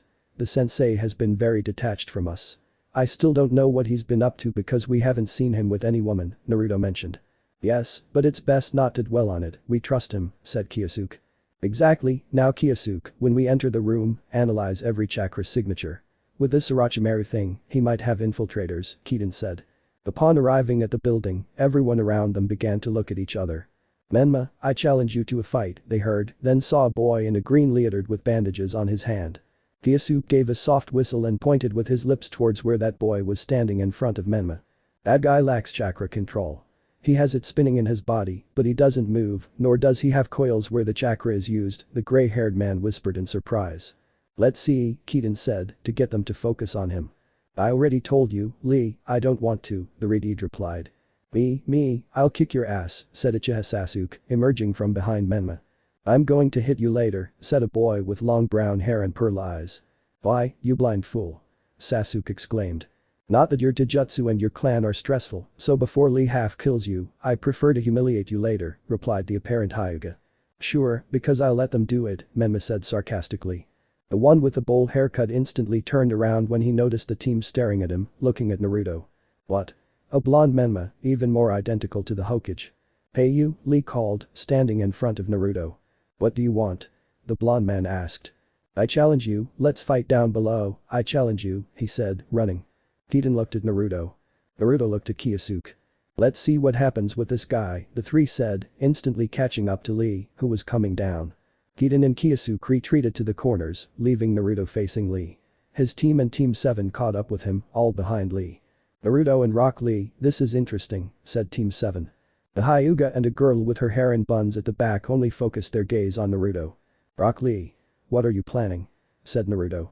To demonstrate the skill of the third fastest person in this village, he replied. Naruto gave a soft laugh and focused on Lee, as his eyes glowed a deeper blue. Go ahead, he said without even getting on his guard. To the blonde's surprise, the dark-haired man wasn't joking. In an instant, he was in front of him, throwing a punch at his face. Naruto's quick response caused him to block it with his forearm. Lee attacked again, this time with a kick. Naruto quickly bent his leg, intercepting Lee's shin with his knee, making him back away. You're fast, very skilled, and way too strong. I felt my bones vibrate, I admitted, Naruto said as he saw Lee 5 meters away from him, untying his bandages. But when it comes to speed, Naruto said softly. Nobody can match me. Naruto said, moving in a flash of electricity, appearing behind Lee, his back to him. Hyuga's eyes widened in surprise. What? He said, surprised. Sasuke was merely perplexed. Even with his red eyes with Tomo, he couldn't make out what had happened. Naruto looked Menma in the eyes, and Menma didn't say anything, he just watched him leave with his companions. What did you feel, Kyosuke? Naruto asked. That boy is pure super developed muscle, with a lot of technique and physical capabilities, and as for his chakra, he can't use it for ninjutsu or jinjutsu. But he vibrates and starts moving quickly in some parts of his body. I felt him concentrate in his feet to increase his speed even more as he approached, Kyosuke explained. Amazing, Kiden said, as they walked to what appeared to be a dining area. There were a lot of people there. And they saw a silver-haired man with glasses. He had some cards and everyone was asking him questions. Let's see, show us the information on Menmanamikas, many said. Therefore the silver-haired man obeyed, and in a cloud of smoke the card changed all the information it displayed, also giving a picture of Menma smiling. I'll summarize them for you. Menmanamik is Uzumaki, 12 years old, possessor of the 9 tails chakra. Superior to any Jonin in terms of power, he has completed 19 C-rank missions and 1 B-rank mission on his team. Outside of his shinobi team, he has over 90 C-rank missions, 20 B-rank missions, and 1 A-rank mission. He is the son of the 4th Hokage in Kushina Uzumaki and has a brother, Naruto. They were separated at birth. Minato and his wife took Menma, where he grew up training and learning to become the most promising genin in the village. Naruto Uzumaki is the only person who could surpass him. Why do they mention him so much? Who is Naruto? Asked a girl from the Tsunagakure team. Do you have any information about him? Several curious onlookers asked.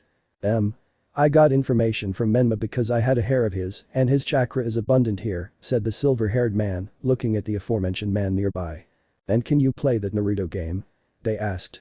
Well, I don't know him, I don't have any samples of him either, unfortunately I can't, he said, receiving boos. Naruto plucked a hair from his forearm and approached the silver-haired man, looking at him threateningly. Show me that, Naruto said, placing his hair on top of the last card. The card exploded, revealing a picture of Naruto. Beneath him was an unconscious muscular subject. The striking thing was Naruto's lightning eye and how he appeared to have stopped a criminal. Did they photograph you when you captured it? Kyosuke asked. That had to be it. These cards show the last photo saved in some database of the village to which the shinobi belongs, the silver-haired man explained. Wait, isn't that Gax over there? Asked a young woman from Iwagakure approaching. Yes, he decided to become a criminal and that's how he ended up, Kiden replied. The letter disappeared in order to provide some information. Uzumaki Naruto, the lightning Jinchuriki of Kumagakure. 12 years old, born in Konohagakure. 35 D-rank missions, 51 C-rank missions, 36 B-rank missions, and 5 A-rank missions. A total of 127 missions completed in the Land of Lightning alongside Kumo's Team 23. 23 D-rank missions, 39 C-rank missions, 33 B-rank missions, and 1 A-rank mission. A total of 96 missions completed by him alone outside of the Land of Lightning. His father spread false information when he was born and abandoned him to go and take care of Menma, Naruto's twin brother. From childhood he was hated and persecuted, surviving more than a dozen lynchings in his life and countless attacks against him. After the rumored incident of more than 3 years ago, Naruto arrived in Kumagakure, with his sensei Killer Bee, being the Jinchuriki of the 8 Tails and his companions Kiden Shadow and Kyosuke Haddock, 2 powerful genin from Kumo. 3 years and a few months ago, the aforementioned incident occurred, where in the Forest of Death, Naruto was captured by some renowned shinobi. The lightning bolt struck the letter, tearing it to pieces. The silver-haired man looked at Naruto, whose right hand was covered in lightning. That doesn't show any database information. It turns out that DNA and chakra store part of an individual's memory. The card is responsible for displaying the subject's actual memory data, Naruto said. The silver-haired man opened his eyes and looked at Naruto. At once, some shinobi with their faces covered by balaclavas arrived, carrying a musical note. This Four Eyes owes us one. And you, don't get in the way, they said, pulling the boy's silver hair and pushing Naruto. Kiden reacted quickly to this. But the push from the black-haired boy, the one who pushed Naruto, collided with his companions, causing them and the silver-haired boy to fall to the ground. In the next attack he left them without arms, understood, Kiden told those on the ground. They call you arm breaker, you want to feel like you're being broken into tiny pieces. You're desperate to die, aren't you? Kiden asked the Redeed. You'll see who dies first, the Redeed said in his raspy voice with a smile. Bara, please stop, said the blonde in the group. I want to see Kumagakur's reaction when I send them the crushed skull of their Jinchuriki, that is, before I destroy it completely, said the Jinchuriki of Tsunagakur. The strong threat left those of the perplexed, the subject who was the most frightening, threatening the most striking. Ha! Ha ha ha ha ha ha. Kiden laughed. I know about your life, I know who you are. And you're not scary, said Naruto, walking until he was standing in front of him. Naruto, this is not the time, said Kyosuke upon seeing the flash that appeared in Naruto's eye. The bell rang, breaking the tense moment, signaling that the exam was about to begin, so everyone started running. You're lucky you didn't get away with that one, said the Redeed. You're not worth a minute of my time, it would take me less than that to end your miserable existence, Naruto replied, moving on and bumping his shoulder into Gaara's Redeeded shoulder. After that, Team 23 from Kumagakur entered, each receiving a slip of paper indicating where they would sit, with Naruto ending up next to Hinata and a guy from Iwagakure. Kiden and Kyosuke sat next to Menma. You, Naruto's companions, Menma addressed them in a low voice. Yes. They replied. You know I'm his brother, but the other day, we had a problem. Did he tell you about it? Yes, it was intense, said Kyosuke. Does he hate me that much? Menma asked. Not you, Kiden said. What? Menma murmured. Your parents already do what they do, they both said. On the other hand, the Hyuga looked at the blonde man next to her. Are you okay? He asked, noticing the fixed gaze she was giving him. It's been so long since I've seen you, you're not the Naruto I knew, she said haltingly. For better or for worse. You're right. And you, how have you been? Naruto asked. Okay, she said before everyone turned their attention to the subject who entered. Perfect, the detective is going to mess with our minds. But hey, Hinata and her Byakugan, this will be a piece of cake, Naruto thought, looking at the tall man. Good morning. My name is Ibiki Marino, leader of IT, research, and torture. And today I am your worst nightmare, the subject who would be administering the exam announced, as a Hyuga squad entered, covering the sides. They're the Sentinels. It's simple. If you cheat, I'll deduct points from your exam. If you catch them 3 times, I'll disqualify you and your entire team. Simple. Now, divide up the paper and pencils, he said, starting to write some things on the board. This is ridiculous. Not even the smartest and most dedicated teacher at the best school could teach you this. Naruto let out a soft whistle lasting 2 seconds and a loud one lasting 1 second. Kyosuke looked at Kiden. Steal, whispered the dark-haired man who understood part of the message. Information, whispered the greyhound, catching part of the message. We have to copy each other, that's the sign, asked Menma, who had overheard both Kumo shinobi. Exactly, we must collaborate, the 3 of them said. You 3, shut your mouths, idiots. The sentry called to the 3 of them. Kyosuke whispered to Kiden. In the middle of each column there is a shinobi, these were never close, their chakra signatures tell that they are not genin, they are infiltrators, you notice that they are answering everything, the objective is to copy, said Kyosuke. Kiden whistled, catching Naruto's attention. Imitate, Naruto thought, watching Kiden's arm moving, so he tried to copy it. From this, Naruto drew a sketch of the table columns, with a marked objective at certain points. Hinata. Look at this. I think this is the table order where we're sitting for the exam. These are the odd ones, I think. Look at them with your Byakugan, Naruto requested. Okay, he nodded to do it. They are answering the exam questions as if they know them perfectly, she said. Perfect, copy them, that's the goal, to steal information, Naruto clarified in a whisper, with the Hyuga obeying. You guys are geniuses, but look, whispered the one next to Naruto, holding a small hummingbird in his hand. This boy had long black hair, tied in a bun, a dark skin tone, and thin, defined black eyebrows, covered by the ideate of Iowa. The hummingbird disappeared from Naruto's sight to reach the table of one of the infiltrators, and quickly returned. The brown hummingbird marked the options on the boy from Iwa's exam and vanished to go to his classmate's table. Perfect, Naruto whispered so they could mark their answers among themselves. Let's see, Naruto thought, writing the answers on a small piece of paper. Following that, he shot a beam from his finger at the light bulb next to the blackboard. The light bulb exploded, drawing everyone's attention in the area. Naruto took advantage of the moment to throw the paper onto his teammate's table. Eden smiled, opening the paper. It had the answers he was missing. Question 10 is missing, it's blank, and the written answer to question 6 is missing, said the man from Iwa. Number 6 isn't important, the book he mentions doesn't even exist, besides, why would a shinobi read a novel about the Sannin Jiraiya? It's a trap, Naruto replied. That's right, that's it, admitted the Iwa nin. We have to wait, Naruto said, whistling and signaling to his companions. Wait for the behemoth to answer question 10, Keaton said. Yes, and from what I can see, question 6 is a trap, Menma said. This is something that doesn't interest us much, but why haven't you helped your classmates? Keaton asked Menma. Sasuke with his Sharigan already copied them, besides, the village wouldn't let the Uchiha and me not reach the end, Menma replied with a sigh. Benefits, Keaton said, watching as the others copied. From eyes floating above, insects traveling between seats, a barking dog, and mirrors on the ceiling. Wow, these sentries have only ejected 6 teams, and there are many obvious ones, what's going on here, Keaton thought to himself, waiting. 20 minutes later, several teams were eliminated from the exam, and Ibiki began to speak, capturing everyone's attention. This is the 10th question. Your exam depends on this. If you fail, you lose forever, because I, who have the means, will ensure you can never become Chunin. So I'll make it easy for you. You can take the 10th question despite the risk and lose, remaining genin forever, or you can abandon the exam and graduate another time, the man said. Are you telling us to risk our entire future just to get through this miserable phase? Exclaimed a shinobi in the corner, complaining. If someone quits, the whole team quits, I already explained that. Take that risk or quit, Ibiki said curtly.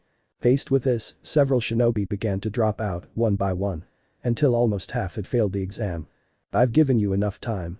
Those who don't leave this second will be at risk, Ibiki said, and instantly one last team left.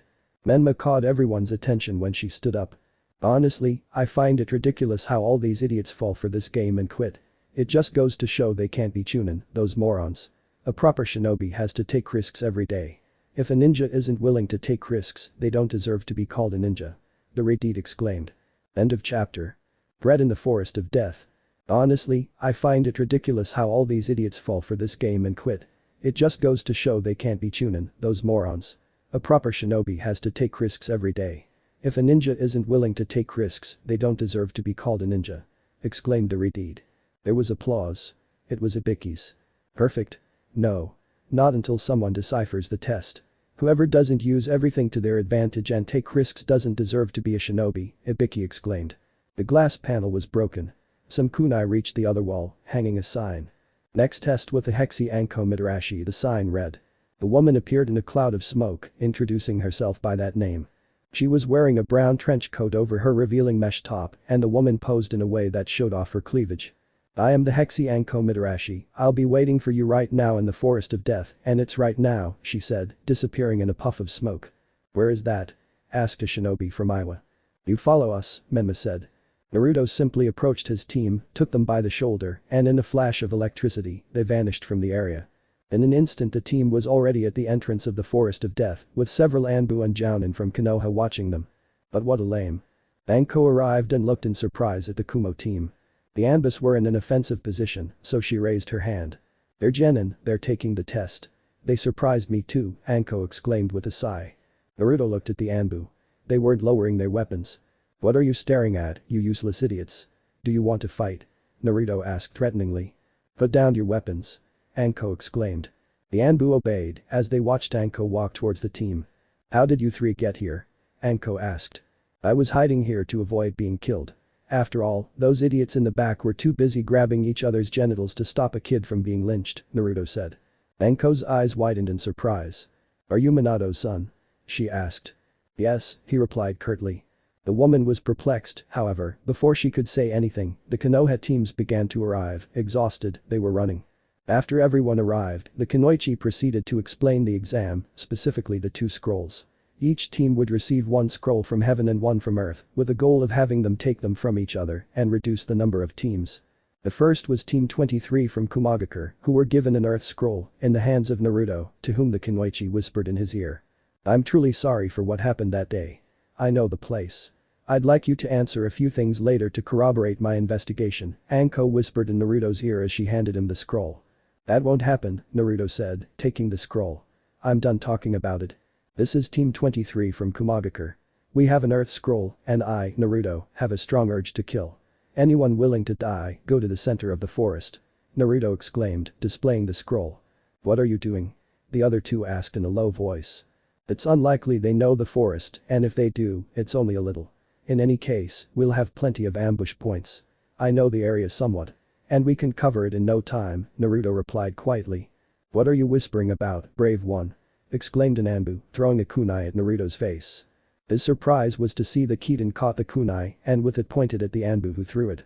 I thought I couldn't hate this village's defense system, but it's clear it's made up of pure idiots, the dark-haired man said, dropping the kunai.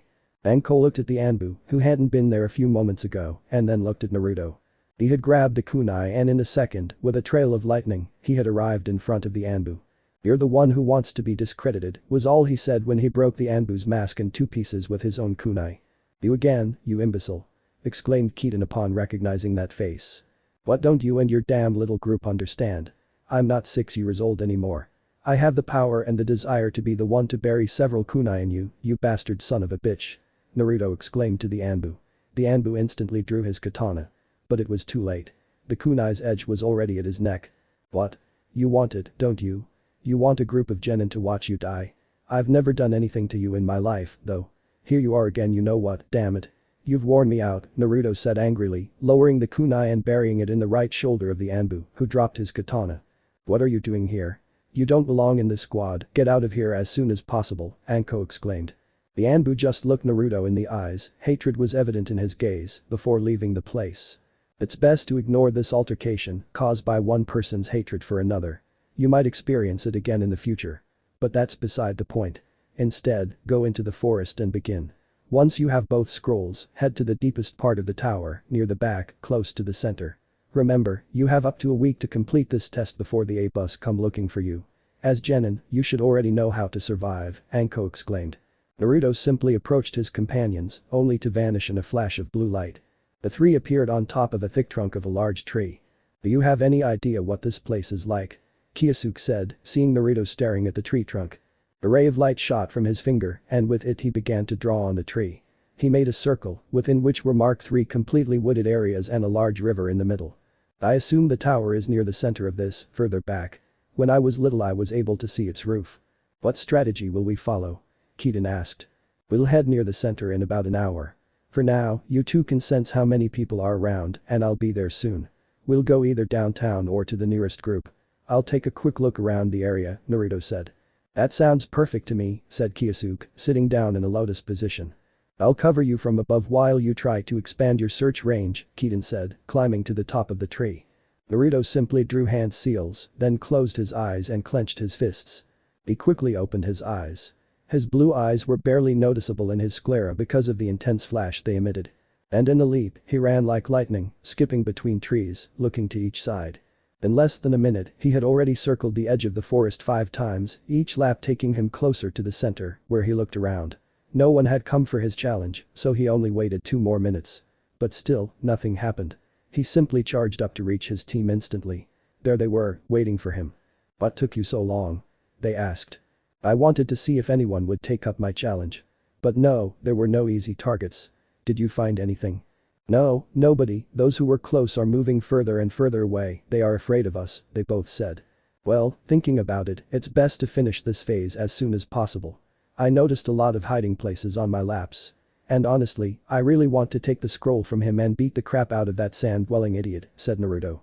In fact, Naruto, the only presence I sensed was that of the Jinchuriki, your brother and you, since you're both incredibly large. The red-haired man from the sand skirted around a bit and continued straight north. Your brother did almost the same, but crossed to the other side, Kyosuke explained. I'm hungry, we could eat something light first, I have a scroll with some food and water, Kitten said. It's tempting, but okay, I need it too, I burn hundreds of calories with ease. Right away, Kitten replied, taking out his scroll. He had some cups, some chopsticks, a pot, and a bottle of water. Kiden threw the water into the pot, which he held in his hands, burning with flames. In an instant the water came to a boil, Naruto opened the cups, and Kiden poured the water out, ready, food in an instant. They sat down to eat, carefree. No one was approaching, or at least no one with an imposing chakra. "The team is approaching," said Kyosuke. Naruto finished eating, threw down his cup and chopsticks, and turned away. We come in peace, we have the same scrolls," it was Kiba. "Well, cross over and go somewhere else," Naruto said. No.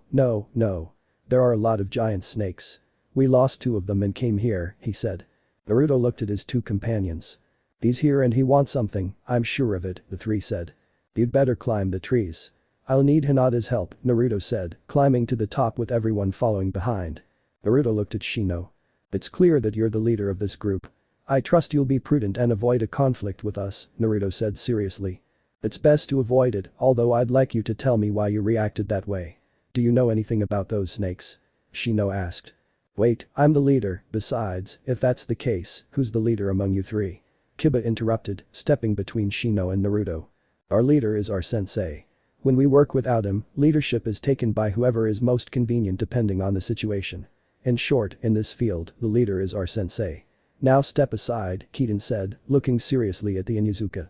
Okay, relax man," Kiba said, agreeing. "Orochimaru is looking for something in this place or in one of us, the genin. We have a personal issue with him. We need to locate him. He is the other presence of great power," Kyosuke said. "Alright, I just need Hinata to use the Byakugan and locate the snakes, then we'll know where to go," Naruto said, looking at the Hyuga girl. She obeyed, activated her Byakugan, and with her finger marked some points on the ground. "I can see 6 similar snakes, they are giants, they are all these 2 finger points, the 1 finger point is us." "Kyosuke, try to locate Orochimaru with Hinata's help," Naruto said. Naruto looked into the distance as the snake that Kiba's team had been fleeing from slithered right towards them. "It's coming towards us, what do we do?" exclaimed Kiba. "Either we divert her with a distraction or we give her reasons not to return," Kiden said. Naruto charged chakra into his palm, which crackled with lightning in full view of everyone. A large sphere of lightning formed above his palm, growing larger with each burst. "You're calling her with that flash," Shino exclaimed. "Relax and look at this," Kiden said, smiling. A sphere of lightning was compressed into a small orb, which Naruto squeezed, making his hand pure lightning. He stretched out his hand, pointing towards the snake, which was getting closer and closer. And in an electrical explosion in Naruto's hand, an electric laser shot out at the speed of thunder in the direction of the snake. Shino's team were stunned by such an epic lightning jutsu. But their faces were nothing compared to what it caused. The lightning bolt struck the snake's head, right into its right eye, entering its socket and exploding. It created a spectacle of blood, scales, and bones scattered around the area. However, the large creature was still alive, dying as it slid down by reflex. This was before it exploded in a cloud of smoke. "You see, it was a summoning, it's Orochimaru," Kiden exclaimed. "I found it," exclaimed Kyosuke. "Hinata, which is 3.5 kilometers to the northeast?" asked Kyosuke. "A large gap," she replied. "Let's go, I've cleared the area for you, good luck," said Naruto, grabbing his teammates by the forearms. In an instant the team disappeared in a flash of blue light, arriving in a matter of seconds, appearing on top of a large rock, among the trees, with a lagoon a few meters away from them. Behind the lagoon stood a large cut tree. It was just the root and beginning of a thick trunk. Above him was he. The Sannin Orochimaru. "That bastard," Kiden said, starting to sigh. "Relax, we have to use the element of surprise," said Naruto. "And what do you plan for us to do?" Kiden asked. "Break his neck," Kiden replied as his fists burned with flames. "At the same time," said Kyosuke, tracing seals. However, the Sannin looked towards the rock, noticing the ninjas, and began to draw seals. But it was too late, Kiden jumped from the rock towards where Orochimaru was, focusing his attention on him. This blinded his sight. He did not see in time how in a flash of lightning it charged towards his location. The Sannin's reflexes were barely enough to block Naruto's charged attack. Orochimaru responded by throwing a blind knee strike, hitting Naruto's abdomen and pushing him back a few steps. But Kiden arrived. Orochimaru covered himself with his arms again. But he could only hear them break as the dark-haired man struck him with his flaming fist. Orochimaru fell to the ground, receiving a second blow, this time to the chest, hearing his sternum crack, spitting blood.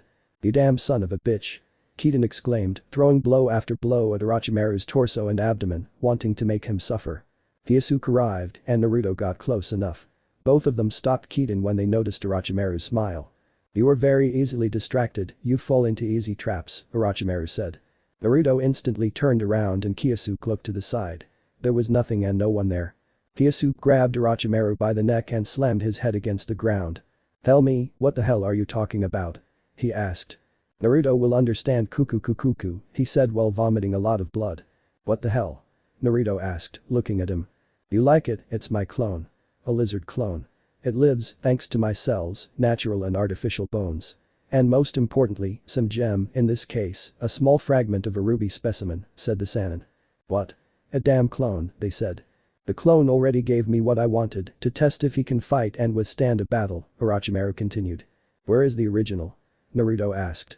"Doing or looking for what he wants, I don't have to give you explanations, I've already accomplished my goal and one more, to distract you. Shadow is still just as much of an idiot, I bet he'd be willing to."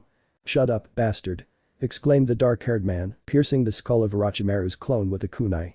"Your brother is unleashing the Kyuubi, there's more than one large chakra creature, they're on the other side of the map," exclaimed Kyosuke. "Your brother, he's on his team, the Uzumaki Jinchuriki and damn it, he wants the last Uchiha, he'll do the same thing he did to me," Keaton exclaimed. "That's right, we have to stop that bastard, eat your soldier pills, let's go after him," said Naruto, taking out some dark aspirins, which he ate instantly, with his companions doing the same. They were food pills, low in calories, high in protein and nutrients, to eliminate hunger and stimulate chakra regeneration in those who ingested them. "We're ready," they said as the blond man's eyes began to flash, before he and his two teammates disappeared in an electric flash. In another corner of the Forest of Death. A fierce battle was taking place between the Uchiha and the Sannin, or so it seemed. Orochimaru was toying with Sasuke, dodging, intercepting, and blocking his kicks. He had already knocked Menma unconscious after beating him senseless. And Sakura, she lay on the ground, consumed by fear after Orochimaru had slammed her against a tree. "What do you think, Sasuke? You're passing my test. I must give you a gift," Orochimaru said. "But first something," he exclaimed, kicking Sasuke in the face, knocking him to the ground and turning around. He looked at Menma, her red eyes with slit pupils, and her deeper marks on her cheeks. "Oh, the fox is getting angry. There's no gift for you, you're no use to me," Orochimaru exclaimed as he saw Menma charge at him. It was useless for the retreat. Orochimaru intercepted him, connecting with a blow to his jaw. Then he grabbed Menma by the hair and slammed him to the ground, putting his foot on his neck and tearing his jacket and shirt in the abdomen area with a scratch. "Stop bothering me," Orochimaru exclaimed, flames emanating from his fingertips as he struck Menma's marked abdomen, where a large seal was located. A seal of black flames emerged at the edge of Menma's Kyuubi seal, disrupting the flow of chakra, causing Menma's chakra to collapse, making the retreat fall unconscious. Orochimaru just laughed uncontrollably as he walked over to Sasuke, who struggled to his feet. Orochimaru grabbed him by the shoulders and bit his neck. Sasuke paled, and as his Sharingan deactivated, he began to scream. He was in agony. Orochimaru just laughed, more and more and more. Until her laughter stopped. "I hear the electricity," it turned around.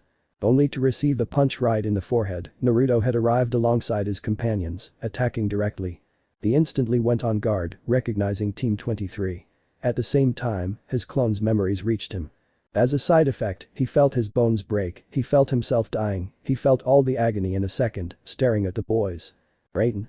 "Flash," exclaimed Kyosuke, arriving in front of Orochimaru, punching him in the right shoulder and kicking him in the left ankle. Orochimaru responded with a punch to Kyosuke's forehead, who fell to the ground on his back. But from the side came Keaton, delivering another blow to Orochimaru's right shoulder, followed by a front kick to the Sannin's left knee.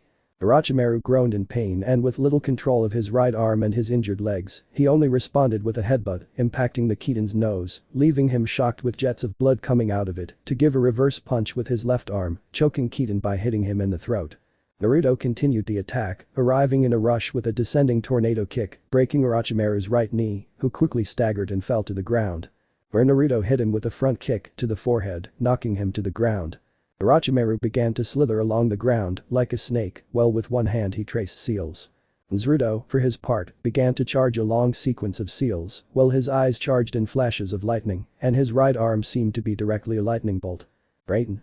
"Lariat," exclaimed Naruto as he charged. "Uchiha no Jutsu," Orochimaru shouted. And a great barrier of a strange solid material appeared between Naruto and Orochimaru. The blonde boy only impacted the blow with his arm, hitting the entire barrier and breaking it. Naruto looked at his arm. His shoulder had been dislocated and he felt pain in every bone in his arm.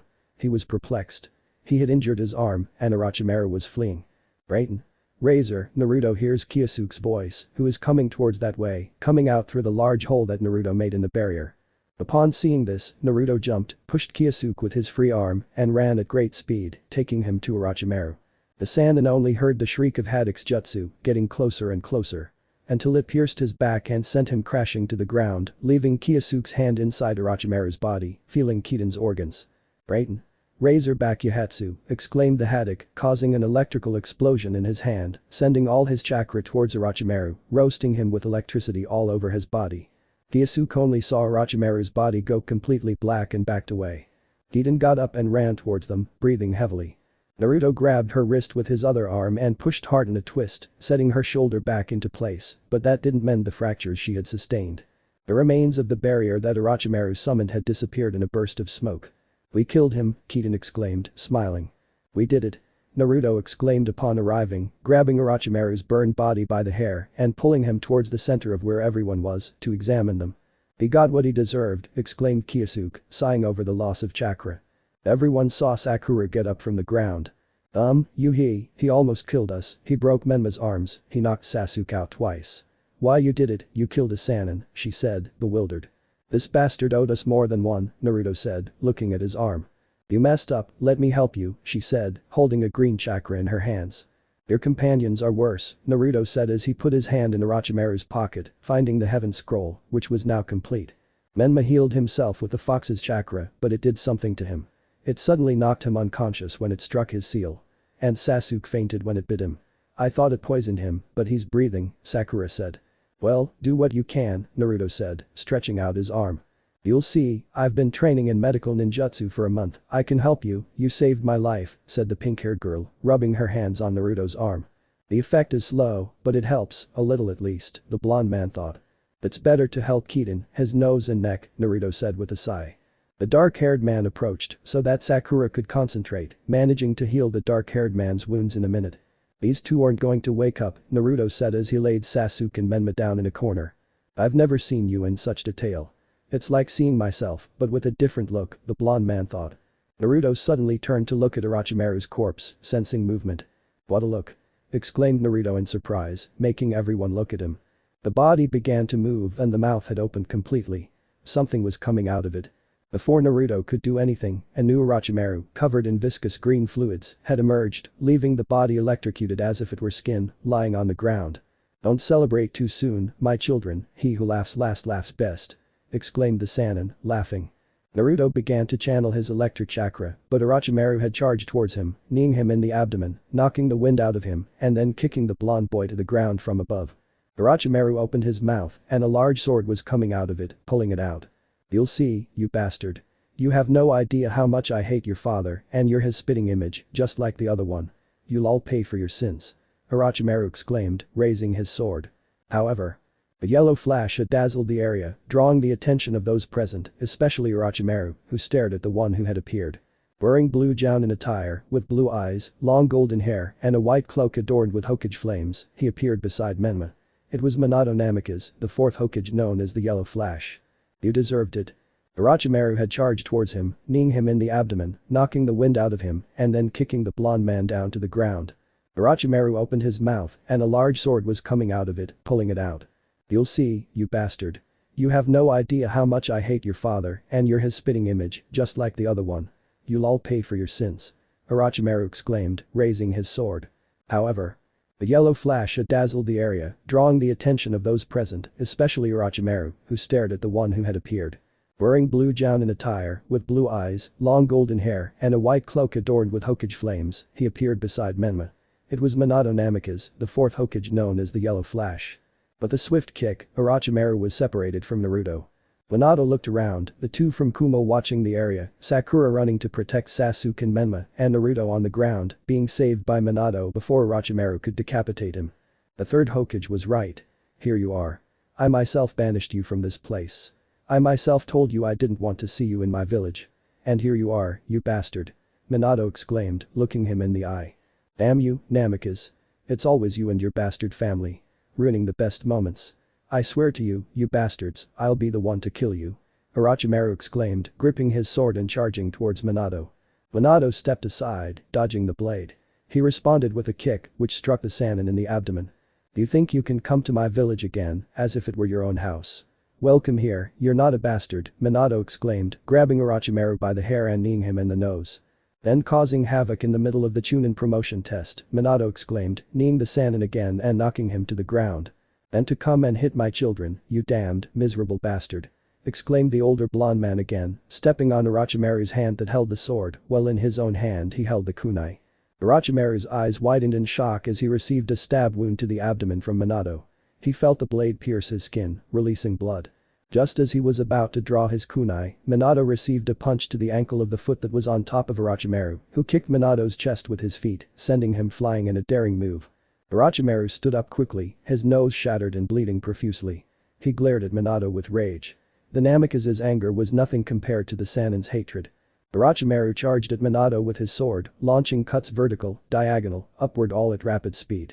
The blonde man began to move back nimbly, leaping backwards, dodging every slash aimed at his face or abdomen.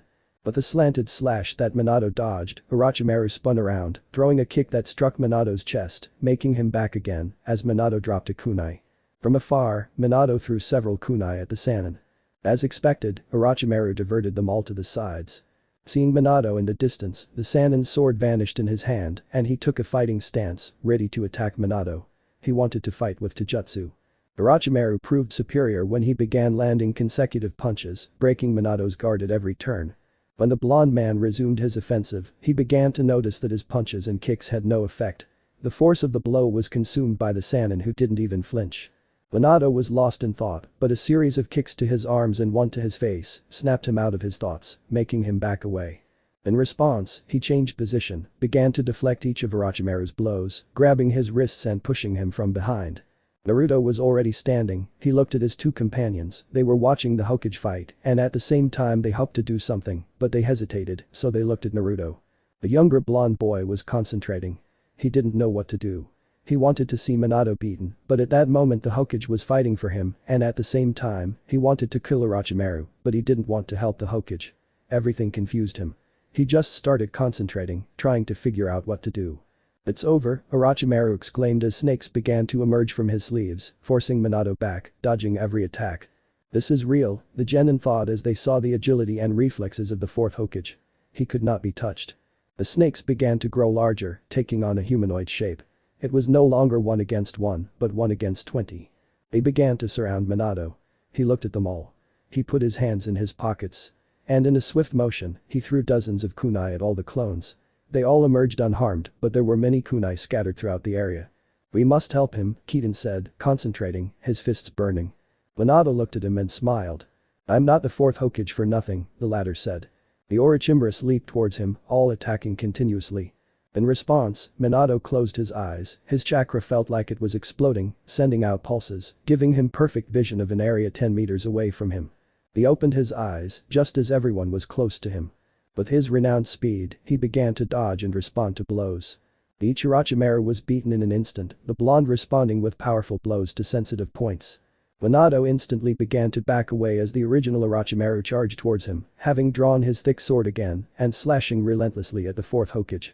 "Your frustrated game is over, Orochimaru," Minato exclaimed as he dodged a blow and sent Orochimaru flying back with a kick to the face.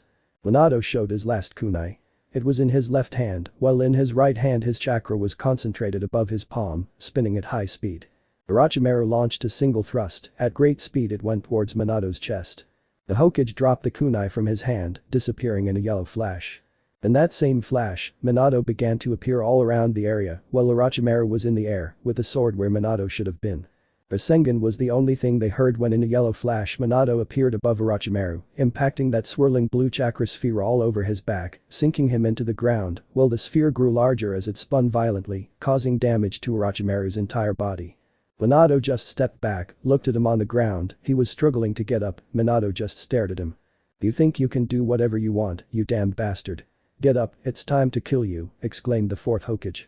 Orochimaru stood up with a heavy heart, his body seemed to have no vertebrae, he just stared at Minato, spitting blood in torrents. Minato appeared next to Orochimaru, burying a kunai in his shoulder, causing the Sannin to growl. Minato disappeared, picking up a new kunai from one of his points, to reappear next to Orochimaru again, burying another kunai in him. Minato wouldn't stop. He was angry, his eyes showed it. He had tried to control his anger throughout the fight, but now it had spiraled out of control. He appeared and disappeared, living up to his name. From 1 to 2, Minato had already buried 30 kunai in Orochimaru, who was covered in kunai all over his body, listening to the curses that the blonde man dedicated to him with each attack. The fourth homie was about to deliver the killing blow. But in the middle of his attack he deflected the kunai, burying it in Orochimaru's right eye, before disappearing in a yellow flash, appearing next to Menma. The liquid from Orochimaru's eyes dripped as he screamed, concentrating his chakra. "Gyuden. Renkuden," exclaimed Minato upon seeing what happened. The kunai that were embedded in Orochimaru were all forcefully ejected from him, all covered in blood and a greenish-yellow liquid.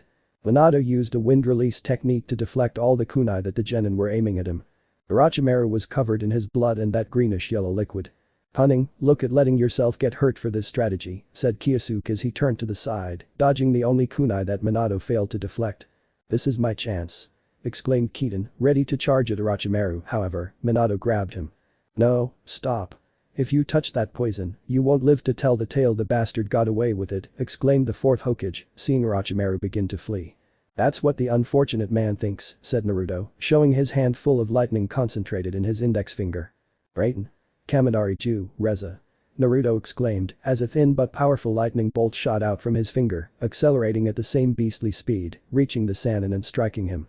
Minato looked at Naruto. "Are you alright?" the fourth homie asked. "You're not interested, let's go, we already have the snake scroll," said Naruto. "You're not leaving. Explain to me what happened and if you're alright," Minato asked first. "It so happened that the gay reptilian beat up the Uchiha team and we went and beat him up too. He revived, subdued me, and then you showed up and nothing happened to me. I've been through worse since you asked everyone to lynch me, you son of a bitch," Naruto said, his eyes flashing.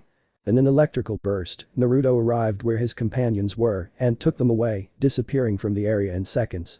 Minato looked at Sakura. She was the one who was still conscious. "What happened?" the blonde man asked. Nervously, Sakura began to speak. "We were skirting the edge of the area when suddenly a woman appeared. She hit Sasuke, provoking him to fight. They fought, Menma intervened, and Orochimaru showed he wasn't a woman at all. He broke Menma's arms and bit Sasuke's neck. Sasuke fainted, Menma woke with the power of the beast, and Orochimaru punched him in the stomach, knocking him out. He was going to kill me when Naruto and his team arrived. They killed Orochimaru. I saw it. But after a while, he woke up and almost killed us. God protects everyone, I know," Sakura recounted. Minato was lost in thought. He approached Menma to examine his abdomen. He instantly recognized the points at the corners of the seals, so he began taking measurements, causing the same flames to erupt from each finger of his hand. By striking Menma's abdomen, he made the stitches Orochimaru had put on him disappear. Meanwhile, Naruto's team was already far from the area. They were in the center, about to go to the tower. However, the air began to tremble, and everyone focused their gaze to the east. There, running towards them, was a shinobi from Iowa. Naruto recognized him by his black hair, red headband, and gray clothing. He was a comrade of the one sitting next to him. But that wasn't the bad part. It was who that shinobi was running from. A huge wave of sand was coming towards him, and he ran towards Naruto. "That's the same guy who was with you, isn't he?" Kiden asked. "Yes, worse because he runs so terrified," Naruto replied. "Soon as Jinchuriki is here," exclaimed the boy from Iowa. "That bastard, I challenged him, as soon as he sees me he'll want to fight," said Naruto. "Well, we're going to have to get rid of you," they both said. "I'll finish him off myself," said Naruto, reaching into his pocket and pulling out a golden hilt, watching the retreat approach. It seems you've overcome your cowardice and come," Naruto said, smiling at him, despite his worn-out state. "Here you are, you bastard. I've been looking for you," Gaara exclaimed. "And you found me, ready to finish you off, trash," Naruto replied, pointing at him. "I've got you," exclaimed Gaara as two large sand hands emerged from the ground, reaching out to grab Naruto. "You failed," replied the blonde man as an electrical burst disappeared. Gaara looked to the other side. In less than a tenth of a second, Naruto was 20 meters away from where he was before. The hand stretched out like stakes, straight towards Naruto's new location, intending to pierce him. However, he disappeared again, in the same electrical burst, now closer to Gaara, who just looked at Naruto with his neck tilted, looking directly at him. "You're slow," Naruto exclaimed, using his left hand like a gun, firing a lightning bolt at Gaara's face. However, a barrier of sand rose up, protecting the retreat from the lightning. "What the hell, you bastard?" "I swear, you bastard, I'm going to finish you off," the Redeed exclaimed, raising his hands and creating dozens of pillars of sand from the ground, all rising and splitting in the air like spears, pointing at Naruto. They all shot towards Naruto, one after another, trying to pierce him. However, Naruto, as if in a flash, began to disappear to the sides, dodging each one that came his way, making the Redeed even angrier, who looked at him with hatred and a demented smile. "It's my turn," Naruto exclaimed, pointing the hilt at Gaara, who slowly watched as a blade of lightning shot out of the hilt at great speed, heading towards him. Instead of acting as a barrier, the sand pushed Gaara aside, leaving the Redeed bewildered as the electric blade ended up right where his head should have been. The blonde had attacked to kill. For the first time in a long time, the Redeed saw what could be his death. Far from scaring him, it angered him. He looked at the blonde man, plotting a way to beat him. However, he didn't think about it, it didn't take him even a second. Naruto was standing in front of him, Gaara could only watch with wide eyes as Naruto's fist arrived. "Raiki-ken!" exclaimed the Uzumaki. His fist, brimming with lightning, struck Gaara's forehead. The Redeed was only pushed back with great force, his back hitting the tree. "You're not worth my time," Naruto said, turning his back on her, and in a flash he ended up next to his teammates. Gaara sat on the ground, unable to process what had happened. He had just been hit, and worse, he couldn't do anything. "You, the one from Iowa, what's your name?" Naruto asked. "Jin," he replied, looking seriously at Gaara. "How did you get here, running from this?" Naruto asked. "I needed to escape their ambush, that damn cat-dressed made-up bastard on their team badly hurt my partner, and thanks to you, I now know how to deal with them," Jin exclaimed. "Are you referring to the one arriving next to the woman?" Keaton asked, pointing to where Gaara was. "Yes," he replied, beginning to trace seals. "He's on my blacklist," he exclaimed. "Relax, old man, his team will reach the final. You focus on getting through this phase and avoiding confrontations. In the final, you can hit him with gusto and freedom. I recommend Naruto." "You're right," Moreno admitted. "Now what do we do?" Keaton asked. "Jin, I'll take you to where your teammates are in a moment. You just spread out with them." "I've already finished my test," said Naruto. Jin simply nodded and pointed elsewhere, where Naruto led him, and returned alone in an instant. Naruto looked at Gaara standing there, brutally angry, everything was shaking. "Whatever you want, I'll destroy you in public in the final," Naruto said, yawning. He grabbed his companions by the shoulders and disappeared in an electric burst, with everyone arriving inside the tower. Naruto sat down on the ground and simply sighed and breathed in a relaxed manner. "Didn't you notice Orochimaru looking a little weak?" Keaton asked. "I really remember watching our previous meeting," Keaton said. "A few years ago. Team 23's mission had apparently been a success. They reconnoitered the strange outpost that had appeared, entered, and searched every part of it. Everything indicated it was an entrenched camp of some group of wandering bandits, the kind that were abundant throughout the continent. However, a feeling of unease arose in Kyosuke, who then began to concentrate. "I knew there was something strange," exclaimed the gray-haired man, kicking a small board. There was a small seal on the ground. The three of them looked at each other and reacted instantly. "Hi!" the three exclaimed, dispersing the chakra concentrated in the weak seal, breaking it. Part of the floor collapsed, revealing a large basement. It was a laboratory into which the three of them fell, finding it filled with rooms and contraptions. The son of a bitch. He had it all perfectly planned, the three of them heard the scream. Looking into a room, a dark silhouette. The subject's chakra was completely released. Kyosuke's mind was disturbed by sensing his monstrous chakra. What a curse. He arrived and concealed everything to make it look like an abandoned barracks expropriated by some idiots, so that some inexperienced team would recognize the place and dismiss it as harmless. I hid my underground base laboratory with a flimsy seal that wouldn't attract attention. Nevertheless, they sent a damn high-powered tracker, along with his little group of nosy effeminate guys.